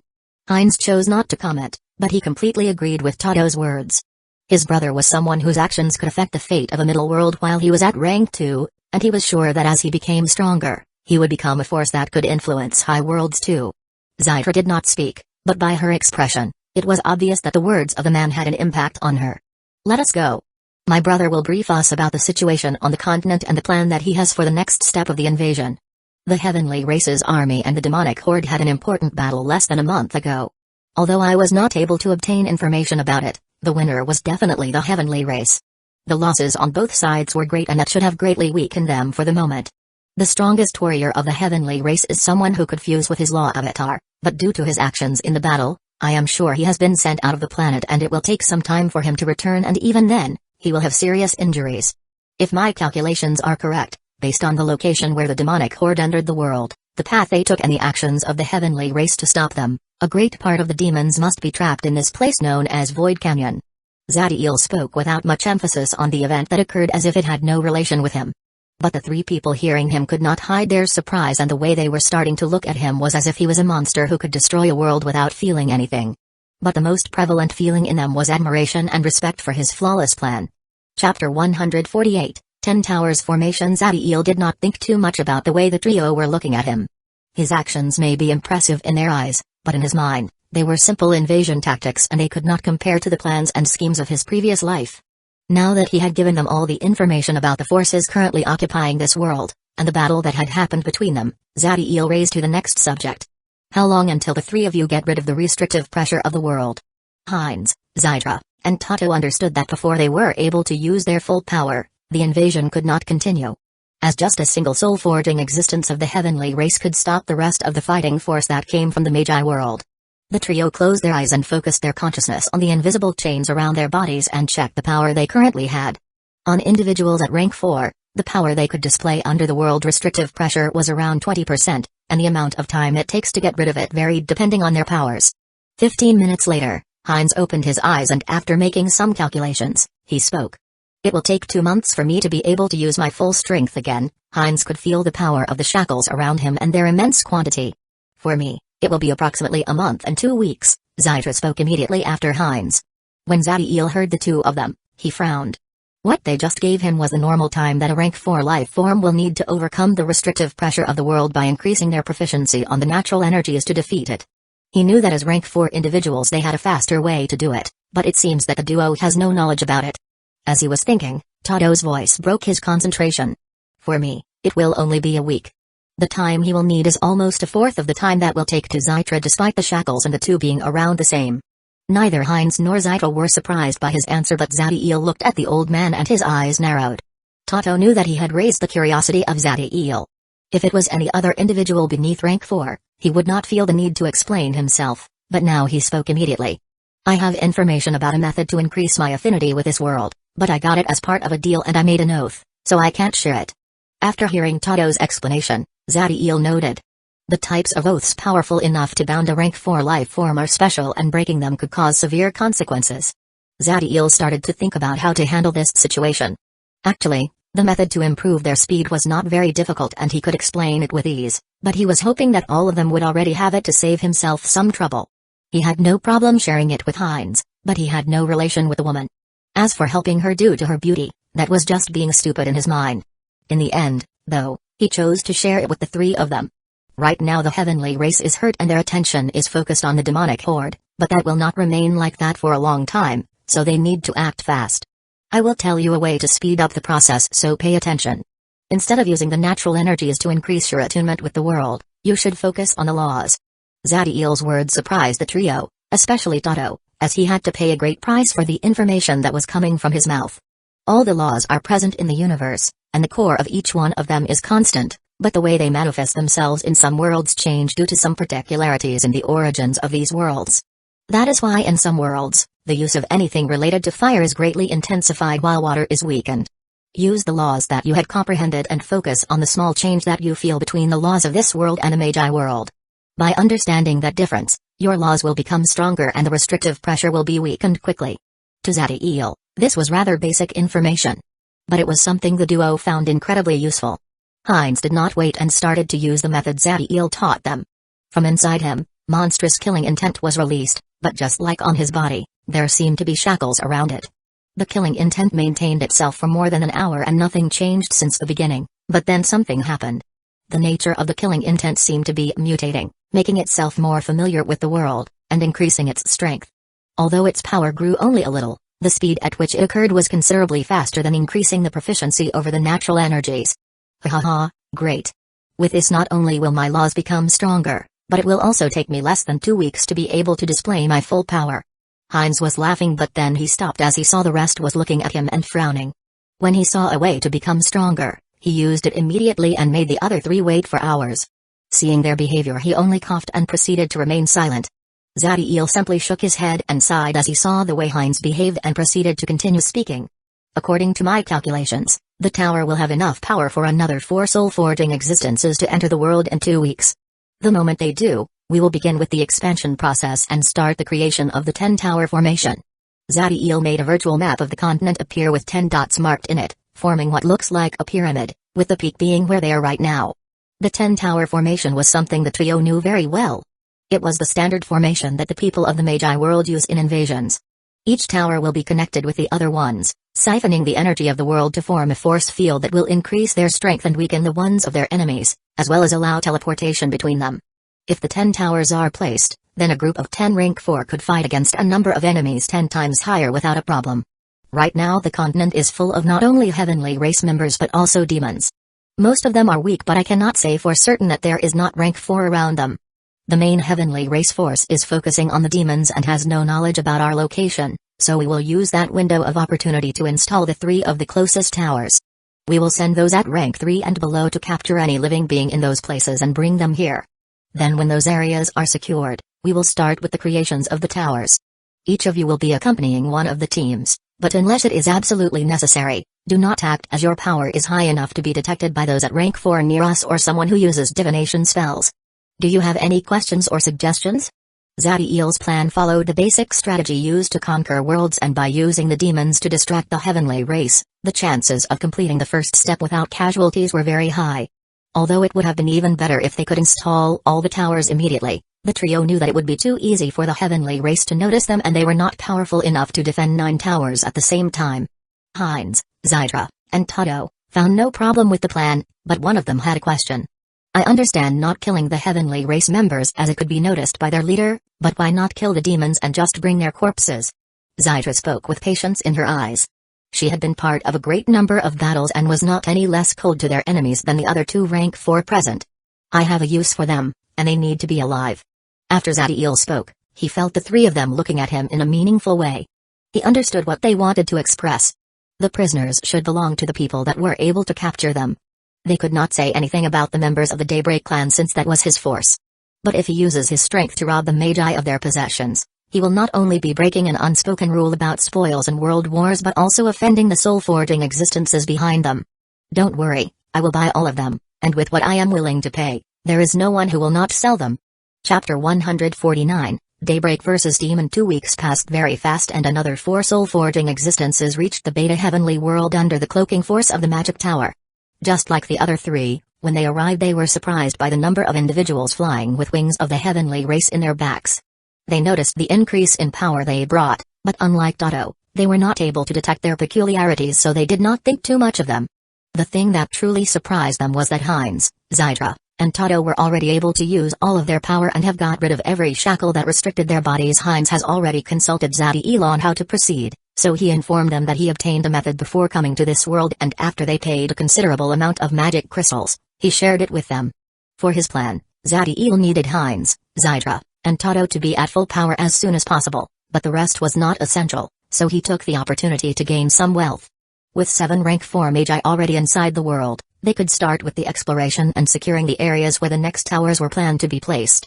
Dante had already organized the army, and they were ready to leave. There were 3 big groups divided into several battalions. The Magi forces made 2 of the groups and another was constituted solely of the Sunlight Champions and Neo-Demons. Zadiel was analyzing the army from the sky and was satisfied with the battle power they displayed. The Magi groups had several rank 3 life forms that secured their safety, and although the Daybreak clan had no one at rank 3 among them, Sophia could reach that level of battle power by activating her runic set, as could Kilo and Rax by activating theirs and working together. The most powerful one of the Neo-Demons was Ezequiel, who could reach an impressive battle power if he activated his runic set and the blood diamond skin ability of his angelic paragon's wings. Attention! Zadiel's voice was loud and resounded in the ears of every single person. Despite being in battle formation, You could still hear whispers, but when Zadiel spoke, they immediately became silent. Your mission is to go to the designated areas, capture any heavenly race members, and demons that you could find and secure those places. The strongest members of the heavenly race are in the center of the continent, so you will not find much resistance for their part, but the demons are another subject, and finding some of them at rank 3 is possible.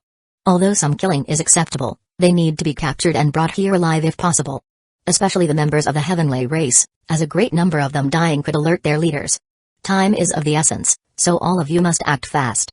The best course of action will be given by the Sun Tadpole, so keep them active at all times. The army had become informed of the entrance of demons in the world when the groups were formed. Although their power was great, demons have always been difficult enemies, especially if they are cornered. So there was some tension among them, as the chances of fatalities in their side will be high, especially if they try to capture them alive. Zadiel noticed their state of mind, but he had the perfect thing to help them surpass their apprehension. All the captives will belong to you. You can hand over the members of the heavenly race to me and I will implant their wings on you. As for the demons, if you bring one of them alive, I will use them to craft the runic set I have mentioned before. The eyes of those Magi shined when they heard that. For this type of army, that was made to conquer a world in order to obtain wealth, the best incentive was always profit.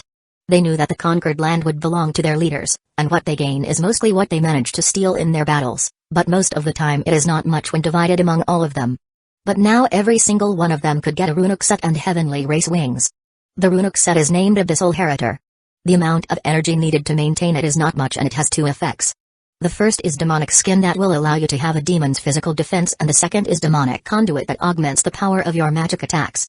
The rank of the runic set will be equal to the demon used as material, so if you bring me a rank 1 demon, I will give you a rank 1 runic set.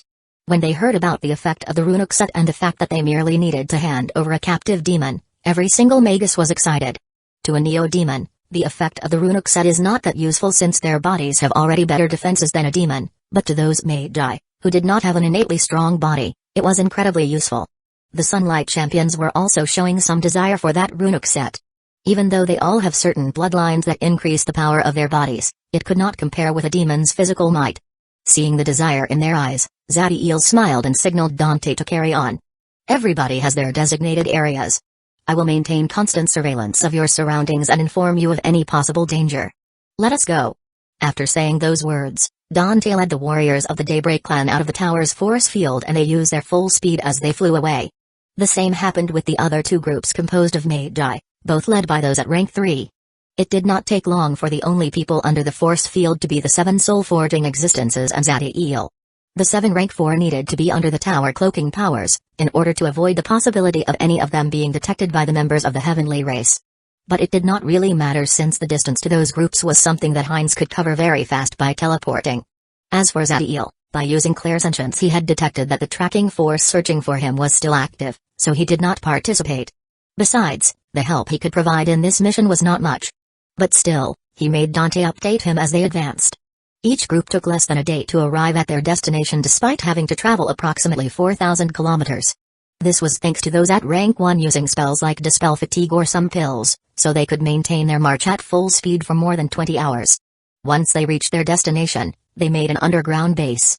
That will be the place where the prisoners will be kept, since carrying them as they explore is not an option, and making trips to send back to the tower each time they capture a group is not practical. Once this was over, they rested for 3 hours and continued their mission. Just like Zadiel said, the settlements of the heavenly race they found were very weak and they were able to easily capture them. They also found groups of demons, but most of them were not too strong, and with their advantage in numbers and battle power, they defeated and captured them easily. It was on the 4th day that a true battle occurred against a demonic horde of more than 3,000. They were in the area that was for the Daybreak clan to secure. Dante was able to find them without being detected, and he located their lair in a cave. Most of them were very weak, barely reaching rank 1, but the amount of those at rank 2 was not small. After seeing them for a day, he detected their pattern of conduct. The horde left the cave in the morning and they hunted magic creatures or searched for members of the heavenly race. The only one that never left the caves was their leader, and Dante could feel, thanks to his animus abilities, great power was coming from him. He was possibly hiding and making those weaker ones bring him food. They chose to attack outside of a forest when the horde had finished their hunt and was returning to the cave carrying all sorts of magical creatures. Dante had hidden explosive devices, and when the horde passed through there, he activated them. The explosions were not very strong, but they covered a great range, severely weakening most of the demons that were already tired from their battles. Before the horde could locate their new enemies, several beams of chaotic energy landed on their most powerful warriors, along with hundreds of spears that exploded with golden flames. 5 minutes later, the Sunlight Champions and the Neo-Demons were battling against the demons on the ground, while Sophia, Rax, Kilo, and 2 of the Brain Golems were in the sky fighting against those Rank 2 demons. The 3 Rank 2 Neo-Demons had not activated their runic sets since the battle would take a lot of time and they would be fighting multiple opponents, so they could not let themselves be exhausted in less than a minute. Dante was helping those at the ground by firing hundreds of arrows each minute, making sure no casualty happened among his people, and one of the Brain Golems was by his side protecting him. Even though they were totally dominating their opponent, Dandy's face was very solemn, and the reason presented itself 10 minutes later in the form of the Roar. A towering creature 400 meters tall approached through the sky. It had extremely long arms and a demonic bison's head with horns and fire all around his body. This was a Gristro, a very powerful demon known for his extraordinary physical power. It was flying at an impressive speed despite his size, and it seems that he intended to crash into the battlefield, damaging all parties by creating a blast of fire. But before he could reach the Sunlight Champions and Neo-Demons, a winged man that seemed to be made of lightning with a 300 meters tall body filled with runic inscriptions and diamond as skin appeared by his side and struck him on his head with so much power that a sonic boom was created. Chapter 150, Fight Between Giants. The power of a physical attack was influenced by several factors, epically in this universe filled with magic and all sorts of wonderful energies. But in the mortal world, they had a purer definition, which is that a force is equal to mass times acceleration. And if Ezequiel's strike could be defined in a single word, that would be heavy. This Gristro was a novice rank 3 demon, but thanks to his bloodline, his true power was much greater and he could use his unbelievable physical might to resist the attacks of an advanced rank 3 Magus and crush them with ease. But when Ezequiel's punch landed on his head, it was carrying so much force that it fractured his jaw and sent him flying away like a cannonball, thousands of meters away from the battlefield between the Daybreak clan and demons. When his massive body crashed on the ground, it created a pit and a blast of fire was generated around him, covering hundreds of meters. Even though he was a demon and was a chaotic being by nature, as a rank 3 life form his soul was very strong. So he was not a mindless fiend, and instead of charging without a thought, he first wanted to identify his enemy and have a sense of how powerful he truly was. Unfortunately for him, before he could even locate Ezequiel, 6 beams of chaotic energy landed in the place where he crashed, creating a blue explosion that covered his entire body. Ezequiel's figure could not be more impressive, with a 300 meters tall body covered by lightning, 6 blood wings on his back, and a diamond skin. He was flying above the explosion that consumed the Gristro, with his eyes narrowed. He knew that although the explosion may seem impressive for a rank 2 life form, the damage that could do to the demon was small. His objective with those 6 abyssal blasts was not to harm his body, but his mind. Roar. Along with the roar, a giant pillar of flames was released into the sky from the crater where the Gristro crashed, dissipating the chaotic blue energy. The Gristro's figure could be seen inside that fire, and although his body was slightly harmed, it could not affect his battle power, but his eyes were completely red and any shred of intelligence was gone. The moment the demon saw Ezequiel, the energy in his body exploded, making his flames more powerful and his body stronger as he charged against him like an insane monster. Even though now the Gristro had become a mindless killing machine that would continue attacking no matter how much damage he received, Ezequiel showed no fear, and his body disintegrated into pure lightning as he flashed to the demon. The moment they were about to crash against each other, Ezequiel's body reformed instantly, and his diamond fist covered in lightning crashed against the burning fist of the Gristro. When the 2 fists impacted, a sonic boom along with an explosion of fire and lightning was created. Neither of the 2 was able to truly surpass the physical defenses of the other, but in Ezequiel's punch, there was another type of power besides lightning, and that was thunder. The thunder power transformed into energy waves that trespassed the Gristro physical defense and fractured the bones on his hand. There were 2 main reasons why Ezequiel's body had become so impressively strong, and those were his new rank spell and runic set. The runic set was known as Star Crusher, and its function was just one, increasing one's body weight beyond measure. By using it, one's physical power will grow exponentially, but there is a severe downside due to the immense weight. Your speed will be extremely slow. Ezequiel, however, was moving impressively fast, and that was thanks to his rank spell. The one he chose for his transition to rank 2 was known as Storm Heart. The effect of the spell was not very impressive since it only increased your body affinity with lightning natural energy, but after Ezequiel combined it with his lightning armor and lightning transformation, he was able to instantly pass between a solid body and a river of pure lightning, weightless and incredibly fast. This also increased his physical might, allowing his Titan form to reach 300 meters instead of just the 150 that it will normally have at rank 2. Despite his bones being fractured, the Gristro acted as if nothing happened and continued with his crazy attacks. His other fist headed for Ezequiel's head, but the attack was too easy to predict, so when the Neo-Demon saw it, he dodged it and punched him in the stomach. Despite the demon literally having a fist buried in his stomach, with lightning and thunder destroying his organs, his bloodthirst did not diminish and grabbed Ezequiel's hand before throwing a kick at his chest. The Gristro had charged that attack with some type of power, since when it impacted, it created a very powerful but compacted flame explosion. Even with his diamond skin, Ezequiel felt like the bones on his chest broke, but despite the pain, he did not lose control and made an immense amount of lightning discharged from his hand. The lightning blast sent the Gristro crashing to the ground and Ezequiel's body was propelled to the sky. Both had severe injuries on their body, but the power inside them only increased. After smashing into the ground, the Gristro roared to the sky, and he stopped, creating an earthquake and making a river of lava appear that covered his body.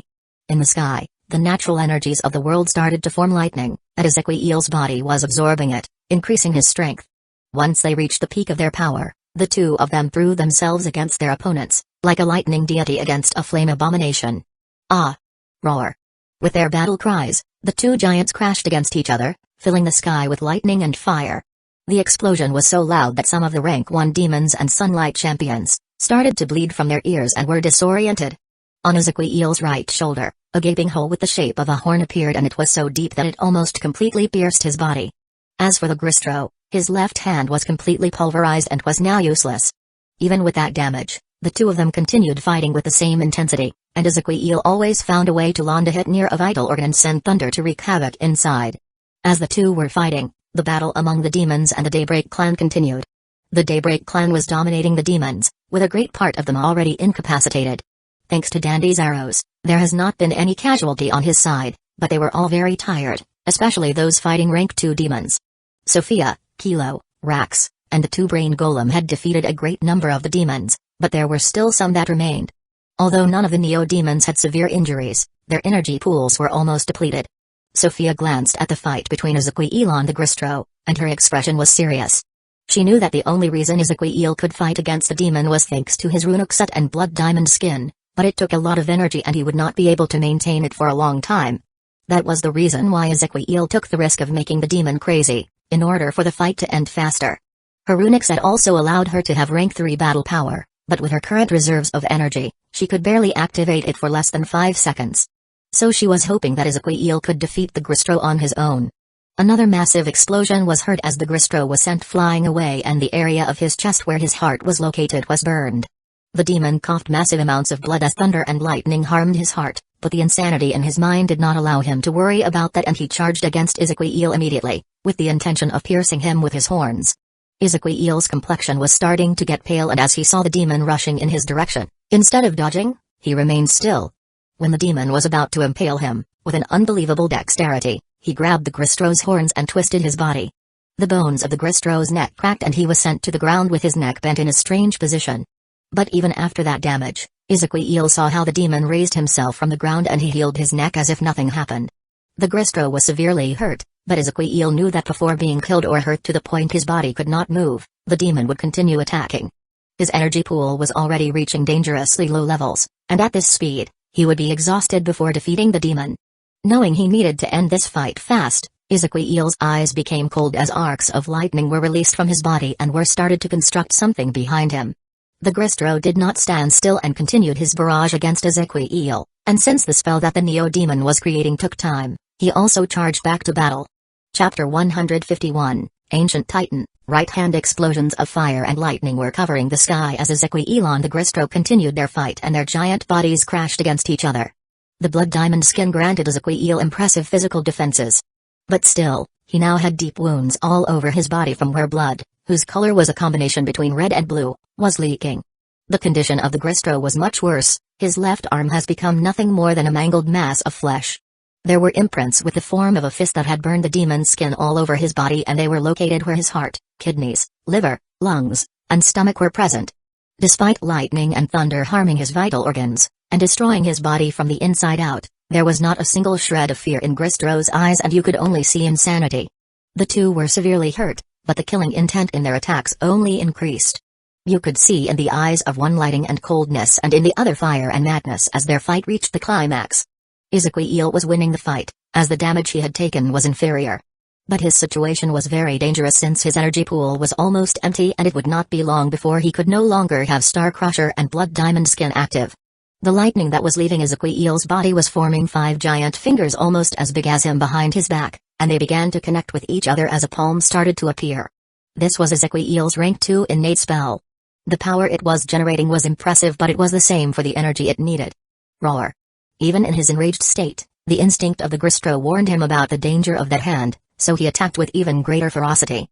Ezekiel was feeling extremely tired and he knew that it was a matter of seconds before his energy was depleted, but that did not weaken his attacks. The Gristro tries to pierce him with his horns, but Ezekiel dodged them at the last moment and he sent a kick to the demon's knee, breaking it. The pain must have been immense, but the Gristro ignored it, and with his right hand, he punched Ezekiel in the chest, right where his kick had landed at the beginning of the fight and had broken his ribs. Instead of resisting the attack, Ezekiel took the opportunity and taking the momentum of the punch, he sent his body flying backward, and as he did, he made hundreds of lightning spears appear in his path as he sent them to the Gristro. His runic set deactivated and his diamond skin disappeared, as he made the last of the energy in his body rush and sent it to the lightning hand behind him. Ezekiel was hoping that the distance between the Gristro and him would give him enough time to finish his innate spell now that he had spent all of the remaining energy he had at it. But the Neo-Demon realizes that he made a mistake as he saw what could only be described as a flaming meteorite, charging at him without any intention of dodging those lightning spears. The Gristro was flying at an impressive speed, and despite bleeding from every single part of his body, and having lightning harming his organs, he managed to get close to Ezekiel very quickly. Ezekiel knew that he could not fight against the Gristro directly in his current condition, and as he prepared to use his Mirage Rune and teleport, he heard a dragon cry. Along with the cry, a compacted column of dark sonic force was fired and landed on the Gristro's unprotected chest. The demon was too focused on Ezekiel and did not notice Sophia's attack, whose runic set was active and formed a black witch outfit over her body. That attack had taken an immense toll on her. After using it, her runic set deactivated immediately and she flew away from the battlefield and hid behind the brain golem that was protecting Dante, as right now, her energy pool was practically empty. The strength in the beam of dark sonic force did not do too much damage to the Gristro, but after an instant, the skin where the attack landed withered at an impressive speed, and his sensibility to pain increased by a factor of 10. And that was just the beginning. Pustules started to develop all over his body, his blood started to rot, he lost sight, fever was so immensely high that it threatened to burn his brain. It was as if dozens of different curses attacked all at the same time. As a rank 3 demon with a very powerful bloodline, the Gristro will be able to suppress those curses in a matter of minutes. Unfortunately, time was something he did not have since, with the help of Sophia's distraction, Ezekiel had finished his spell. The lightning had formed a 500 meters hand, almost twice as big as Ezekiel's entire body in his Titan form. Its power was immense and it seemed to be made of flesh and bones and not a construct of energy. Ancient Titan, right hand. Ezekiel could feel the titanic hand behind him as part of his body, and without waiting, he opened his palm. Right hand, crushing print. Following the movement of Ezekiel's hand, the titanic hand disappeared from behind him and appeared above the Gristro. The palm descended with such an unbelievable strength and speed that the demon wasn't able to do anything as his body was struck by it before crashing into the ground. The moment the titanic hand touched the ground, an earthquake was felt for hundreds of kilometers and a palm imprint was created with the Gristro right in the center. But this was not all, as the hand disintegrated into lightning and appeared once again in the sky, but this time it was forming a fist. Right hand, war fist. A great killing intent was felt in Ezekiel's voice as he clenched his fist and threw a punch. The Gristro could barely move and was not able to do anything as the fist crashed on his pitiful figure and exploded into a torrent of lightning. After a couple of seconds, when the lightning dissipated, the demon's figure could be seen. All of his bones were broken, his left arm had disappeared as did his 2 legs, and there was not a part of his body that was not burned by lightning. Ezekiel inspected the demon, and he was surprised when he noticed that it was still alive. The Neo-Demon was impressed by the Gristro's vitality, but of course, he knew that his injuries were too severe and it was a matter of time before he died. His eyes narrowed and after some thought, he flew to the demon's side and put his hand over Gristro's head. Ezekiel made thunder destroy certain parts of the Gristro's brain, and once the demon's body stopped twitching, he made him swallow all types of pills and potions. From the beginning, he was fighting with everything he had, making every attack a killer one. That was because he knew that if he were to try to capture him and he contained himself, he would have lost. But now that the Gristro was incapacitated, he chose to send him back to the tower, but not before making sure he could not move, even if his body was healed. Now that his part of the fight was over, Ezekiel returned to his normal size and consumed some healing pills before looking at the battlefield between the Daybreak Clan and the demons. The Sunlight Champions and Neo-Demons were crushing their enemies, and in less than an hour, all of them were either disabled or killed. It was an absolute victory since not even one member of the Daybreak Clan died. In the battlefield of those at rank 2, it was not a surprise since even if Rax or Kilo were to be in danger, they could always activate their runic set, not to mention that their bloodline was already closing towards rank 5, and once there, they will be almost undefeatable against other races in the same rank. As for the rank 1 battlefield, the reason for their absence of casualty was due to their enemies being weakened by explosions before the battle even started, Dante's flawless strategies beside his healing arrows, and the fact that every Sunlight Mage could use healing spells. But that was not everything, and the most important reason was that whenever Dante saw that one of those at rank 1 was about to take a fatal blow, he made the Master rank 2 Brain Golem by his side sent a Mind Blast against the attacking demon. If it was against another enemy, they would have detected the enemy intrusion of someone at rank 2 in a fight between those at rank 1 and would have responded doing the same, but demons could not care less for their kind, so even if they noticed, they did not waste their energy. Once the battle was over, Dante made everyone collect the corpses of the killed demons in their rings and carry those that remained alive to their underground base. Chapter 152, Harvest the materials from the demon's body. Almost all of the Sunlight Warrior and Neo-Demons were carrying at least 2 demons as they flew to the base. As for the enormous body of the Gristro, it was carried by the 3 Brain Golems. It did not take long for the Daybreak Army to reach their underground base, and once they reached there, Dante used the 3 Brain Golems to affect the minds of those demons and put them in a state of deep unconsciousness. After handling the prisoners, Dante analyzed the state of the Daybreak Army. After all, even if there were no casualties, that did not mean they still had their original battle power. The Sunlight Champions and Neo-Demons at rank 1 were the ones who could heal the fastest since their wounds were not severe and could be treated with the pills and potions available with them. But the situation among the rank 2 Neo-Demons was different. As the main force against more than a dozen rank 2 demons, Sophia, Rax, and Kilo had accumulated a great number of injuries, but the most serious part was their exhausted energy pools, especially Sophia. The one who was in the worst condition was Ezekiel. In his fight against the enraged rank 3 demon, not only did he take an immense amount of physical damage, but also the flames of the Gristro had invaded his body. If it was anyone else, they would have to focus all of their attention on fighting against those flames, but Ezekiel's body was filled with powerful lightning at a cellular level, so he was automatically purging that harmful power. But still, it weakens him and consumes his energy reserves. Danny's condition was not good either. He had not taken any damage during the fight, but his Abyss Aura and Sun Force were practically empty. So trying to accelerate the healing speed of the others was not possible. After calculating the most efficient path to follow, Dante spoke to the army. We will rest for 18 hours and then continue our exploration. Since we are not in our top condition, we will be extra careful, and in case an enemy as powerful as the demonic horde appears again, we will avoid them and wait until we are fully recovered. Dante spoke with a commanding tone, but that was directed to the rank 1 members of the army, for whom he manipulated their every decision on the battlefield. But things were different with the rank 2 Neo-Demons, in whose fights his strategies will have not much effect since they are few and their battle instincts were more precise and faster than his instructions. So he looked at them and seeing that they agreed with his plan, he carried on.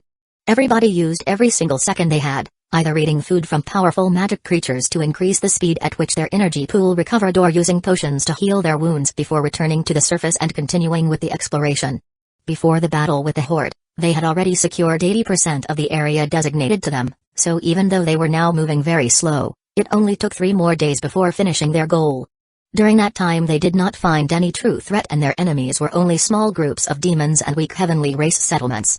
The 2 groups composed of Magi had also finished their mission not long ago, but unlike Dandy's flawless victory, they had taken casualties in their fights against the demons. One Magi group fought against a demonic horde led by 2 advanced rank 3 demons. Those demons' bloodlines were very weak, so the 5 rank 3 Magi did not have a problem defeating them and were able to capture one alive. They lost 19 rank 1 and 1 rank 2 Magi in the fight against a horde of more than 3,000 demons. This could be considered excellent since the ratio of death was beneath 4%, and most of the Magi were thankful for the sun tadpole in their hands that were constantly giving them advice during the fight. It was the other Magi group, the one who suffered from catastrophic losses. Their enemy was a horde led by a single Master rank 3 demon, and due to the arrogance of the 4 rank 3 Magi, from the start of the fight, they intended to capture it alive, so they restrained themselves. This proved fatal when the demon, in his rage, had chosen to self-destruct, taking with him an advanced rank 3 Magus and 9 rank 2. Luckily the explosion of the demon was very high in the sky and did not reach those rank 1 Magi, so their losses only amounted to 21. The death of a rank 3 Magus, even if he was at the advanced level, was a heavy blow since there were only 9 of them, unlike the 90 rank 2 and 900 rank 1. Trying to resurrect the rank 3 Magus was not possible since even if his soul was not destroyed by the laws, he was so powerful that he would need someone at the law engraving rank that mastered necromancy at a very high level. Despite the setback, neither of the 3 groups wasted time, and now that they had secured their designated areas, they began with the magic tower construction. The parts of the magic tower were already built and they only needed to create a solid foundation in which the tower would be erected, and they made sure that the runic formations that would take control over the natural energies of the world would connect with the other towers and would work perfectly. For this part, there was a limit on how many people could work at the same time. So the 3 groups sent their weakest members back to the tower in the mountain range with the prisoners. Close to the magic tower where the soul-forging existences of the Magi world were residing, there was a residence. This was constructed under Zadiel's orders, and no one, not even those rank 4, knew what he was doing inside it since the walls were made of a special material that blocked any form of probing. The only thing they knew was that hundreds of those demons that the army had captured were being stored in there. The abode was 50 meters tall and 100 meters wide and long, so it should be impossible to accommodate so many demons inside, especially with those like the Gristro who measure in the hundreds of meters. But that was easily fixed with spells from 2 schools in which Zadiel was very skillful. The first thing he did was use a necromancy spell in all the demons known as suspended animation, which put them in a comatose state and deactivated all of their body defenses. Then he used a simple transmutation spell named Absolute Shrink, which decreased the size of those demons to a 15th of their original. This spell was not very useful in battle since an enemy would only need to use a small amount of energy and the effect of the spell will be gone, but now they were not able to resist. Right now Zadiel was in front of the Gristro, and as he analyzed the creature, he could not help but be impressed. So with those angelic paragon's wings, this has already reached a battle power equal to mine. There was satisfaction in Zadiel's eyes as he saw the damage on the Gristro's body and recognized the power needed to cause it. He knew how powerful the Gristro demons are, especially when they are put in an enraged state and attack without regard for their lives. Zadiel did not waste too much time in those thoughts and started to work. The first thing he was going to do was harvest the materials from the demon's body needed to create the Abyssal Harut runic set. He took a set of tools from his ring. They were a collection of knives and other instruments whose purpose seemed to flay creatures. For the runic set, he only needed 2 things, the skin of the demon and his blood. Since he needed the demon alive, as he had other uses for him, he was very careful not to produce damage in an artery or vein unless it was necessary. Zadiel movements were flawless, and little by little, he removed the skin of the Gristro until nothing more than a disgusting bloody monstrosity remained. The walls and floor of the abode seemed to be able to suck any blood that came in contact with it, so despite the demon constantly bleeding, nothing remained. Despite the ghastly appearance of the Gristro, Zadiel's expression was always the same, and he was actually humming a song as he went to the demon's head and proceeded to open his skull.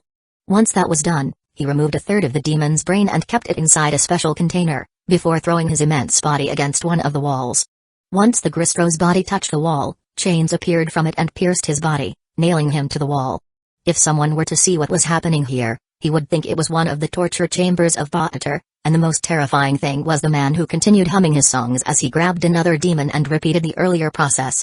Chapter 153, Heavenly Races Rage. Heinz was in a room on the top floor of the tower, and surrounding his body was an extremely sharp red aura. This aura was not made by a spell, but due to the cultivator's effect on his surroundings as he trained his laws, more specifically his law of sword. He was in a meditative position with his iconic black sword on his lap. His consciousness was nurturing the sword in order for it to obtain his spirit, allowing him to reach the second sword realm. He had been training almost all of the time since he reached this world. He had not made any true advancement yet, but there was no impatience in his heart. Heinz knew very well how difficult it was to advance the comprehension in the laws, especially in his case since he had reached the initial level of comprehension. If he were to advance to the minor completion level, his laws would have a qualitative change, and it was required to advance to rank 6. He is an extremely proud person, but even with the help provided by his Tao heart, he knew that reaching that level without enough experience and time was not possible. If it wasn't for the World War, Heinz would have entered deep seclusion for strengthening his soul until he reached rank 5. As he focused on developing his sword, a communication crystal glowed inside the cultivator's personal storage space. Heinz made the crystal appear in his hand and heard Zadiel's message in it. "Brother, we need to discuss our plan in response to the heavenly race's action when they detect the towers. Come to my abode when you are free. Heinz was not in a deep state of meditation, and since he could resume his training whenever he wanted, he chose to go and speak with Zadiel immediately. He focused on the abode that was close to the tower, and in the next second, he disappeared. The Fiend Essence extraction chamber was able to block the powerful consciousness of someone at rank 4, but it wasn't able to stop Heinz from teleporting inside it through the use of the law of space. The vision that welcomed Heinz after teleporting shocked him, and for a moment, he thought that he had entered a nightmarish dimension. The walls surrounding him were stacked with unconscious flayed demons, whose heads were opened and were missing parts of their brain. There were chains that pierced all of these creatures and were glowing with runic inscriptions that seemed to be able to absorb their essence and vitality. Due to their condition, they were constantly bleeding, but once the blood left their bodies, it disappeared. All the energy extracted from these demons concentrated in a circular formation in the center of the room, and above this formation was a man.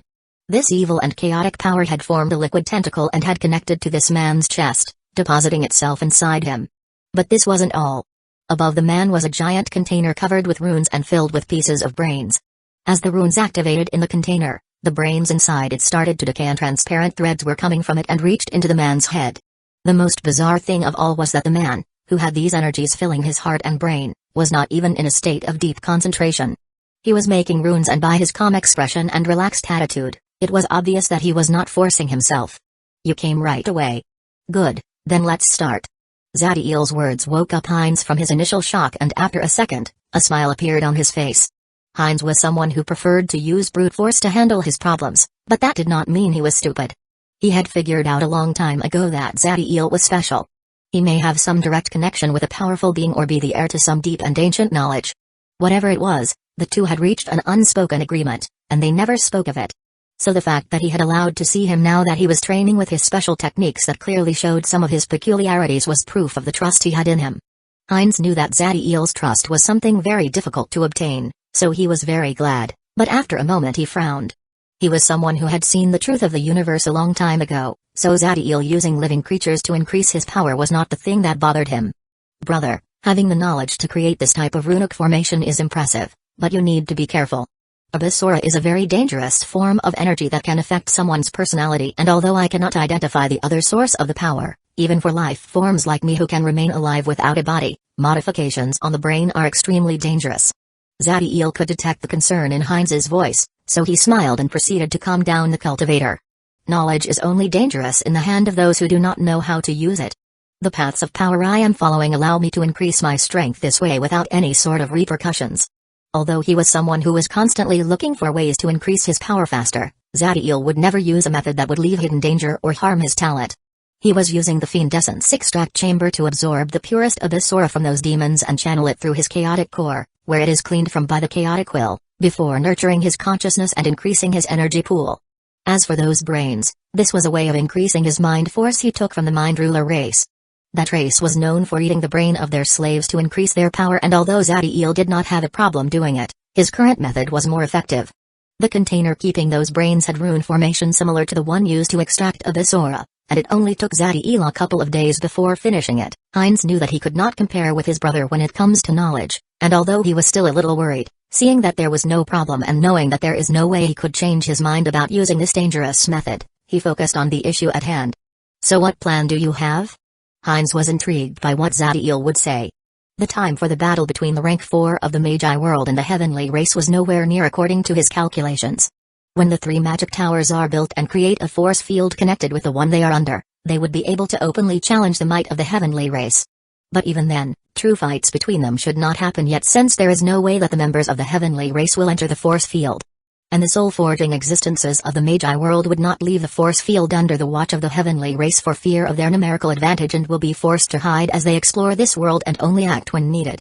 Even Heinz, who was the strongest member of this invasion force, was not willing to fight openly ahead with them, since even if he fused with his law avatar and reached rank 5 battle power, what he could achieve during that small window of time was not worth the price. Logic dictates that we cannot fight right ahead with them right now, and our true battles will occur as we build the other 6 towers and fight to establish our domain inside this continent.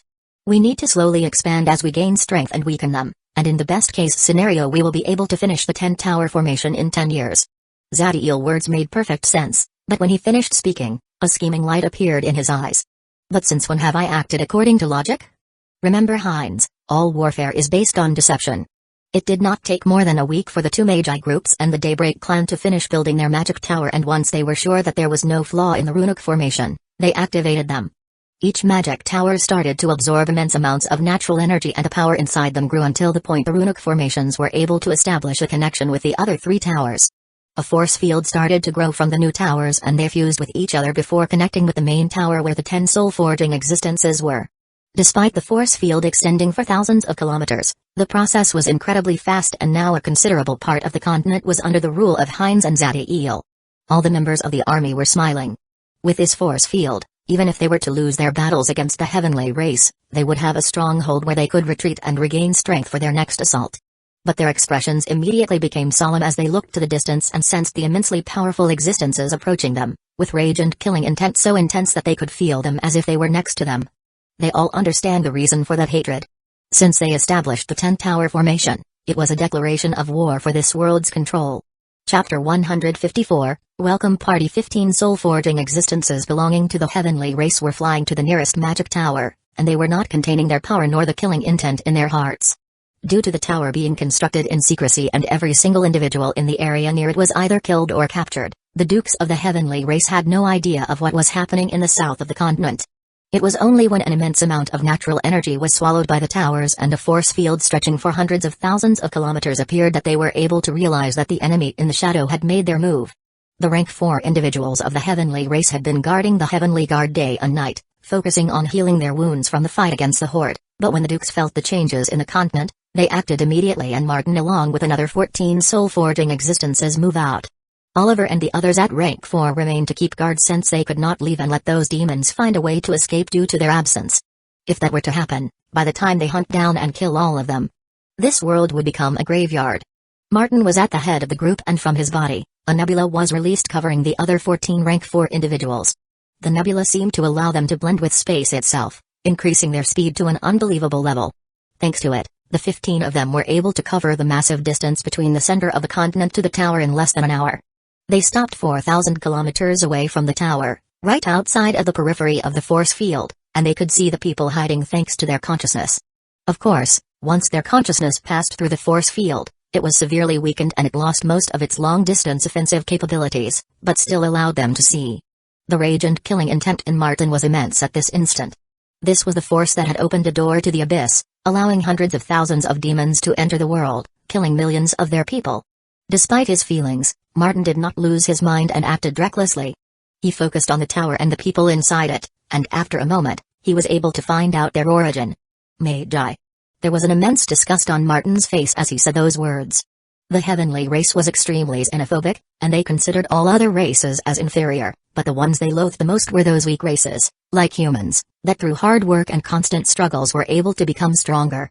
In their minds, the status quo must always remain the same. If you are born in a weak race, with a weak body and a weak soul, you must remain like that forever, and never defy your place in the universe. So for them, the Magi world, a world of humans that through the use of magic and technology, that was able to carve a bloody path in the universe and become one of the principal worlds in existence, was an abomination.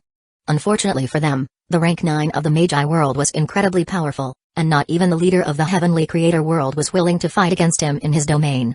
All of a sudden, Martin's eyes widened due to the shock as he analyzed the wings on the individuals inside the tower, and in the next moment, he looked at the distance where the tower filled with the members of the Daybreak clan was.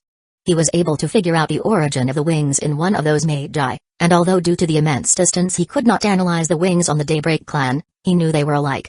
Phi Lthy beasts. The energy inside Martin exploded, and an aura filled with hatred and killing intent was released from his body, carrying so much power that the ground under him started to break and earthquakes appeared and extended for thousands of meters. You dare to remove the wings of our glorious people and then implant them on your disgusting bodies. I will personally extract your souls and make all of you suffer forever. I will make the most terrifying curse kill all of your loved ones. When the rest of the members of the heavenly race heard Martin's words, they were surprised and immediately focused their consciousness on the wings of the man hiding in the tower. When they detected that it was indeed the wings of a heavenly race member, their response was not any different from Martin, pure hatred.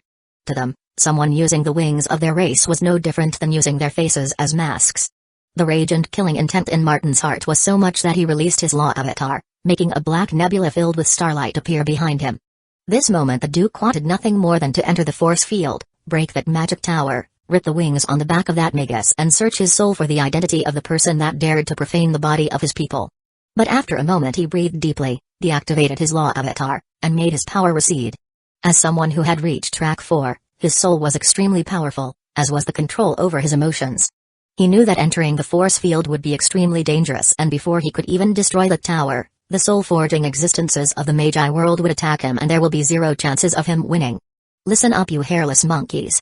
I will find the one responsible for desecrating the body of our holy people. I will make him feel the most horrible pain that exists and taste the greatest humiliations that he could. There was great wickedness in Martin's face as he spoke, but before he could finish, another voice was heard. You speak too much. Along with those words, what could only be described as an ocean of killing intent assaulted the members of the heavenly race. For an instant, Martin and the other 14 soul-forging existences felt their eyes clouded by a monstrous red aura, and the next thing they saw was a 15 meters tall man with silver hair and red eyes standing in front of them. He was wearing black armor and had a crystal sword blade in his hand that was going to pierce Martin's chest. The Duke understood instantly what was happening and the danger he was in. But the shock was still immense and he could not believe that the enemy had someone so powerful on their side. Despite everything, Martin was an experienced warrior and knew what needed to be done. Just like Thomas, the man in front of him had obtained his immense power by fusing with his law avatar, so they needed to put some distance between them, and with the 15 working together they will be more than able to stop him long enough so the world will expel him to the void. The rest of the heavenly race members thought the same, so they activated their law avatar and prepared to defend. Martin was able to make his black nebula appear, and he disappeared before the sword blade reached him. But when Heinz saw this, a smile appeared on his face and he continued with his sword attack. You think you can escape from me? The power in his sword increased as the law of space filled it, and it seems to penetrate into another dimension since half of it disappeared. Just like a window, space started to crack and after a moment the missing part of the sword appeared, but this time it was buried inside Martin's chest. The Duke could not believe what he was seeing, but before he could even think about discarding his body and trying to escape, a wave of sharp killing intent assaulted his soul, leaving him unconscious before covering his body in a red cocoon. Heinz did not lose time, and he threw the cocoon inside the force field before launching his strongest attack against the other 14 rank 4. One blood sword to kill all existence. He channeled all of his power, creating 14 beams of red sword light that assaulted the members of the heavenly race. Felling the threat of those attacks, the soul-forging existences of the heavenly race were able to overcome the shock of seeing their leader pierced by a sword and use their law avatars to defend themselves. Each one of them was very powerful, thanks to their bloodline and racial heritage. So since the power in Heinz's attack was divided into 14, they were able to resist, but even so, they were not able to stop the deadly energy from affecting their body and making their old wounds worse. Heinz was not surprised by this, and while the world was expelling him to the void, he directed what little power he had to his fist and threw a punch to his left, breaking space and creating a portal. Say hello to the welcome party. Heinz started to laugh after saying those words, and an immense power threw his body outside the world. The members of the heavenly race did not have time to stabilize their condition before seeing how 9 soul-forging existences came out from the portal, all looking at them, like wolves looking at sheep. Chapter 155, Reaper. The soul-forging existences of the Magi world did not hesitate, and the moment they passed through the portal they made the power inside them explode, making the natural energies around them go haywire, and they released their law avatars. The law avatars of the 9 Magi adopted all sorts of forms according to the laws that they had comprehended. One of them took the form of a swarm of giant insects, another was an ocean of acid, and there was one that created thousands of ghosts. Some people did not have their law avatar around them since, due to some special characteristics of their path technique, they were able to use them to induce metamorphosis in their bodies. One of them took the form of a 4,000 meters man of steel, and the other was a giant infernal wolf with 2 heads that had chains constantly moving all over his body. Of all 9 law avatars, there were 2 that were giving a significantly greater level of power. They were the ones created by Tado and Zytra. Unlike his usual friendly and relaxed attitude, Tado's aura was extremely cold, and his eyes were emotionless. His law avatar took the form of a skeleton humanoid covered in a black robe that generated a black fog around him. There was nothing special about the face of this skeleton beside the fact that his eyes were pure darkness and seemed to affect the soul of those who saw them. The avatar was 15,000 meters tall, and there was a power around him that was able to affect the air, making it wither. Tado had used this law avatar to fight and kill a great number of rank 4 individuals, and with the pace of the years, it gained the title of Reaper. Unlike the terrifying aura of the Reaper, Zytra's law avatar was much more harmonious, thanks to the balance it generated between her laws. Her law avatar took the form of what could only be described as an ocean of light, encircled by shadows. Even though the law of light and the law of shadows were opposing each other, they were able to work in conjunction, increasing their power. Although one side had 14 soul-forging existences, composed of 9 angels of supremacy and 5 angelic paragons, and the other had 9 rank 4 Magi, the strongest party was not the heavenly race. The members of the heavenly race were suffering from a relapse of the injuries they took during their fight against the demonic horde, and the worst part was the energy that Heinz attacked them with remaining in their bodies. The beams of sword light used the powers of the law of blood and the law of sword to infiltrate inside them and ruin their bodies. But the worst part was that it carried the immensely destructive power of the law of killing, and when it comes to offensive might, there are very few laws more powerful than it. As for the Magi side, they were all on their peak condition with their energy pool to the fullest, and in case anything went wrong they could always run into the force field that was right behind them.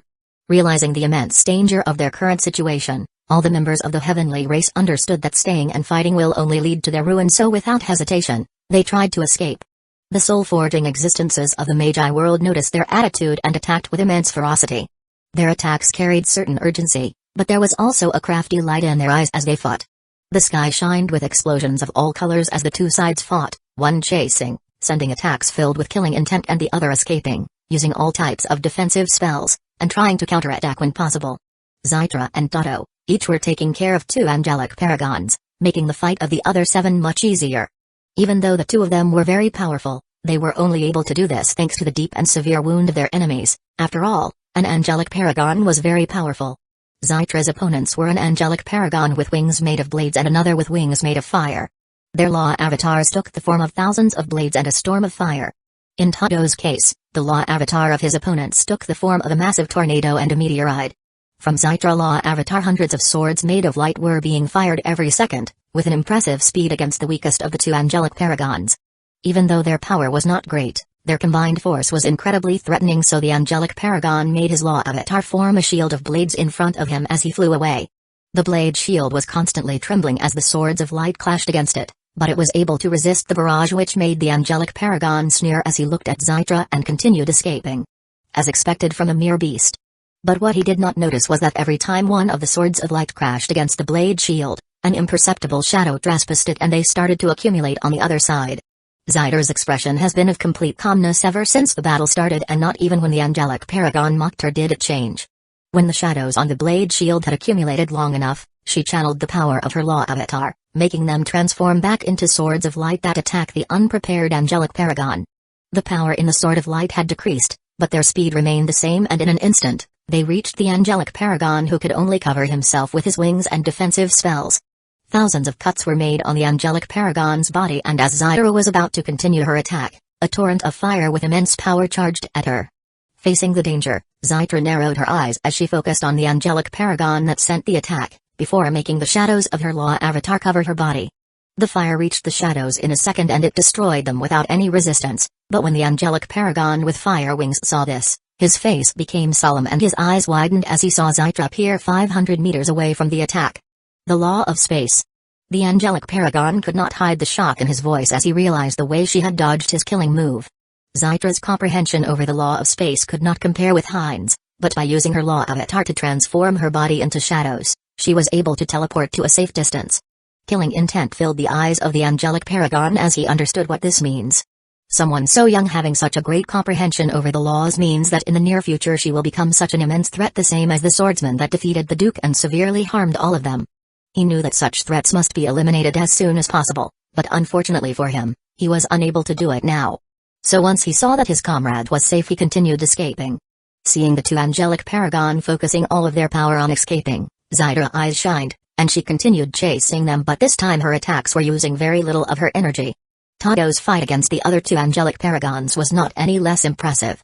His Reaper was constantly clashing against the meteorite and tornado, and despite the great power in the 2 law avatars, after every encounter, they started to wither, forcing the angelic paragons to use more of their energy to reforge them. After one of the collisions between the skeletal hand of the Reaper and the meteor, when the angelic paragon was using her energy to fix her law avatar, there was a backlash from the energy of Heinz in her body, which paralyzed her for a moment. It was just an instant, but in a fight between rank 4 life forms, it was more than enough for Toto to land a devastating blow. The blue flame in Toto's eyes glowed intensely as he focused all of his power on the Reaper and raised his hand. The Reaper made the same movement, and from its skeletal hand, and a dark and ominous aura was fired against the defenseless angelic paragon. The aura reached her body immediately, making her grow older as if hundreds of years were passing in a matter of seconds, and her skin was starting to rot. But that was not all, as a monstrous fear had invaded her consciousness and paralyzed any attempt of her to fight against the withering power. When the other angelic paragon saw this, rage and determination filled his eyes. He started to burn his life force to increase his power and made his tornado clash against the Reaper, severing its connection with the aura, harming the woman.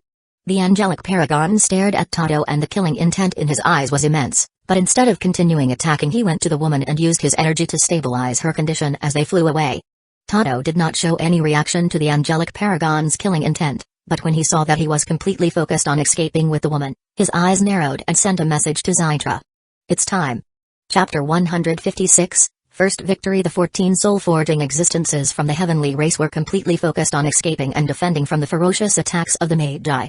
They had contacted Oliver the moment Martin was captured, and although the Duke knew that leaving the Heavenly Guard unsupervised was extremely dangerous for the continent, he could not leave 14 of their strongest warriors in such a dangerous situation, so he, along with the rest of the soul-forging existences guarding the place, left to their rescue.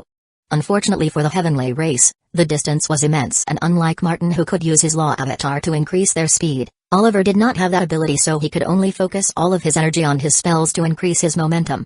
The Angels of Supremacy and Angelic Paragon that were escaping knew that it will take at least half an hour for Oliver and the rest of the rank 4 to reach them, and then the Magi will be forced to stop their assault and leave, or else they will have to fight against a considerably higher number of enemies. In that amount of time, a lot of things could happen, so they were giving everything they had to remain alive. 2 groups had been formed as they were escaping, with one consisting of 9 Angels of Supremacy and 1 Angelic Paragon being chased by 7 Magi, and another composed by 4 Angelic Paragons that were pursued by Zyra and Tado. The first group had a better time since the 7 Magi did not have the same battle power than Zyra and Tado, and the Angelic Paragon was able to use his law avatar, which took the form of an oceanic tide, to protect them from the strongest attacks. But all of that changed when the group of 4 Angelic Paragons started to use some dangerous methods to increase the distance with their pursuers. When that happened, the 7 Magi received a message, and then a part of them flanked the 10 heavenly race members as they channeled all of their energy in their law avatars, before sending their most powerful attacks against them, slowing them down. The Angelic Paragon, along with the other 9 Angels of Supremacy, were confused by the actions of the Magi, since despite their strength increasing, at this rate they would not be able to maintain their law avatar for a long time, but they did not have the luxury of analyzing the battlefield and could only fortify their defenses. Explosions that created earthquakes, despite their high altitude, were filling the sky as the soul-forging existences of both sides were moving away from the periphery of the force field. The portal that Heinz had made remained there, and once the immense threat of those rank 4 had left, another person came out. It was Zadiel with his eye of life and creation, and he was watching the battle occurring in the distance. The fight between such a large number of soul-forging existences was an amazing spectacle to witness, and if there was any other rank 2 life form he would be excited, but in Zadiel's eyes, there were no such emotions. His memories were full of fights between law beings, in which such devastating powers were released that low worlds would end up pulverized if they reached them, so watching a fight he was not part of and whose result was already decided could not stir his emotions. Therefore, he just focused on analyzing the condition of those involved. The battle against the demonic horde should have been more intense than I thought. Good, this part of the plan can be considered a success. After making sure that everything was going according to plan, Zadiel turned to the cocoon inside the force field. It was only when he saw the red cocoon and felt the Duke trapped inside that Zadiel's eyes showed some excitement, and a smile appeared on his face as he flew towards it. When it detected someone approach it, the killing intent that formed the cocoon reacted, and a great power could be felt inside it, but after recognizing the identity of the person approaching, it calmed down. Giving sentience to your attacks was something very easy to do for a rank 4 life form, and they only needed to leave a small part of their consciousness inside them. Heinz did this since he could not allow just anyone to take such an important asset as the Duke. Thanks to the information that he obtained from the captives, he was able to recognize the man inside the cocoon as one of the leaders of this world, and there was a profound meaning in his eyes as he looked at him. There were several reasons why he made Heinz capture him alive, some of whom were related to the war and others to use him to increase his power, but there was a more important purpose in his mind for this individual, something more personal. In his mind is the information I need. Unfortunately, even in his current condition I cannot search his memories on my own. Since there was nothing he could do, Zadiel proceeded to sit down beside the cocoon and wait for the rank 4 Magi to return. 5 minutes had passed since the 7 Magi started to use their energy without any sort of restriction and attacked the 9 Angels of Supremacy and the Angelic Paragon. Exhaustion started to appear on the faces of those Magi, and it won't be long before they can no longer have their Law Avatar active, but the outcome of their unrestrained barrage was significant. This group of the heavenly race was severely hurt, and they could barely contain the killing energy that Heinz had left in their body, not to mention that their speed had significantly reduced compared to the other 4 Angelic Paragons that were already far ahead. But they saw the condition of the Magi, and they knew that as soon as their opponent's Law Avatars stop being active, they will be safe. Unfortunately, all of their hopes were destroyed when they felt an immense threat approaching ahead, and the next thing they saw was a corrosive black fog and giant swords of light charging at them with immense speed and power. The other 7 Magi were waiting for this, and they channeled as much energy as they could inside their Law Avatar before sending their most powerful attack yet, blocking any sort of escape route. Chains covered with silver fire, steel spears, tsunamis of acid, thousands of ghosts, giant insects, and other spells reached the 10 soul-forging existences of heavenly race, from all sides, creating an explosion that covered thousands of kilometers in a blast of pure devastation. The other 4 rank 4 Angelic Paragon were alerted by this, and they looked to where the rest of their comrades were. At first, they thought that thanks to the use of destructive means to improve their speed, they had left Tato and Zytra behind, but now they understood that they were never their real target, and their goal was just to force them to leave their weaker members behind. When they realized the situation in which their companions were, they wanted to go and help, but unfortunately, they were too far away. Not to mention that the damage they did to their bodies due to the use of those techniques to increase their speed was too great. So with immense remorse and pain in their eyes, they flew away. When the explosion ended, the figures of the Angelic Paragon and the Angels of Supremacy were seen, but now instead of 9, there were only 7. 2 Angels of Supremacy had been disintegrated, and there were 3 that had lost their bodies and only their souls remained. As for the rest, saying that their condition was awful was an understatement. Their casualties would have been worse if not for the Angelic Paragon using his Law Avatar, making oceanic tides protect them, but before they could even take a breath, another set of attacks was sent against them, creating once again a destructive explosion.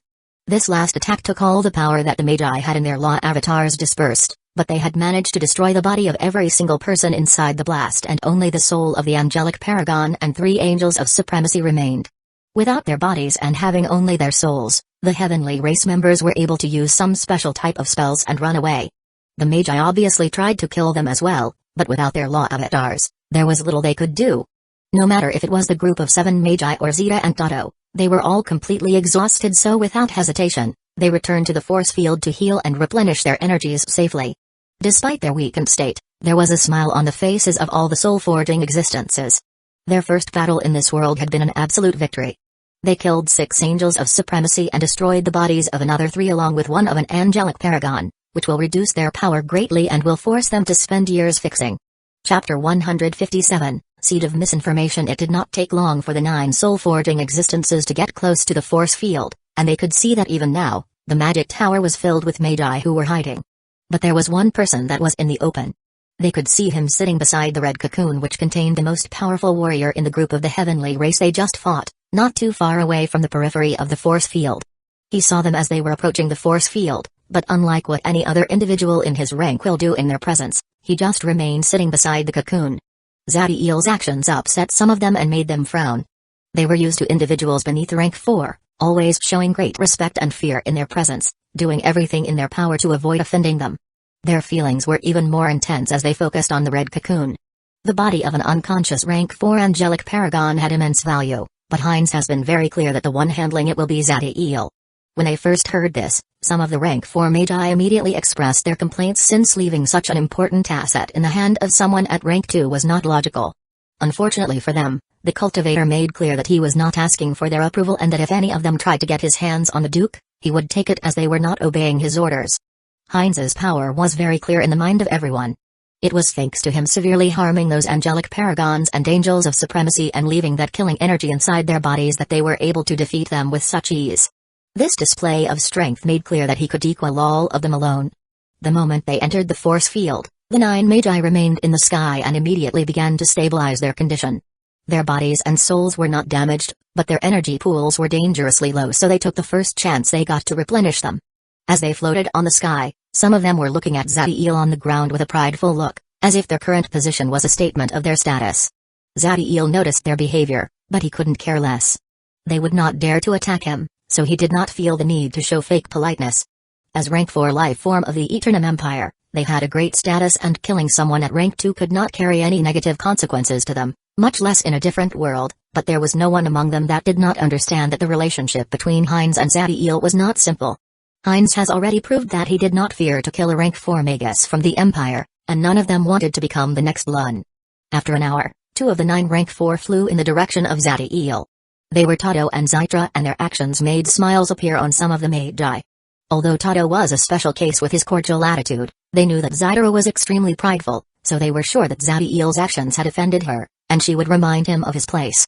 But, contrary to their wishes, the moment the duo reached Zadiel's side, he merely stood up, and then the 3 of them remained silent. It took them a moment to understand that they were using their consciousness to communicate among themselves. This took the other 7 by surprise, and they were curious about what type of information they were sharing. Tado and Zytra had long ago started to see Zadiel as an equal, and his actions had only proved them right. The 2 were giving a report of how the fight went and the amount of damage they were able to deliver to the heavenly race. Although they were more than satisfied with this outcome of this fight, they were doubtful of this plan, especially considering the current situation in the world. Although we were able to deal a heavy blow to the heavenly race, they now have a clear understanding of our full power. Not to mention that Heinz has been expelled from this world, and it will take him at least a month to be able to come back, and even then he will have severe injuries due to him fusing with his law avatar. Was this really the best path to follow? Zytra did not consider the plan flawed, especially since they were able to capture one of the enemy leaders, but from now on their advance on conquering this world will truly be slow. I share a similar opinion with her. Without Heinz, we will not be able to make direct attacks against the heavenly race or advance in the constructions of the towers, and we will lose the distraction that is the demonic horde very soon.